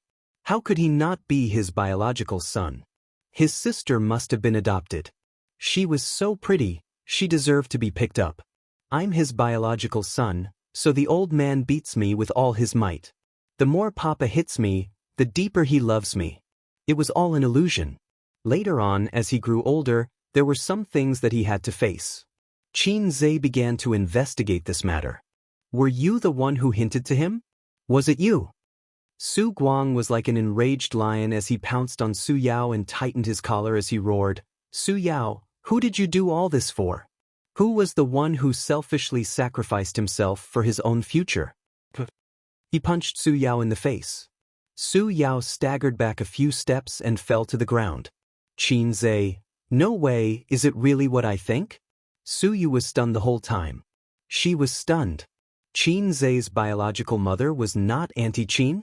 Then was he born to Uncle Qin and this Auntie Su? Or was he adopted at all? Then he and Qin Bao Bao were not biological siblings. Su Yu didn't know why she was so flustered. She loved Xianxia deeply and was eager to know everything about him, his likes, his dislikes, his family, his relatives and friends. But the scene in front of her came too suddenly, as if she was shooting a TV series, and she was caught off guard. Su Yu found that she could do nothing but be a spectator, and it was inconvenient for her to say anything. "Uncle, it's not him." Xianxia said, "When I was very young, I once heard my mother on the phone and heard her say that one of my sister and I were not biological. If I didn't guess wrong, she should be on the phone with you, so I took this opportunity to bring you two here for a showdown." Why do you know that I'm not biological? There are too many reasons. If one of my sister and I are not biological, it must be me.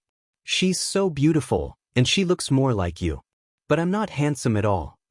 Although it was very heart-wrenching, just looking at appearance, my sister obviously inherited some of the good genes of the old Su family. I also have the genes of the old Su family, but why am I not handsome at all? Su Yu listened on the side and had a big opinion in her heart.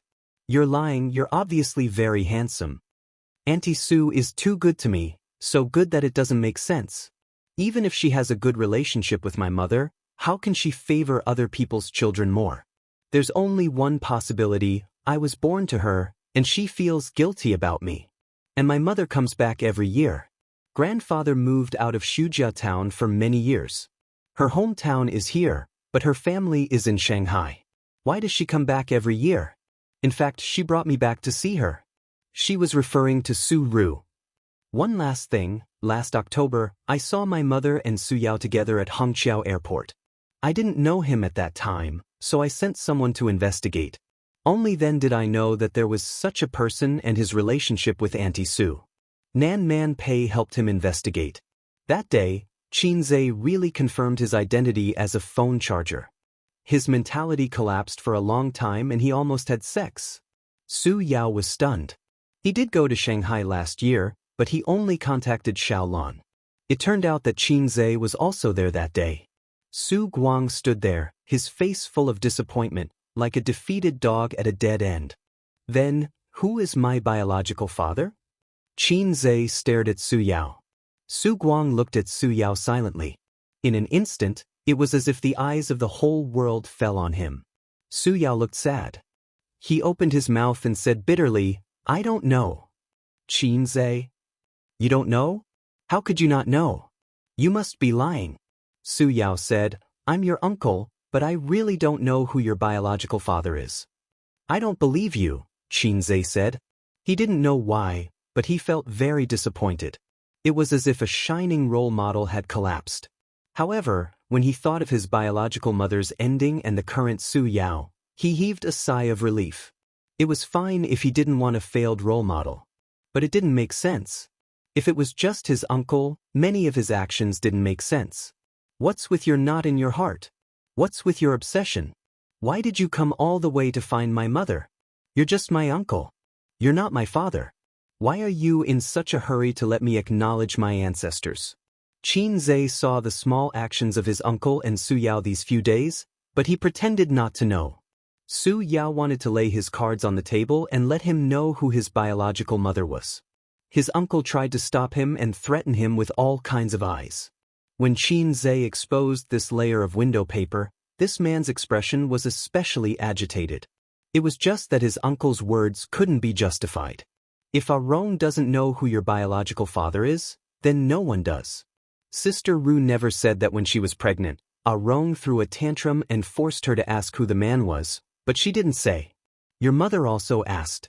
The two of them talked for an entire night, but Sister Ru refused to say a word about the man's identity. Su Guang looked at the tombstone and said, even if it would destroy her, even if she didn't have the ability to support you at that time, even if her eyes were swollen from crying. Su Yao gritted his teeth. Qin Zhe fell silent when he heard this. He stood under the scorching sun and lit a cigarette. He stared at his biological mother's tombstone and didn't speak for a long time. Memories rolled through his mind with an irresistible force, like a tidal wave and a landslide.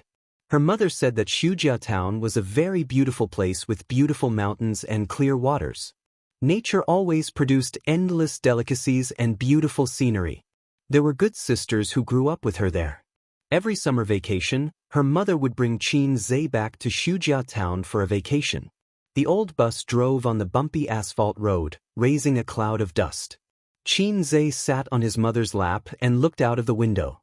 The sun was shining brightly, and the trees on both sides of the road were dense. The continuous fields were divided into squares, and the crops in the fields were lush. There was no air conditioning, no street lights, no supermarket, and no high-rise buildings. But there were mountains, fields, birds, flowers, clear mountain springs, and a reservoir with rippling blue waves. He and his friends in the town ran wildly on the black ridges of the fields, catching frogs and digging out bird eggs. At night, they sneaked into the fields to steal watermelons and eels. During the day, they climbed over the hills to swim in the reservoir. In Xianxia's memory, Auntie Sue would wear a long floral dress that day and stand by the bus stop with only a sign, eagerly looking forward to it. She wasn't beautiful because hard work had worn away her beauty, and the sun had darkened her skin. She was only 2 years older than his mother, but she looked much older and rougher. When they first met, Xianxia came to Wuxia town for the first time. He wasn't used to the sultry heat and flying dust in the countryside, and his small brows were tightly furrowed. The car stopped at the bus stop, and Qianma held Xianxia's hand and got off the car. Su Ru's eyes were fixed on Xianxia's face, and she couldn't move them away. "You must be A's. Can Auntie hug you?" This was the first sentence Su Ru said to him when they first met. Xianxia looked up at the unfamiliar auntie who was smiling like a flower. She was wearing a floral dress, and there was a tenderness between her eyebrows. The sun was too bright, and Auntie Sue's head was covered in sweat. She stood under the hot sun for half an hour, and her wet hair stuck to her forehead and temples. She was so dirty. So little Xianxia shook his head reservedly. "A's, call Auntie." "Auntie." "Hey A's, be a good boy. We'll buy you some popsicles?" Su Ru's face bloomed with a dazzling smile, but deep in her eyes, there was deep sorrow. But Xianxia didn't understand at that time. The summer vacation ended quickly, and the night before he went back, Auntie Sue came to his room secretly to see him. She sat by the bed, touched his head, and cried. The low sobs woke Xianxia up, and he was startled. "You're awake." Su Ru quickly wiped the tears from her face. Little Xianxia instinctively called for his mother, but his mother wasn't sleeping beside him. He curled up in the blanket and peeked his head out, looking at her timidly. "Auntie just thought that you're going back, and I can't bear to—" Su Ru explained. Xianxia didn't say anything. "A's, can you come back next year?" Xianxia still didn't answer her. "Then you sleep. Auntie is leaving." Watching her leave and the door close, Xianxia breathed a sigh of relief. The next day, on the bus to the county, "Auntie Sue is crazy." Xianxia, who was sitting on his mother's lap, complained. "Why?" "She came to our room secretly at night to cry." Qianma stared out of the window with a complicated expression. Suddenly, Xianxia's fingertip hurt.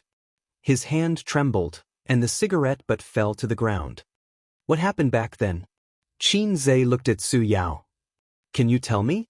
Su Yao nodded. As his voice fell, time reversed at this moment, and the chaotic past flashed past like a merry-go-round. Chapter 594. Ever since Su Yao could remember, he had lived with his sister. In the second year of his birth, his father fell to his death from the dam when he was digging a reservoir in town. Due to the background of the era, the matter was settled after paying a few food stamps as a token payment. His mother died when he was 4 years old. At the end of the 1970s, the 13-year-old girl and her 5-year-old brother struggled to make a living. From the age of 13, his sister had to work in the fields with the adults in town. She would send her brother to her uncle's house next door. After their parents passed away, the few relatives were not willing to help take care of the two burdens. Su Ru did not blame them. After all, it was not easy for any family. It was a terrible thing to have more mouths to feed. Only her uncle's family would occasionally help them. Actually, even though he was called a granduncle, it was only because they were related by blood many generations ago. Going back a few generations, most of the people with the surname Su in the Su clan could be considered relatives. Her uncle had a son and a daughter. The daughter was called Su Lan and the son was called Su Guang. Su Lan and Su Ru were about the same age, only 2 years apart. The two were very good playmates. However, fate made the two girls walk on different paths. The 11-year-old Su Lan was still in primary school, while the 13-year-old Su Ru was already chopping firewood in the mountains and farming in the fields. In a poor and backward town, there were many girls like her who worked in the fields. However, there were no girls like her who lived a hard life. The next year, Su Ru's body was very weak and she fell seriously ill. She almost did not make it. Some relatives who were indifferent to the siblings couldn't stand it anymore and persuaded Su Ru to give her brother away. Boys were popular in any era. There would always be someone who wanted them. If they were alone, no matter how hard it was, they could live a peaceful life. However, Su Ru did not agree and scolded the relatives away. She said that she would not send her brother away even if she died. Otherwise, how could she face her parents in the underworld? It was said that the eldest sister was like a mother. It was not wrong at all. In this poor era, the siblings depended on each other. Knowledge could change fate and create wealth. Studying was the only way out. Su Ru dropped out of primary school after finishing primary school. It was normal in that era. His younger brother, Su Yao, was a good student and was very smart. In the 3-tile-roofed primary school in the town, no one could beat him. Therefore, she hoped that her younger brother would have a bright future and be able to change his fate. The greatest desire of a poor person was to change his fate. When Su Yao was 13 years old, he didn't have enough money to go to junior high school. It was Su Ru who borrowed money from the townspeople. That day, it was drizzling. Su Ru was kneeling in front of her cousin's house. The door was tightly shut. No matter how hard she begged, she couldn't get the tuition fees. She kowtowed, one after another. At that time, Su Yao stood beside her and saw that his sister's trousers were stained with rain and mud. He straightened his neck and said, "Sister, I don't want to study anymore. At most, I'll just farm." Too tired, really too tired. He didn't want to be his sister's burden and didn't want to continue studying. At that time, the college entrance examination system had just been restored, and the theory that studying was useless was popular everywhere. The dreadful theory of the uselessness of studying had been circulating for half a century. Su Yao didn't want to waste time in class. He wanted to be like Su Guang, slacking off. However, Su Guang skipped class to go out and play, while he wanted to help his sister farm. However, Su Ru slapped her brother and said sternly, "What future do you have if you don't study? How can you change your fate if you don't study? If you don't study, you'll be a peasant for the rest of your life." People with a bit of knowledge and culture had seen many peasants rise up and spread the word that studying was useless. It was ironic that an uneducated person would always remember that studying could change one's fate. "How much do you still owe our Rong school fees?" A gentle voice came from the rain. Su Lan was holding an umbrella and standing not far away. "I only have $1.50 here. The 50 cents is from my savings and the $1 is from Ah Guang." Su Lan said, "Any more and I really don't have it." Su Yao went to the best junior high school in the county. The tuition and miscellaneous fees added up to $8. Su Yao could imagine Su Guang's aggrieved and resentful face when his sister took away his savings. Su Yao did not take the money. Instead, he stared at Su Lan and said, "Little Lan, when are you leaving?" Su Lan walked closer. She held the umbrella with her right hand and knocked Su Yao's head with her left hand. She said angrily, "Call me Sister Lan, you little brat. I'm leaving tomorrow. My dad has been transferred to Shanghai. There's a house there. We'll go together," she said. Su Lan, who had just grown up, was delicate and beautiful. Her figure was slender and graceful, and her pair of black eyes were especially eye-catching. Su Yao said sadly, "He's not back yet?" "I don't know." Su Lan smiled. "Shanghai is too far away from Su Town. I don't know how many years it will take for him to come back." He was shorter than Su Lan by a head. When he looked away from her delicate face, he only felt empty in his heart. The young Su Yao had always liked Su Lan, who was much older than him. He liked to pretend to be deep in front of her and recite a few poems. His face was full of melancholy and vicissitudes of life like a poet. In fact, he was peeking at her reaction from the corner of his eyes, hoping to see admiration on her face. He pretended to be an adult and learned from his sister to call her Little Lan. He wanted to ignore the age gap between them. He wanted to tell himself that it was nothing. "I long to meet a girl who is as beautiful as a lilac, full of sorrow and resentment. She holds an oil paper umbrella alone, wandering in the lonely alley in the rain." Dai Wangshu's poem appeared in Su Yao's mind. Su Lan was the girl he longed for, the girl who was as beautiful as a lilac. But just like the lilac in the poem, she walked further and further away until all that was left was her back. On the day Su Lan left, Su Yao stood outside Su Town and watched her family take a tricycle to the county. He suddenly felt like smoking. After many years, they didn't meet or contact each other. When they met again, the lilac was already married. Su Yao squatted in front of his sister's grave and smoked one cigarette after another. He talked about his past without any expression on his face. There was no emotion on his face. There was only regret, deep regret. Xianxia thought to himself, "Damn, I didn't know you loved my mother so much. If my mother is lilac, then what are my sister and I? If my sister is a rose and I'm a green foxtail?" Uncle heard that someone coveted his sister, but he was still calm. Obviously, he already knew about it. Uncle sure has a big heart. If anyone dares to covet my sister, I'll teach them a lesson. What happened after that? Xianxia asked. After that, my sister knelt in front of my aunt's house for an entire night and managed to scrape together the rest of the money. Then she fell seriously ill. As for me, I went to school as I wished. As my grades got better and better, I got into high school. My school fees became even more expensive.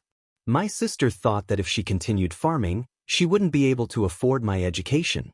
She took me away from Su Town and went to the county to work. She swept the floor, washed the dishes, and did the laundry. She did everything. Until my 3rd year in high school, she suddenly got pregnant and gave birth to you. I was born out of nowhere. Xianxia asked, who did she come into contact with? What did she encounter? Su Yao smiled bitterly. How would I know? I only knew how to study. She only wanted me to study. For so many years, she didn't get married. She didn't even have a partner. She raised me by farming and working. She had always been willing to sacrifice for me. She always wanted me to be successful. How could such a person suddenly get pregnant? Be more specific. Xianxia frowned. He had a lot of questions in his heart. It was impossible for a woman to fall in love and have a child without any signs, unless she was raped. If that was the case, Auntie Su didn't have to hide it.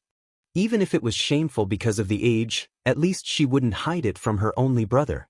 Also, why was I given away? Well, considering the social background at that time, it's understandable for an illegitimate child to be given away. The old man wrote in his diary that in order to give birth to me, my mother fled back to Su Town to avoid the evil hands of the family planning department. Where did that me go? There's no need to doubt the authenticity of that me. He must exist. Otherwise, the old man wouldn't have written it in his diary. Su Yao's attitude towards him was also very strange.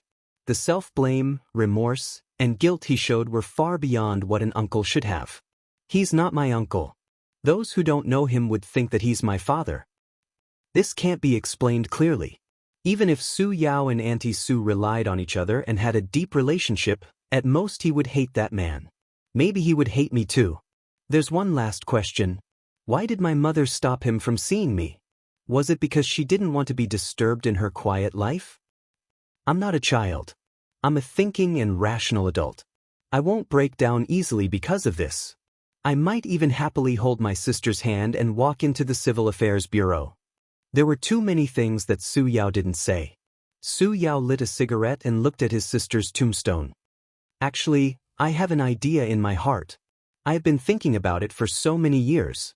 I have always felt that I should have seen that man before. It was in the 90s. That year. Chapter 595. At the end of 1993, in an underdeveloped county town, Su Yao carried a cloth bag sewn by his sister and walked in a dirty alley. On both sides of the road were mottled old houses. The water pipes were rusty and there was a trash can in front of every house, emitting a faint stench. He and his sister lived in a small alley. The location was bad and the rent was not expensive. In this era, there were very few people who came to the city to work and rent a house. Su Yao came to the door of his house, took out the key and opened the door. It was a small house with only 30 square meters. The curtains were drawn to separate the two rooms, one for the sister and one for the brother. There was only one bed in his sister's room and her clothes were kept in a box. Su Yao's room had an extra desk and a lamp.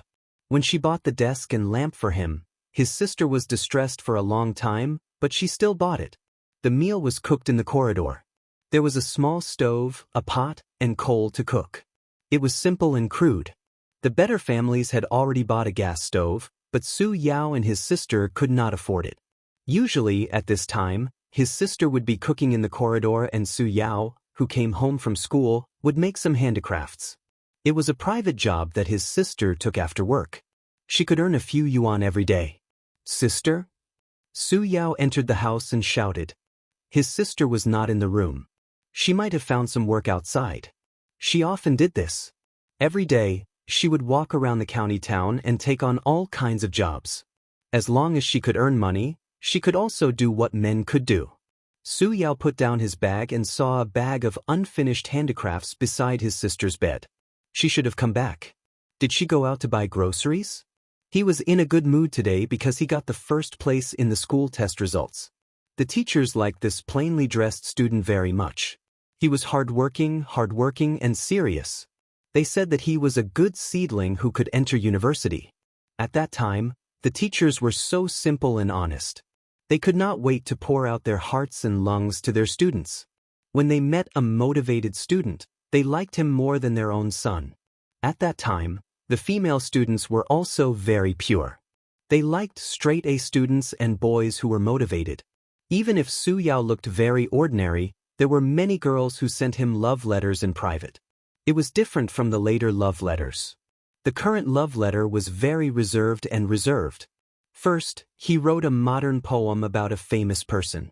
At the end, he added, "What do you think of this poem?" Then she would pass it to the boy she liked. If the boy was also interested in the girl, he would write back and secretly put it in her drawer the next day. After a while, the story came out. At the age of 18, love was inexperienced and immature, but it was also beautiful. After this age, even if she fell in love again, she would not be able to find that kind of feeling. However, Su Yao did not care about the girl's hints and love letters. He was like a stone statue standing in the rain of flowers, watching the petals fall one by one. He was too lazy to reach out to catch one of the beautiful petals. He didn't have the capital to fall in love, nor was he interested in it. A village boy only knew how to bury his head in books and live up to his sister's expectations. Moreover, Ding Xianxia had drifted to Shanghai with the wind. She had originally wanted to enter Fudan University, but she had gotten married in her first year of high school. She married a bandit from Shanghai. Su Yao had not recovered for a long time. At one point he wanted to hit someone when he heard Shanghai. He was too silent, low-key, and reserved. He had always suppressed his feelings of love in his heart. But what was the value of not saying it out loud? On the day of the wedding, Su Yao went and got the fare from his sister. It was very expensive, so expensive that he almost cried. At the wedding, his Ding Xianxia was very beautiful. No, that was no longer his Ding Xianxia. It was the flower of the man who was the teacher. Liltlan was very happy to see him. She was happy from the bottom of her heart and gave Su Yao some comfort. The girl I like is more important to me than 1,000 gold coins. I'm glad that I'm not as light as a feather in her heart. The man looked at his newlywed wife with a smile. His wife introduced him. "This is my younger brother from my hometown." Reality gave Su Yao a heavy blow. At that time, he asked himself in his heart, "So, he's just a younger brother?" His heart suddenly ached, but he still did not cry. But when he really cried, it was after the wedding banquet. "That kid," Su Guang said, "is your sister's problem because of your sister?" Su Yao cried, and then he beat that kid until he cried too. Su Guang was born a little early. If it were now, he would definitely comfort Su Yao with another sentence, such as, "Ah Rong, don't cry. Stand up and play." Su Yao sat on the bed, making handicrafts, and let his imagination run wild. His sister's hand was full of frostbite in winter and was dripping with blood. Unknowingly, it was almost dark, but his sister still hadn't returned. Su Yao decided to go downstairs to look for her. He closed the door and left the residential building. At the corner, he saw his sister talking to a man in the twilight. The two of them were holding hands, and he could vaguely see the man's face. It was a calm and serious young man. When he talked to his sister, his eyes were full of smiles. When Su Yao saw him, the young man also saw Su Yao. Perhaps he felt that the young man's gaze was too sharp, and he was stunned. His elder sister noticed his momentary daze and turned to look at him, following his gaze. His sister's expression changed slightly. She whispered a few words to the young man and turned to face Su Yao. "Who is he?" Su Yao asked. Friend. He helped me." Su Ru explained briefly and changed the topic. "Sister came back late because of something. Arong, are you hungry?" Su Yao looked at the young man's back as he walked further and further away, disappearing into the night. Since then, Su Yao never saw the young man again. His sister didn't seem any different. She worked as usual every day and endured hardships. In 1994, 2 things happened in this year, and each of them brought disaster to the small family. The first thing was that due to the bursting of the real estate bubble, it caused an extremely terrifying economic crisis. Those who hadn't experienced that era couldn't imagine how terrifying that economic crisis was. It was a direct economic collapse, far worse than any other economic crisis that came after. In fact, there was a collapse as early as 1990. In 1994, the 2 crises overlapped and strengthened each other. Bang! The collapse of the bubble forced many people to their deaths.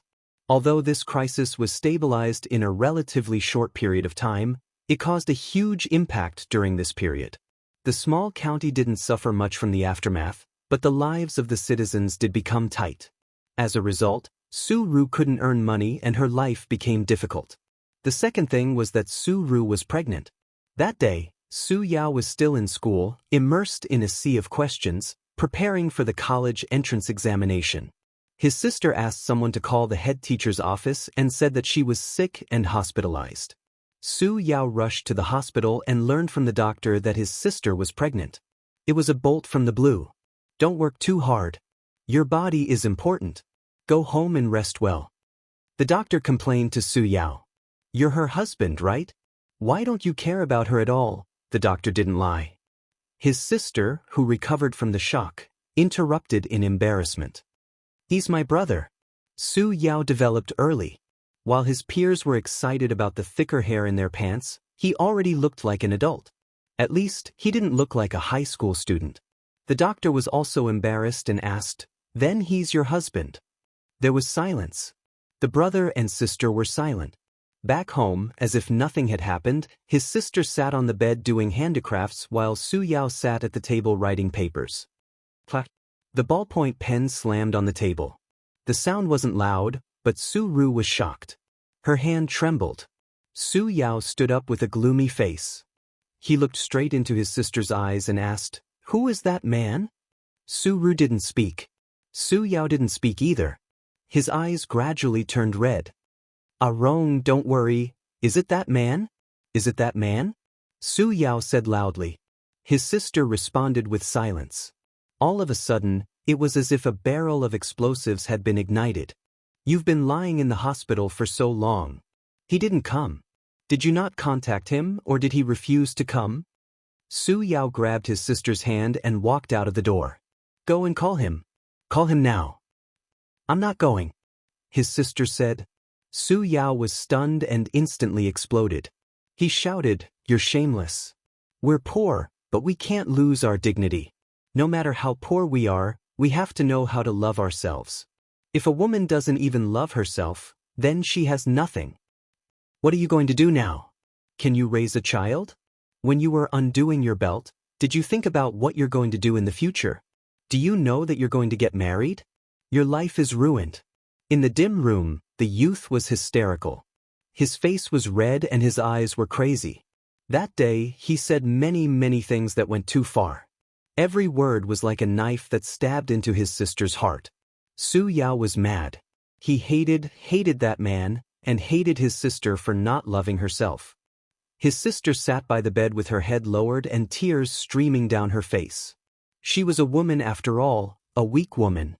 Life made her strong. In some aspects, she was even more hardworking than men. But in front of her brother, she cried helplessly with her head lowered. Many years later, whenever he thought of this scene, Su Yao would tremble. His body and mind would ache from the inside out. I remember every word clearly. Every word is imprinted in my heart. I hate myself back then. I was too selfish. I never thought about her feelings. I never thought about how wronged she was, how helpless she was, how she longed for someone to help her. She was like a person who had sunk into a swamp, longing for someone to lend a helping hand. But I, her little brother, ruthlessly trampled her down.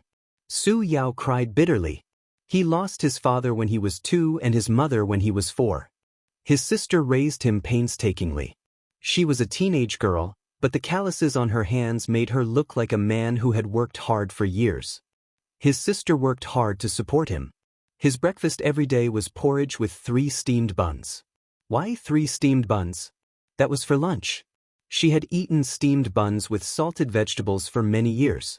When he was young, she refused to give him away. When he grew up, she was single and unmarried. She gave all her time and hope to her brother. But her brother did not understand her. Qin Zhe looked at this man in silence. At this moment he stripped away all his outer layers. Success, seriousness, glory. He squatted in front of his sister's grave like a broken child, crying like a fool. Regret was regret because it was destined to be irreparable. You cried your heart out. You hated yourself back then and wished that time could turn back to make up for your mistakes. But life would never give you a second chance. So, you tried your best to acknowledge me as your nephew. You wanted to make up for your mistakes. You wanted to appease the pain that was hidden in your heart day after day. And then, Qin Zhe asked in a hoarse voice. Chapter 596. An indescribable atmosphere hung over everyone's head. Silence, depression, and sadness made people's hearts heavy. Su Guang understood Su Yao the most. He was also one of the participants in the incident. Su Ru's experience made him sigh. Su Yu looked at Qin Zhe with pity. She always felt that her life was miserable enough. Her grandmother didn't love her, her uncle didn't love her, her mother didn't love her, and her father didn't love her. They each gave birth to a child to take her place. Su Yu felt that she was wandering in the shadows where the lights of the 2 families couldn't shine. She didn't fit in with the harmonious atmosphere of their family. It was said that parents were the closest people in the world. She also wanted to, but her parents didn't love her. Perhaps they even saw her as the failure of a failed marriage in her life. But compared to Qin Zhe, she seemed to be very lucky. Although he had a happy family with a strict father, a gentle mother, and a flirtatious sister. However, he did not know his biological mother. It was only after her death that he found out the truth. And no one knew who his biological father was. Their experiences were so similar. A's and I were a match made in heaven. Su Yu thought happily. The man didn't appear. He didn't appear from beginning to end. The sister's belly was getting bigger. Taking advantage of the summer vacation, the brother and sister returned to Shujia town. In the 1990s, a woman who got pregnant out of wedlock in this remote and poor town would be criticized. For a time, rumors were everywhere. Some said that Su Ru was someone's mistress outside, so she had money to support her brother's education. Some said that Su Ru had a boyfriend outside, but was abandoned by him. Anyway, there were all kinds of rumors. Bad woman, casual, indecent, all kinds of labels were placed on her. It was summer vacation, and the sun was burning the earth. In a small shop in the town, a group of aunties were chatting and waving fans in their hands. Who's the bastard in Su Lan's belly? She's about to give birth. There are so many wild men outside. If she doesn't say it herself, how do you know who it is? This child who lost his parents since he was young is so easy to fool. He's coaxed to bed with just a few words. Who wants her now? Did Ah Rong get into university? Hey, when Su Lan gives birth, how will she have the money to send him to university? The shopkeeper's face suddenly changed and she winked at the aunties. At the door, outside the shadow of the eaves, Su Yao stood there expressionlessly, his hands clenched into fists. Ah Rong, you're here to get your acceptance letter, right? You just arrived this morning. The lady boss squeezed out an awkward but polite smile. Su Yao took the acceptance letter and left. It was sealed in a yellow envelope. Ever since he returned from the summer vacation, he had heard too many rumors. Some were said behind his back, and some were said to his face. He, who had never fought before, frequently fought with others during the summer vacation. Su Yao hated his sister. He hated her for not loving herself. He hated her for ruining his future.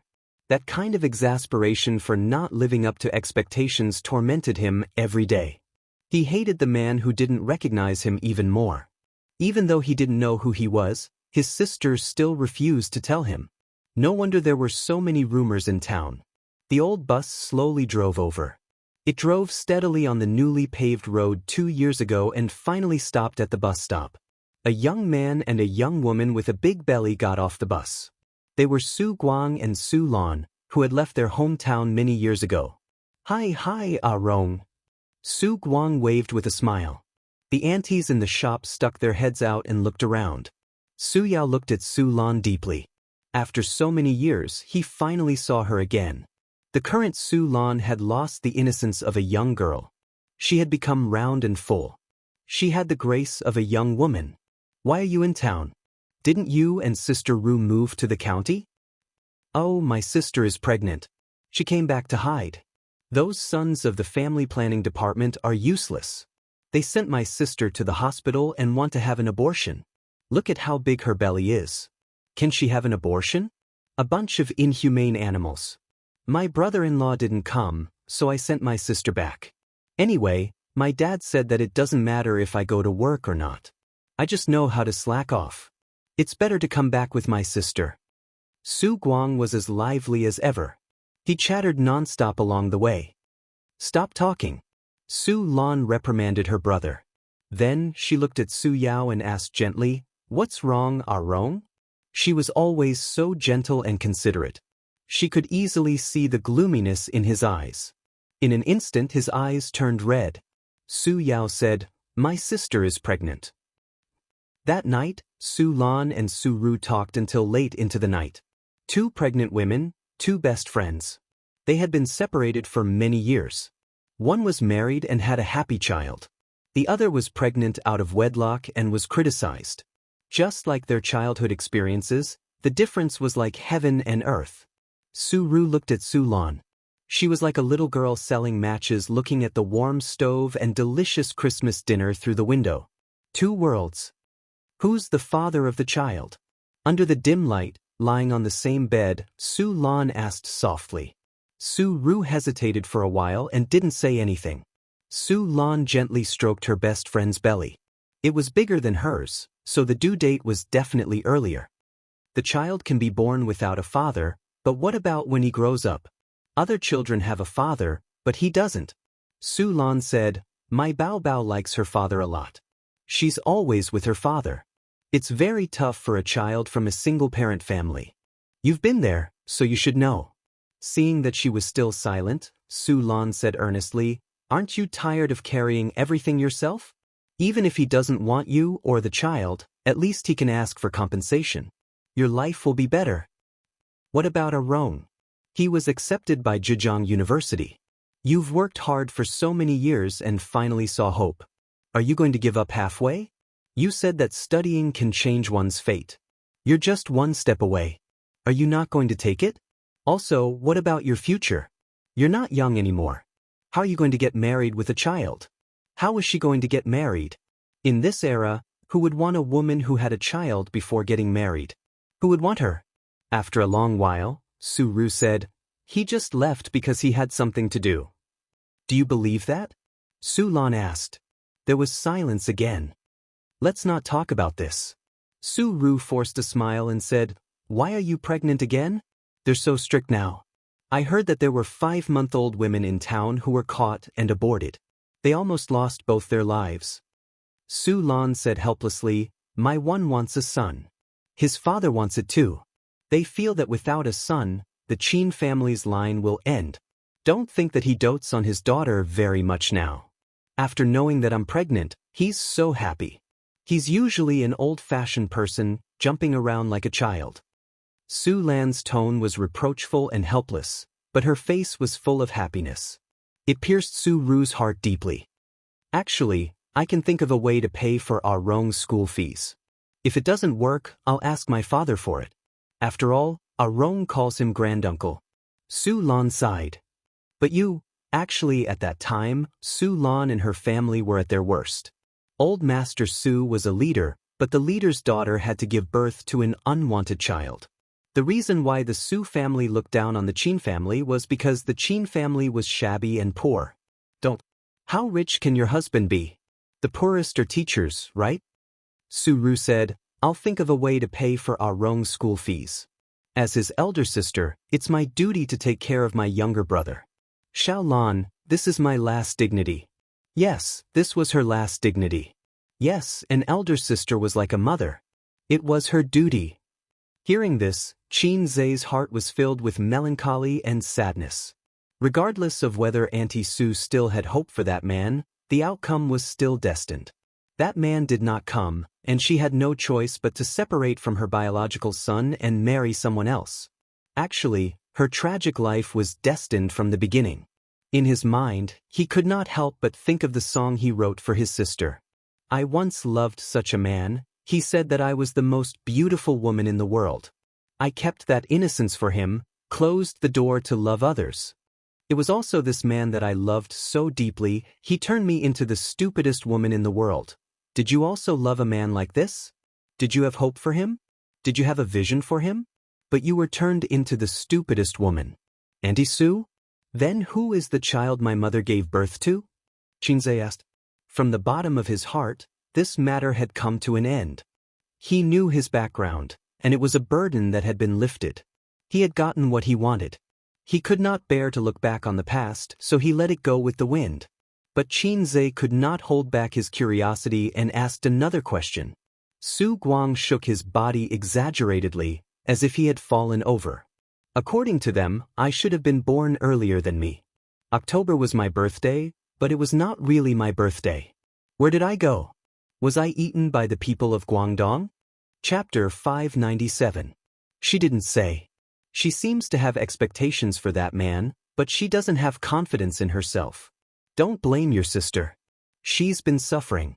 She hasn't had a good life since she was young. The next day, Su Yao came to find Su Lan. That was what she said. However, he couldn't completely understand his sister at that time. He hated her more, hated her for not living up to his expectations. His sister's life was ruined. At noon, Song Zhongji knocked on the courtyard door with 2 fish. He stood in the courtyard and said to the pregnant Su Ru, Is Rong here? He asked me to catch the fish. He said it's for your health. Thank you. He went out with Guang. Su Ru said, What are you thanking me for? 5 cents. Song Zhongji grinned. Su Ru was stunned and nodded. I'll get you the money. No, it's not convenient for you. I'll ask Rong when he comes back. As he spoke, Song Zhongji scooped a basin of water and placed the half-dead fish inside. This man was idle and didn't like to work in the field. He was good at catching fish and birds. He was the only one who didn't criticize Su Ru. He was probably a bad person and didn't have the right to criticize her. Maybe he wasn't interested in gossiping, or maybe he was a coward and was afraid that Su Yao would beat him. The day of labor came soon. Su Ru was Mr. Su. She didn't go to the county hospital. She didn't have the means to go to the hospital back then. In the countryside, she usually went to the village doctor. It was slightly better than the barefoot doctor. She had studied medicine for a few years, but her standard was definitely bad. Otherwise, she wouldn't be in the countryside but in the hospital. Shujia town was too poor to have a health center. There was a health center in the neighboring town. At noon, her water broke and she started to have labor pains. The child was born at 10 o'clock at night.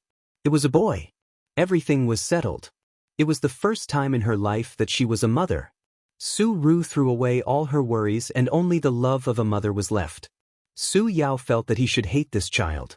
But when he saw the baby sleeping in the swaddling clothes and couldn't open his eyes to see the world, he clenched his little fist and slept quietly. His heart suddenly softened.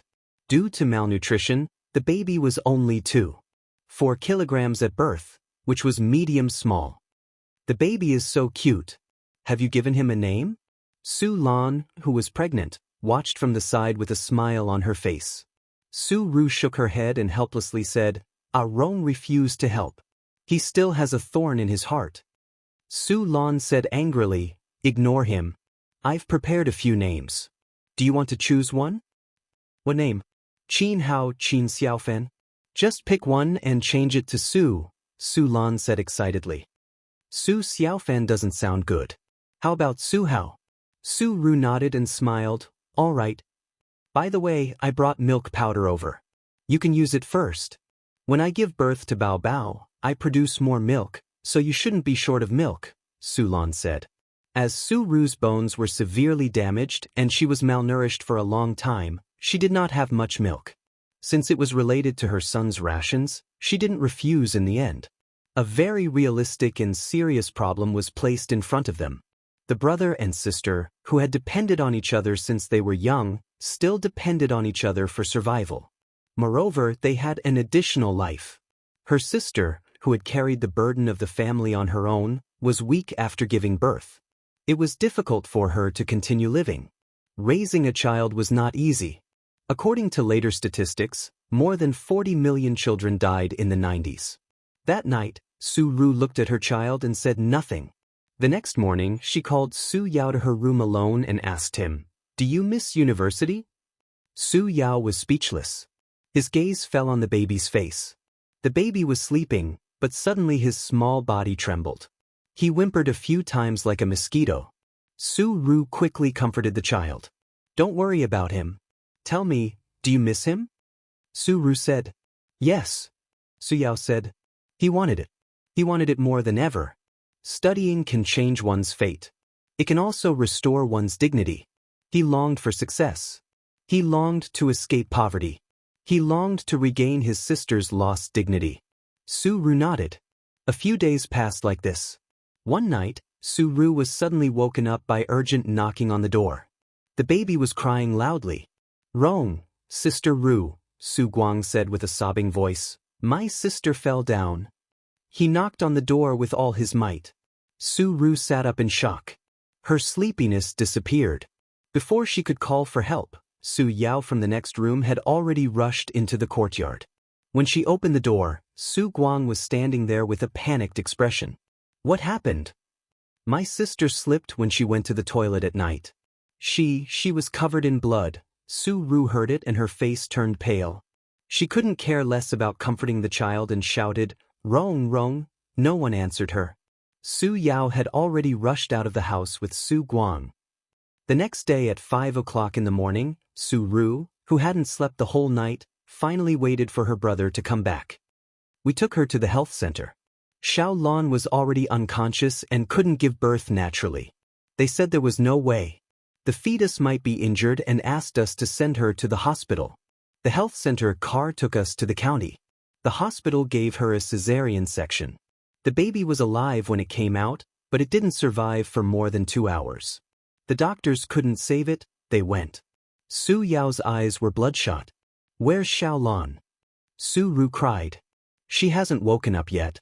Guang is in the hospital, squatting outside the ward and crying." Su Yao covered his face and said with a trembling voice, "A good child, gone just like that."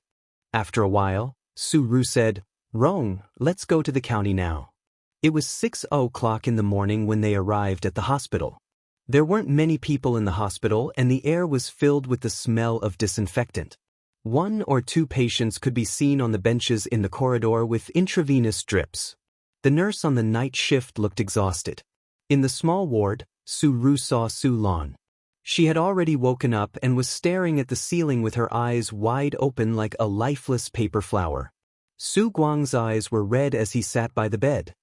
"Rong Guang, go out for a while. I have something to say to Xiao Lan," Su Ru said as she held the child in her arms. After the two left, she sat by the bed and whispered, "The child is gone."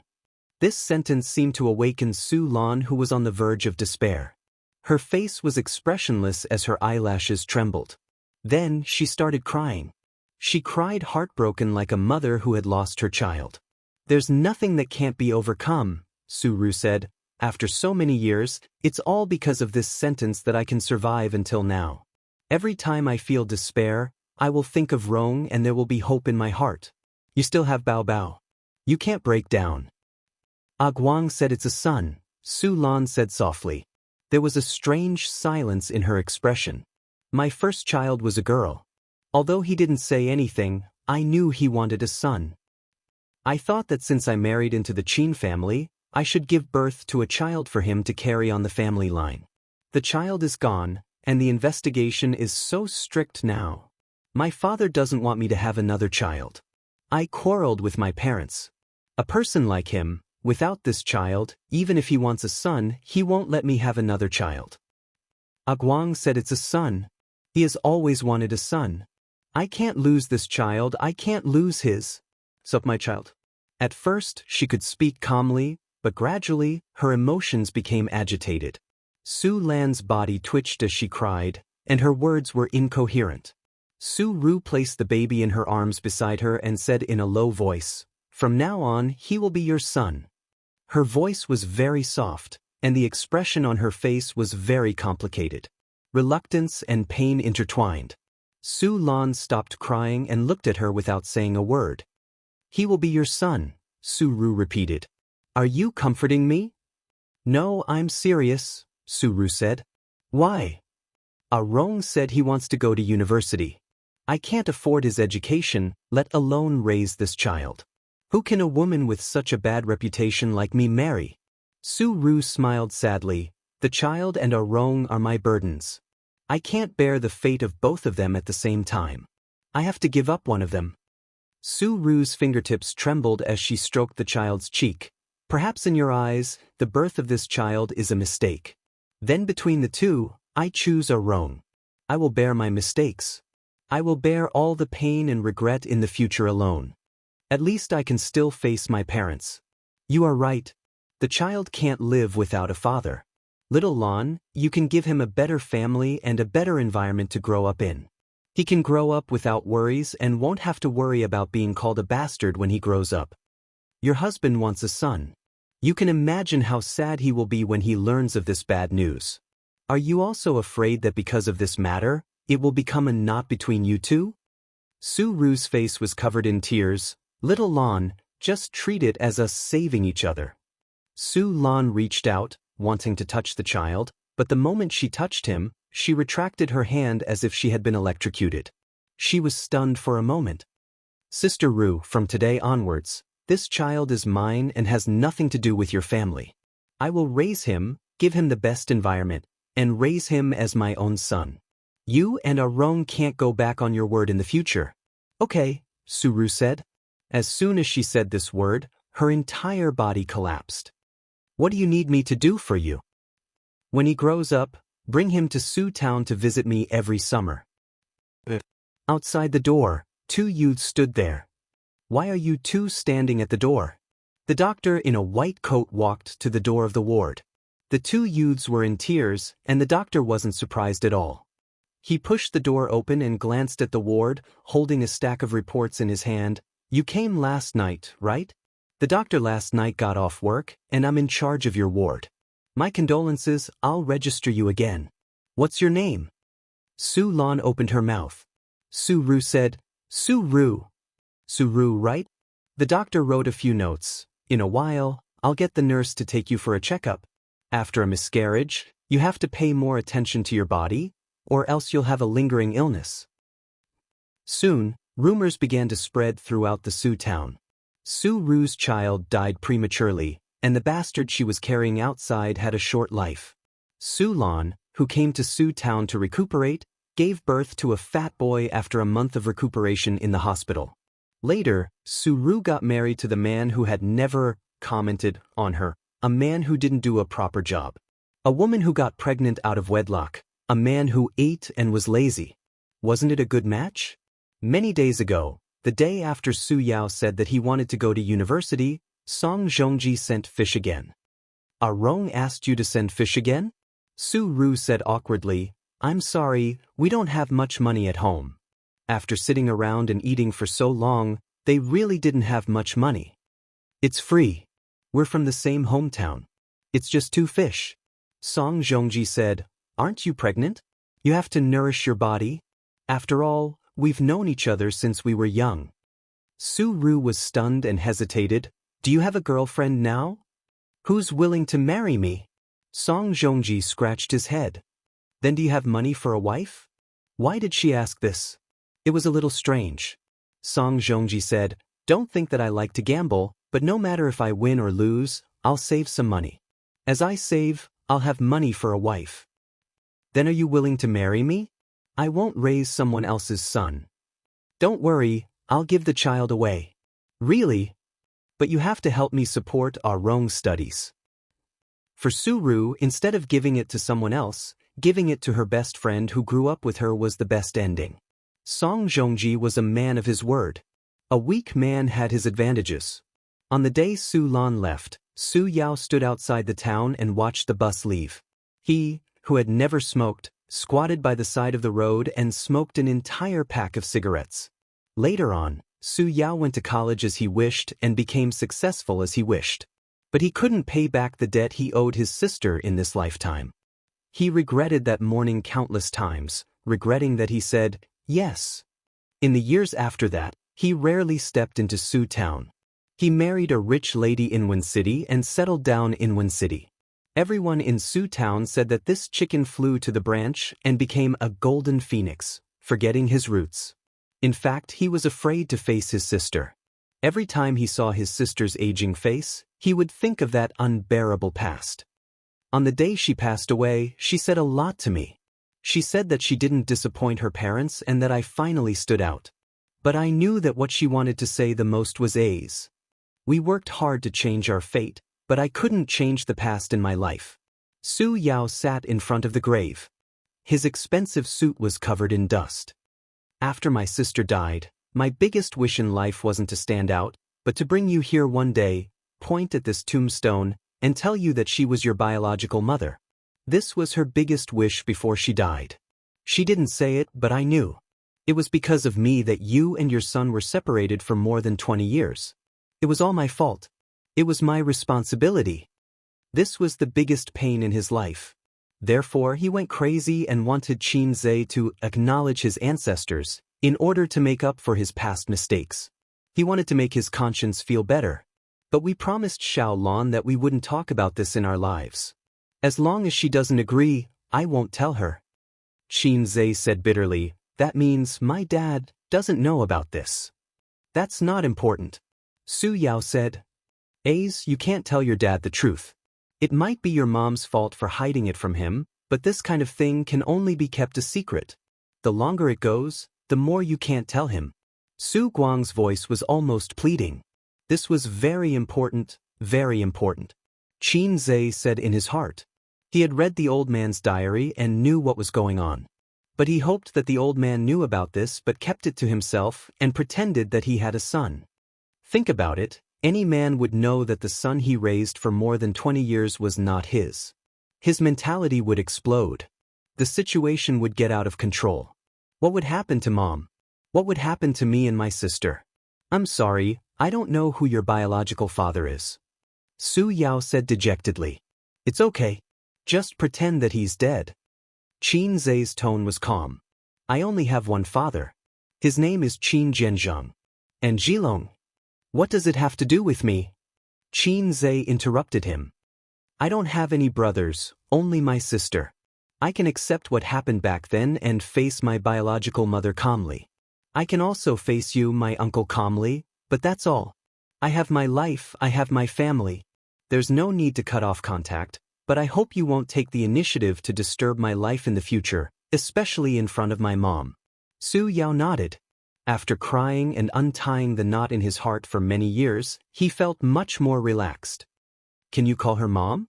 Su Yao looked forward to it. Qin Zhe was stunned. He stared at the tombstone. He opened his mouth and spat out a very simple word, but he couldn't spit it out. The high-speed train to Shanghai. Su Yu snuggled in Qin Zhe's arms. Women were always emotional. After shedding a few pounds of tears for the biological mother of her beloved, Su Yu became listless and didn't feel better for a while. Qin Zhe was much calmer. Do you think it's too cold? Qin Zhe's fingertips flowed through her hair. Su Yu wanted to shake her head, but finally nodded. Sadness doesn't have to be shown. The past is all in the past, and the people who leave will never come back. You can't change anything. Xianxia sighed. If she was still alive, I would treat her better, but as they agreed, I will always have only one mother. Raising kindness is better than giving birth to kindness. Don't you want to know who your biological father is? Do you think I should go find him? Suyu thought about it, shook her head, and said, You shouldn't look for him, but you can't help but think about it. Think? Why do you want to think about it? He may still be in that small county, living a mediocre life for half of his life, or he may sigh that he had an illegitimate child. But what does it have to do with me? The world is so big, I can't go find him. I said, let's just treat him as dead. Why do you want to find him? Do you want to cry and recognize him as your flesh and blood? I'm afraid that he will stick to me like a dogskin plaster. Anyway, he's a big boss with a net worth of billions. What if he makes my family restless? 2018, Midsummer in September. Xianxia, who finally learned about his life, could finally face his life more calmly. Chapter 598. On the journey from Shujia town to Shanghai, the Harmony train passed through the tunnel, crossed the fields, undulating mountains in the sun, and rippling ponds. Suyu sometimes bowed her head to play with her mobile phone, and sometimes peeked at the silent Xianxia. In silence, he was expressionless, just staring at the scenery outside the window, wearing a mask and no sunglasses. This was a first-class seat, and there would be no people coming and going. At this moment, Xianxia had an indescribable charm, especially the melancholy hidden in his eyes. In fact, he was still very sad. After all, that was his biological mother, a person who had worked hard to change her fate all her life. She had no hope, so she pinned all her hopes and beauty on her brother, and bore all the pain and regret alone. If you want to fly, I'll carry the pain. And Su Yaoji showed far more emotion than an uncle, because he could never care about the past. He felt that he caused the separation of his sister's mother and son, causing his sister to die of depression. The sister who raised him since he was a child, the sister who gave up half of her youth for him, he had been asking for it all his life, until he wanted to compensate, but it was too late. Life was like a play, it was not wrong at all. She leaned her head on Xianxia's shoulder and closed her eyes. Tenderness and sadness surged in her heart, filling her chest. She hoped that this was a journey without an end. She hoped that in the future, she could always lean on this shoulder. Husband, do you love me? Suyu murmured. Oh, don't say such sad things. Xianxia unscrewed the mineral water. Come on, good brother, deep feelings, drink it. Suyu, she hit him angrily. Old husband and wife, still so pretentious. Xianxia said in a bad mood. When Suyu heard it, she happily hugged his waist with shallow dimples. When Xianxia noticed her, Suyu had already fallen asleep. Her face was serene, with a round nose, a ruddy mouth, and long eyelashes that were like the wings of a flying bird. He didn't know if it was an illusion, but she seemed to have become much prettier. Xianxia always feels that no matter how beautiful things are, after looking at them for a long time, there will be aesthetic fatigue. He tries to recall the scene when he first met Suyu. The deepest impression in his mind was not her beautiful face, but her tall figure. She was wearing a sexy OL suit, very cold and very goddess-like. Before he met her, she was like a cold daisy in the cold wind. She was beautiful, cold, and unapproachable. After getting to know her, she shed her disguise. She was a beautiful lily, blooming delicately in the rain and sunshine, nourished by the sun. Xianxia carefully took out his mobile phone and tried not to wake her up.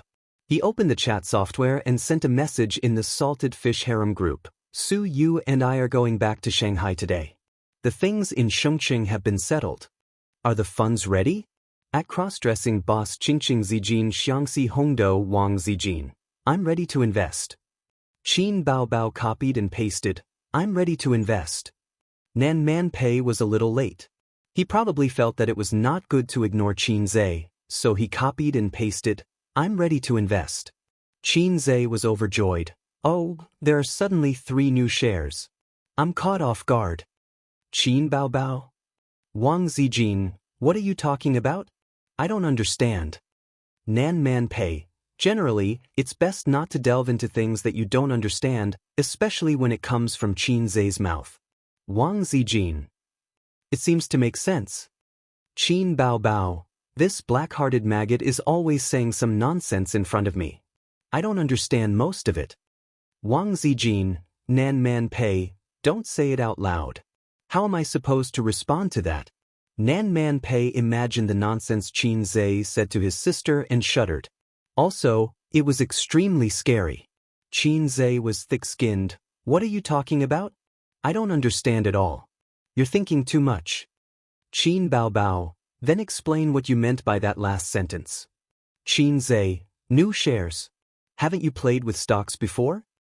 I'm not afraid even if the crap comes, I'm not afraid.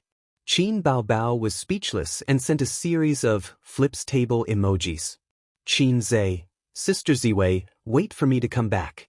You said you would cook noodles for me. I like noodles and soup, not hot noodles. Wang Zijin, she had the urge to go crazy. As an editor who had been on the internet for a while, she could actually understand instantly. That day, she had a private chat with her boyfriend and was a little naughty. In the group, her style of chatting had always been dignified and serious. Qin Zhe actually hinted in the group. Nan Man Pei definitely didn't understand. Speak human language.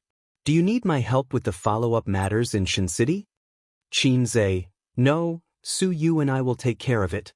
Sister Man Pei, let's play the game of eagle and chicken another day. Nan Man Pei, ? Wang Zijin, Aze, what's wrong with you today? She felt that he was a little unrestrained and wasn't in the right state. Was he provoked? Qin Bao Bao didn't say anything. She was confused and thought that her brother was just talking nonsense. Qin Zhe didn't answer her and put his phone in his pocket. He was very happy to be mischievous and had found the right state of life. Don't think about it. Let bygones be bygones.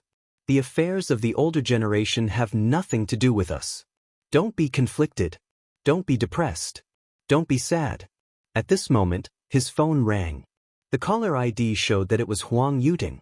Qin Zhe was helpless. He gently woke Su Yu up and indicated that he needed to answer the call. He held his phone and put on his sunglasses. He got up and left his seat to open the toilet at the end of the car. Click. The lock popped back and Qin Zhe picked up the call. Old Huang, what's the matter? Huang Yuting laughed. Mr. Qin, there's something I want to tell you directly. After all, we're old friends. I've discussed it with my agent. I think we can release one song from the album in the second half of the year. I want to sing it now. I haven't had any works in the past few months, and the company's composer isn't very satisfied with the song. Huang Yuting chattered for a while. Among the artists that Qin Zhe had poached, Xianxia and Yi Lu had gone out to film. As for the singers, Huang Yuting and Su Jiao were busy with work and didn't have any new works for the time being. There were some rumors circulating on the internet that the two of them might have gone silent and jumped ship to Tianfeng. In the end, they didn't have any works for half a year. If it weren't for the fact that they were directly advertised in variety shows, the audience would have forgotten about them. Huang Yuting had taught a newcomer in his previous company. That newcomer's catchphrase song became popular on the internet recently and his fame increased greatly. On the other hand, his master hadn't made any progress and was a bit agitated. No problem. What kind of song do you want? Qin Zhe asked. I'm still worried about your work. Huang Yuting said modestly, just a hit song will do. Get lost. I'm just kidding. Huang Yuting said, I just want to sing a song with feelings. A song with feelings? Qin Zhe thought for a moment. Then I have a lot of songs here. I just thought of one. It's said to be quite popular. It's said to be quite popular? What do you mean? Oh, I think it should be popular. Qin Zhe changed his words. It's said to be quite popular because the system told him so. It's the most popular online song of the year. Qin Zhe had a lot of songs here. This kind of song was most suitable for the artists under him to sing. For his sister, he wanted to write some good songs with a little bit of meaning that could be passed down for many years. Do you have a demo? Huang Yuting suddenly became excited. Qin Zhe's last song, Love Even If You Die, made him famous. Although it was a catchphrase song, it was more beneficial to increase his fame. In the past, his fans were all young people. Now, even those burly men could shout out his fame. Huang Yuting? Oh, I know him.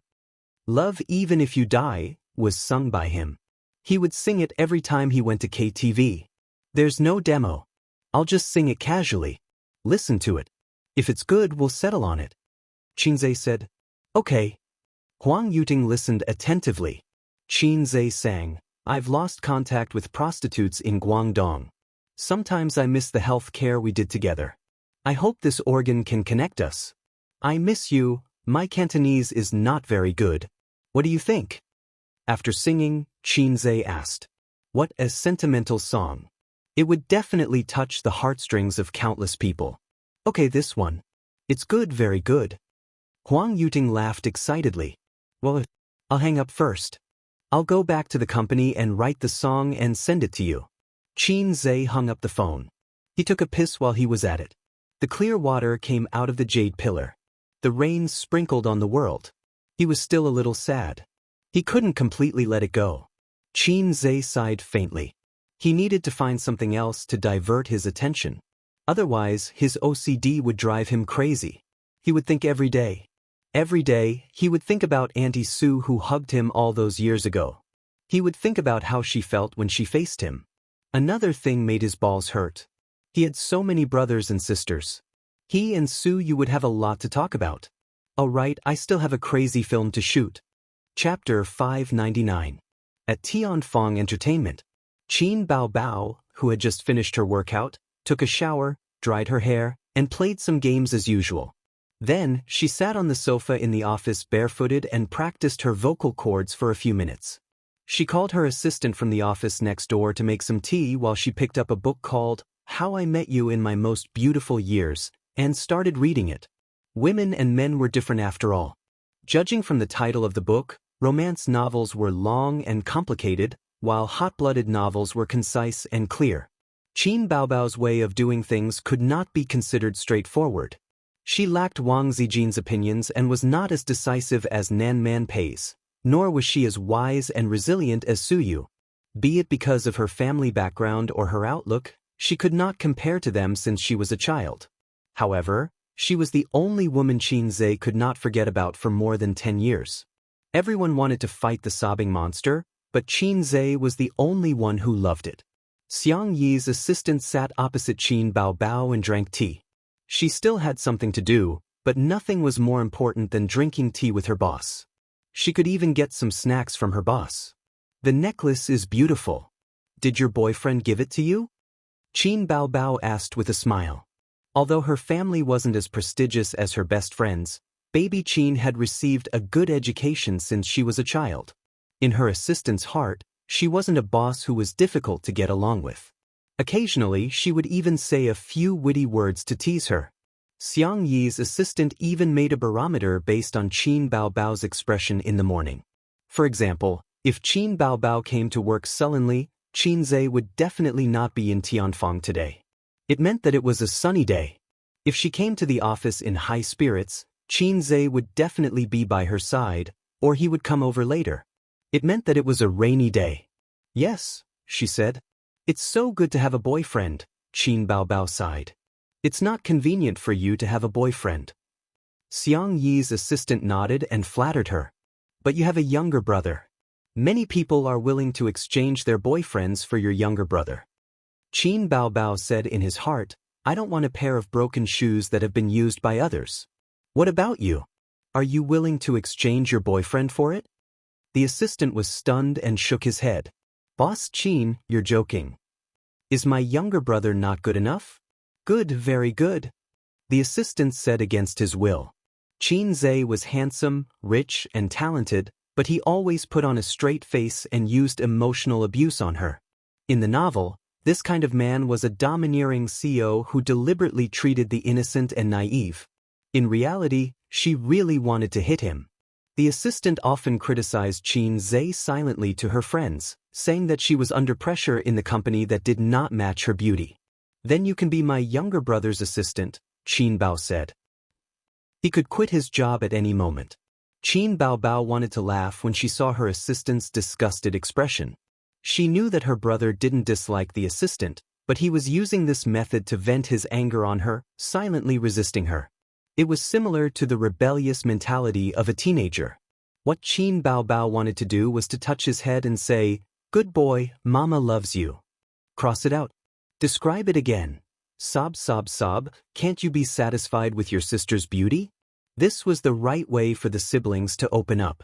Finally remembering that she had something to deal with, Qin Bao Bao sent her assistant away and reluctantly put down the book. She rubbed her eyes, put on her high heels, and planned to work hard at her desk.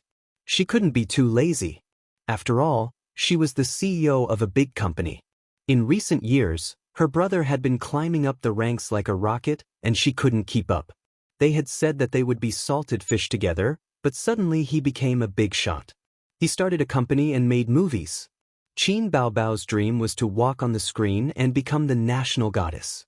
The reason was that every time she saw her beautiful face in the mirror, she felt a sense of loneliness. Good things couldn't be hidden, so she had to share them with the whole country.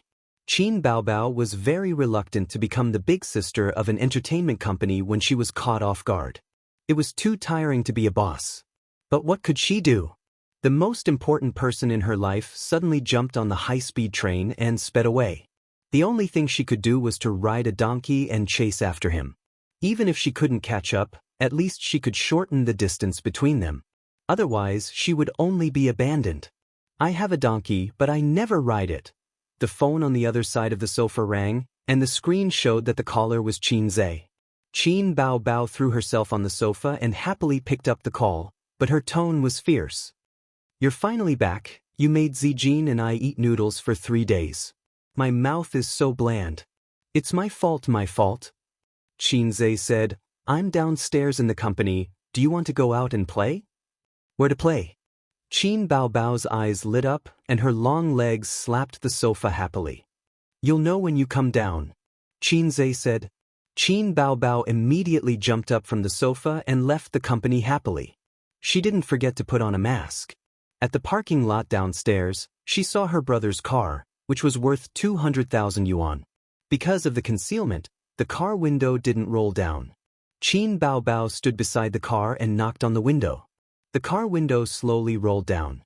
As a sister, she shamelessly winked at her brother. Qin Zhe got it and said, "Get in." "You're the right person after confirming with my eyes."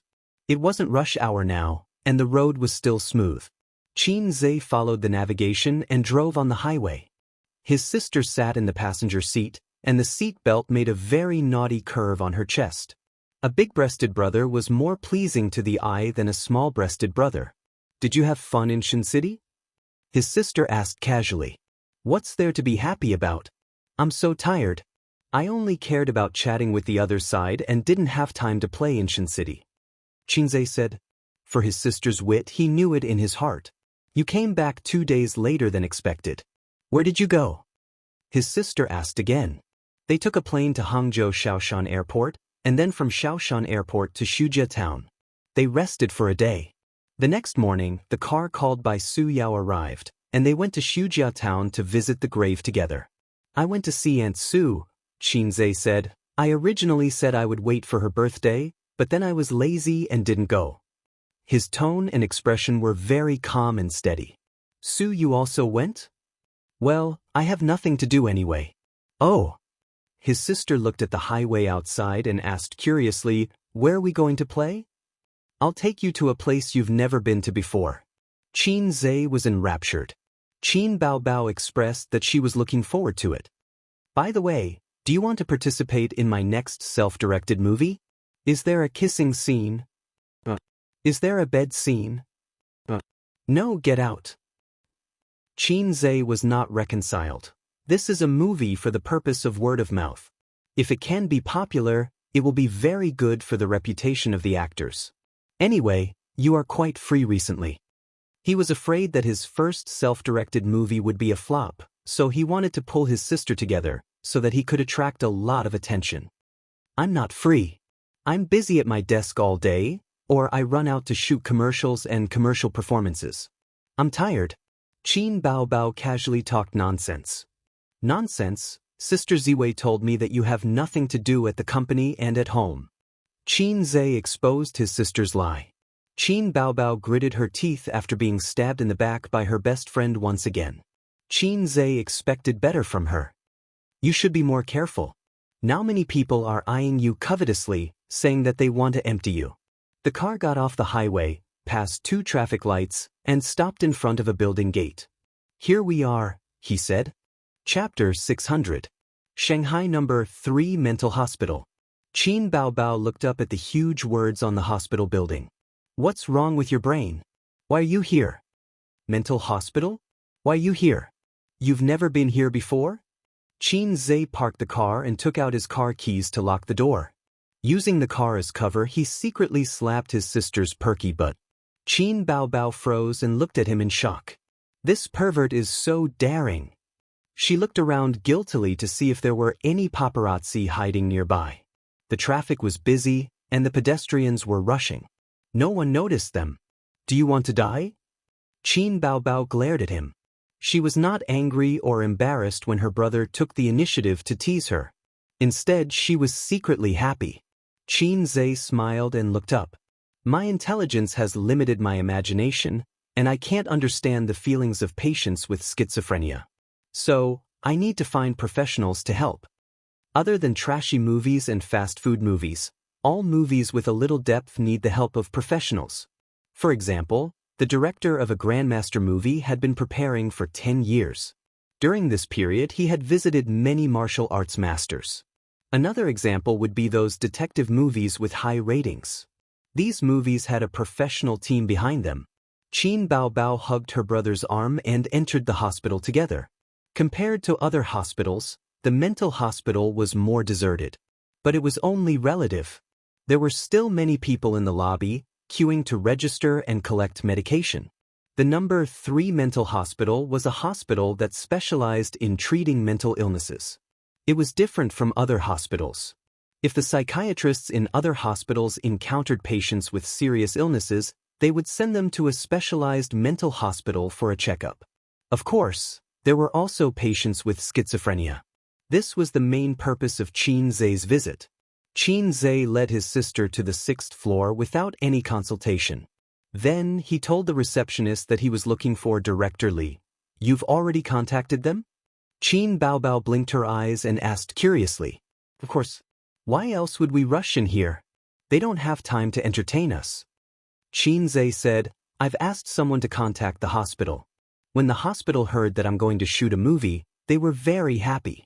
After all, it's a form of publicity. Also, I've hired Director Li to be my consultant. He's an expert in schizophrenia and has a lot of experience. This time, I'll pay him a visit and have a chat with him so that I can get some inspiration. I thought you were really going to ask me out to play. The elder sister was disappointed. What am I? A vase that serves as a foil? Don't speak so bluntly. Qin Baobao pinched his waist but did not manage to pinch his soft flesh. She snorted and said, Your waist is getting harder and harder. It's not fun anymore. You haven't played it before. How do you know it's not fun? They bickered all the way to Director Li's office. The nurse leading the way said apologetically, Director Li is tutoring a patient and will be done soon. Please wait outside for a while. Qin Zhe and his elder sister sat down on a bench outside the office. There was a woman beside them. She was dressed very brightly, but her complexion was not very good. She had heavy dark circles under her eyes. Do you have some kind of hobby? The woman asked Qin Baobao. Qin Baobao, wearing sunglasses and a mask in a mental hospital, was not normal. Everyone has some kind of mental illness. If we talk about it properly, it will improve. The doctor said that I have mild depression. I have to communicate more and travel more often. Otherwise, it will worsen. The woman was the first to confess. She tried to break down Qin Baobao's psychological barrier. Qin Baobao thought to herself, Crazy. I'm just an onlooker. I'm not sick. She wanted to ignore her, but her younger brother poked her waist. After many years of tacit understanding, Qin Baobao immediately understood her younger brother's intention. He wanted to collect material. Qin Baobao said in a low voice, Yes, I'm too beautiful. If I don't wear a mask, those men will have bad intentions when they see me. I'll be on tenterhooks. Qin Zhe, the woman looked at her sympathetically. This should be a patient with extreme inferiority, which led to delusions. What about him? Your husband? The woman asked. Yes, he accompanied me to see the doctor. The doctor said that I'm under too much psychological pressure. Qin Baobao said, What about you? What's the reason? The woman looked at Qin Zhe. He was a normal person. He was not on her side. Hence, she whispered to Qin Baobao. There was a saying, mental patients all think that they are not wrong. It was complete nonsense. In fact, most mental patients knew that they were sick. Only those with severe mental illnesses would lose their minds. Do you think men are disgusting? The woman suddenly said in a very low voice. This. Qin Baobao looked at her younger brother. He was not disgusting.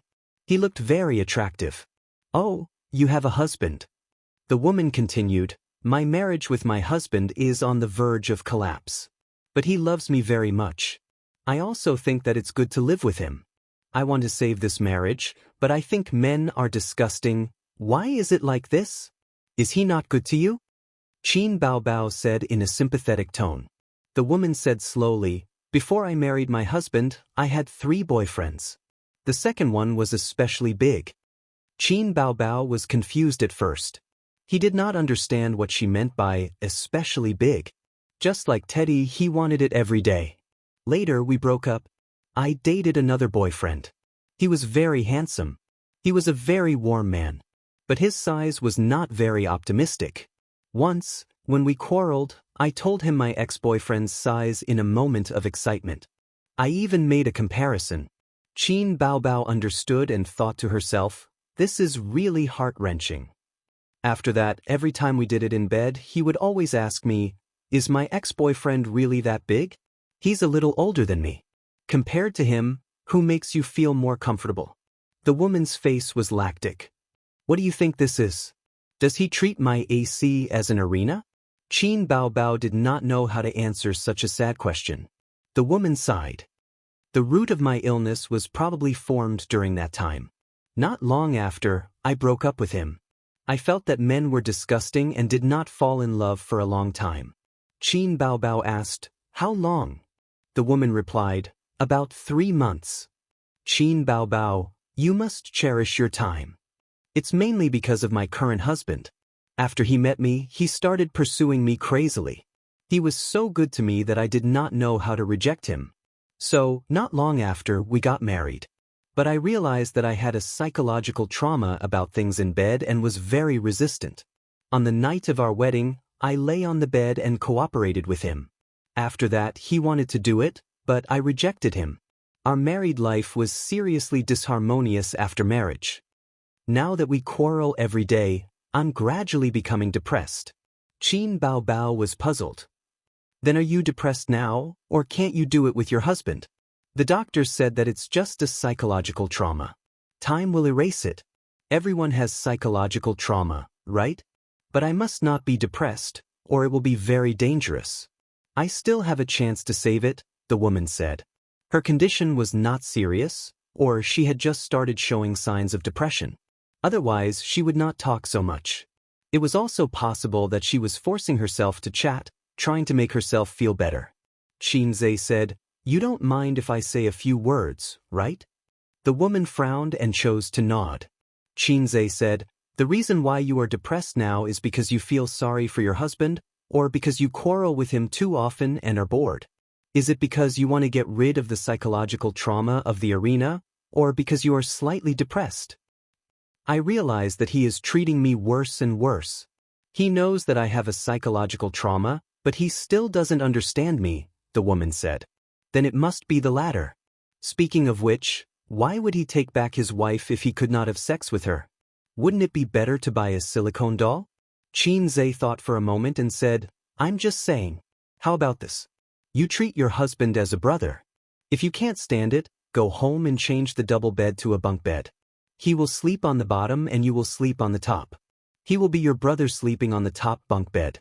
Since he is your brother, it's not unacceptable to have sex with him occasionally, right? After all, friends walk together for life. When the woman heard this, she felt that it made sense and fell into deep thought. The door to Director Li's office opened, and a man in a suit left. Qin Zhe immediately knocked on the door and entered with his sister. Hello, Miss Qin. Director Li was about 60 years old. He had a head of white hair, wore glasses, and wore a white coat. He had already received a call from outside, saying that the person who had made an appointment today had arrived. Qin Zhe and his sister shook hands with him. Director Li personally made tea for the two of them and said with a smile, "Miss Qin, remember to give me your autograph later. My granddaughter likes you very much. Oh, my grandson also likes Miss Qin very much. He wants one too." The Miss Qin at the end was said to Qin Bao. "No problem." Qin Zhe took a sip of tea and said seriously, "Director Li, I would like to know more about mental illness. My script business has hit a bottleneck. Because my knowledge of this field is limited, it is a bit difficult for me to write." "How much do you know about mental illness?" Director Li asked. "Schizophrenia." "Oh, schizophrenia," Qin Zhe said. "Schizophrenia is a mental illness. It is a continuous, usually chronic, major mental illness. It is the most serious type of mental illness." Director Li smiled and said, "When it comes to writing a script, only this type of person can write a good script. When it comes to mental patients, many people will subconsciously think of words like delirious, scary, and not illegal to kill. Actually, everyone more or less has a small mental illness, such as mania, anxiety, and mental weakness. Internet addiction is also a type of mental illness. Right? There are also those who say, the first floor makes sense, and those who like to raise dogs in the comment section." Qin Zhe asked curiously, "What type of mental illness do the last two people belong to?" "Congenital brain disability," Director Li said. Qin Zhe nodded slightly. "As expected of an expert. Your description hit the nail on the head. I have learned something new. People like them usually behave like normal people, but once they are online, they can't help but control their hands. Even if people often scold them, they know that this behavior will cause dissatisfaction. However, they never get tired of it because their brain's sensory ability has changed. In the field of mental illness, it is called congenital brain disability, but their inability to control their actions is like obsessive-compulsive disorder. Everyone has obsessive-compulsive disorder." Director Li pointed at the stack of books on the table. The books were neatly stacked, but there was one book that was more mischievous. It was crooked. After you sat down, you looked at it 3 times. "Did you want to arrange it neatly like the other books?" Director Li said, "I did this on purpose to see if the patient has obsessive-compulsive disorder. Qin Bao also has obsessive-compulsive disorder, but it is very mild. However, your condition is more serious than hers. She only looked at it once, but you looked at it 3 times. For adults, obsessive-compulsive disorder doesn't affect normal life, but for children, severe obsessive-compulsive disorder can cause ADHD." Qin Bao suddenly understood. "Oh, he had ADHD when he was young." Qin Zhe kicked his sister and asked, "I want to know if it is possible to set the main character with dual personality." "You want to ask about the relationship between schizophrenia and dual personality, right?" Director Li asked. Qin Zhe nodded. "Yes, the details must be handled well, or else it would be a joke."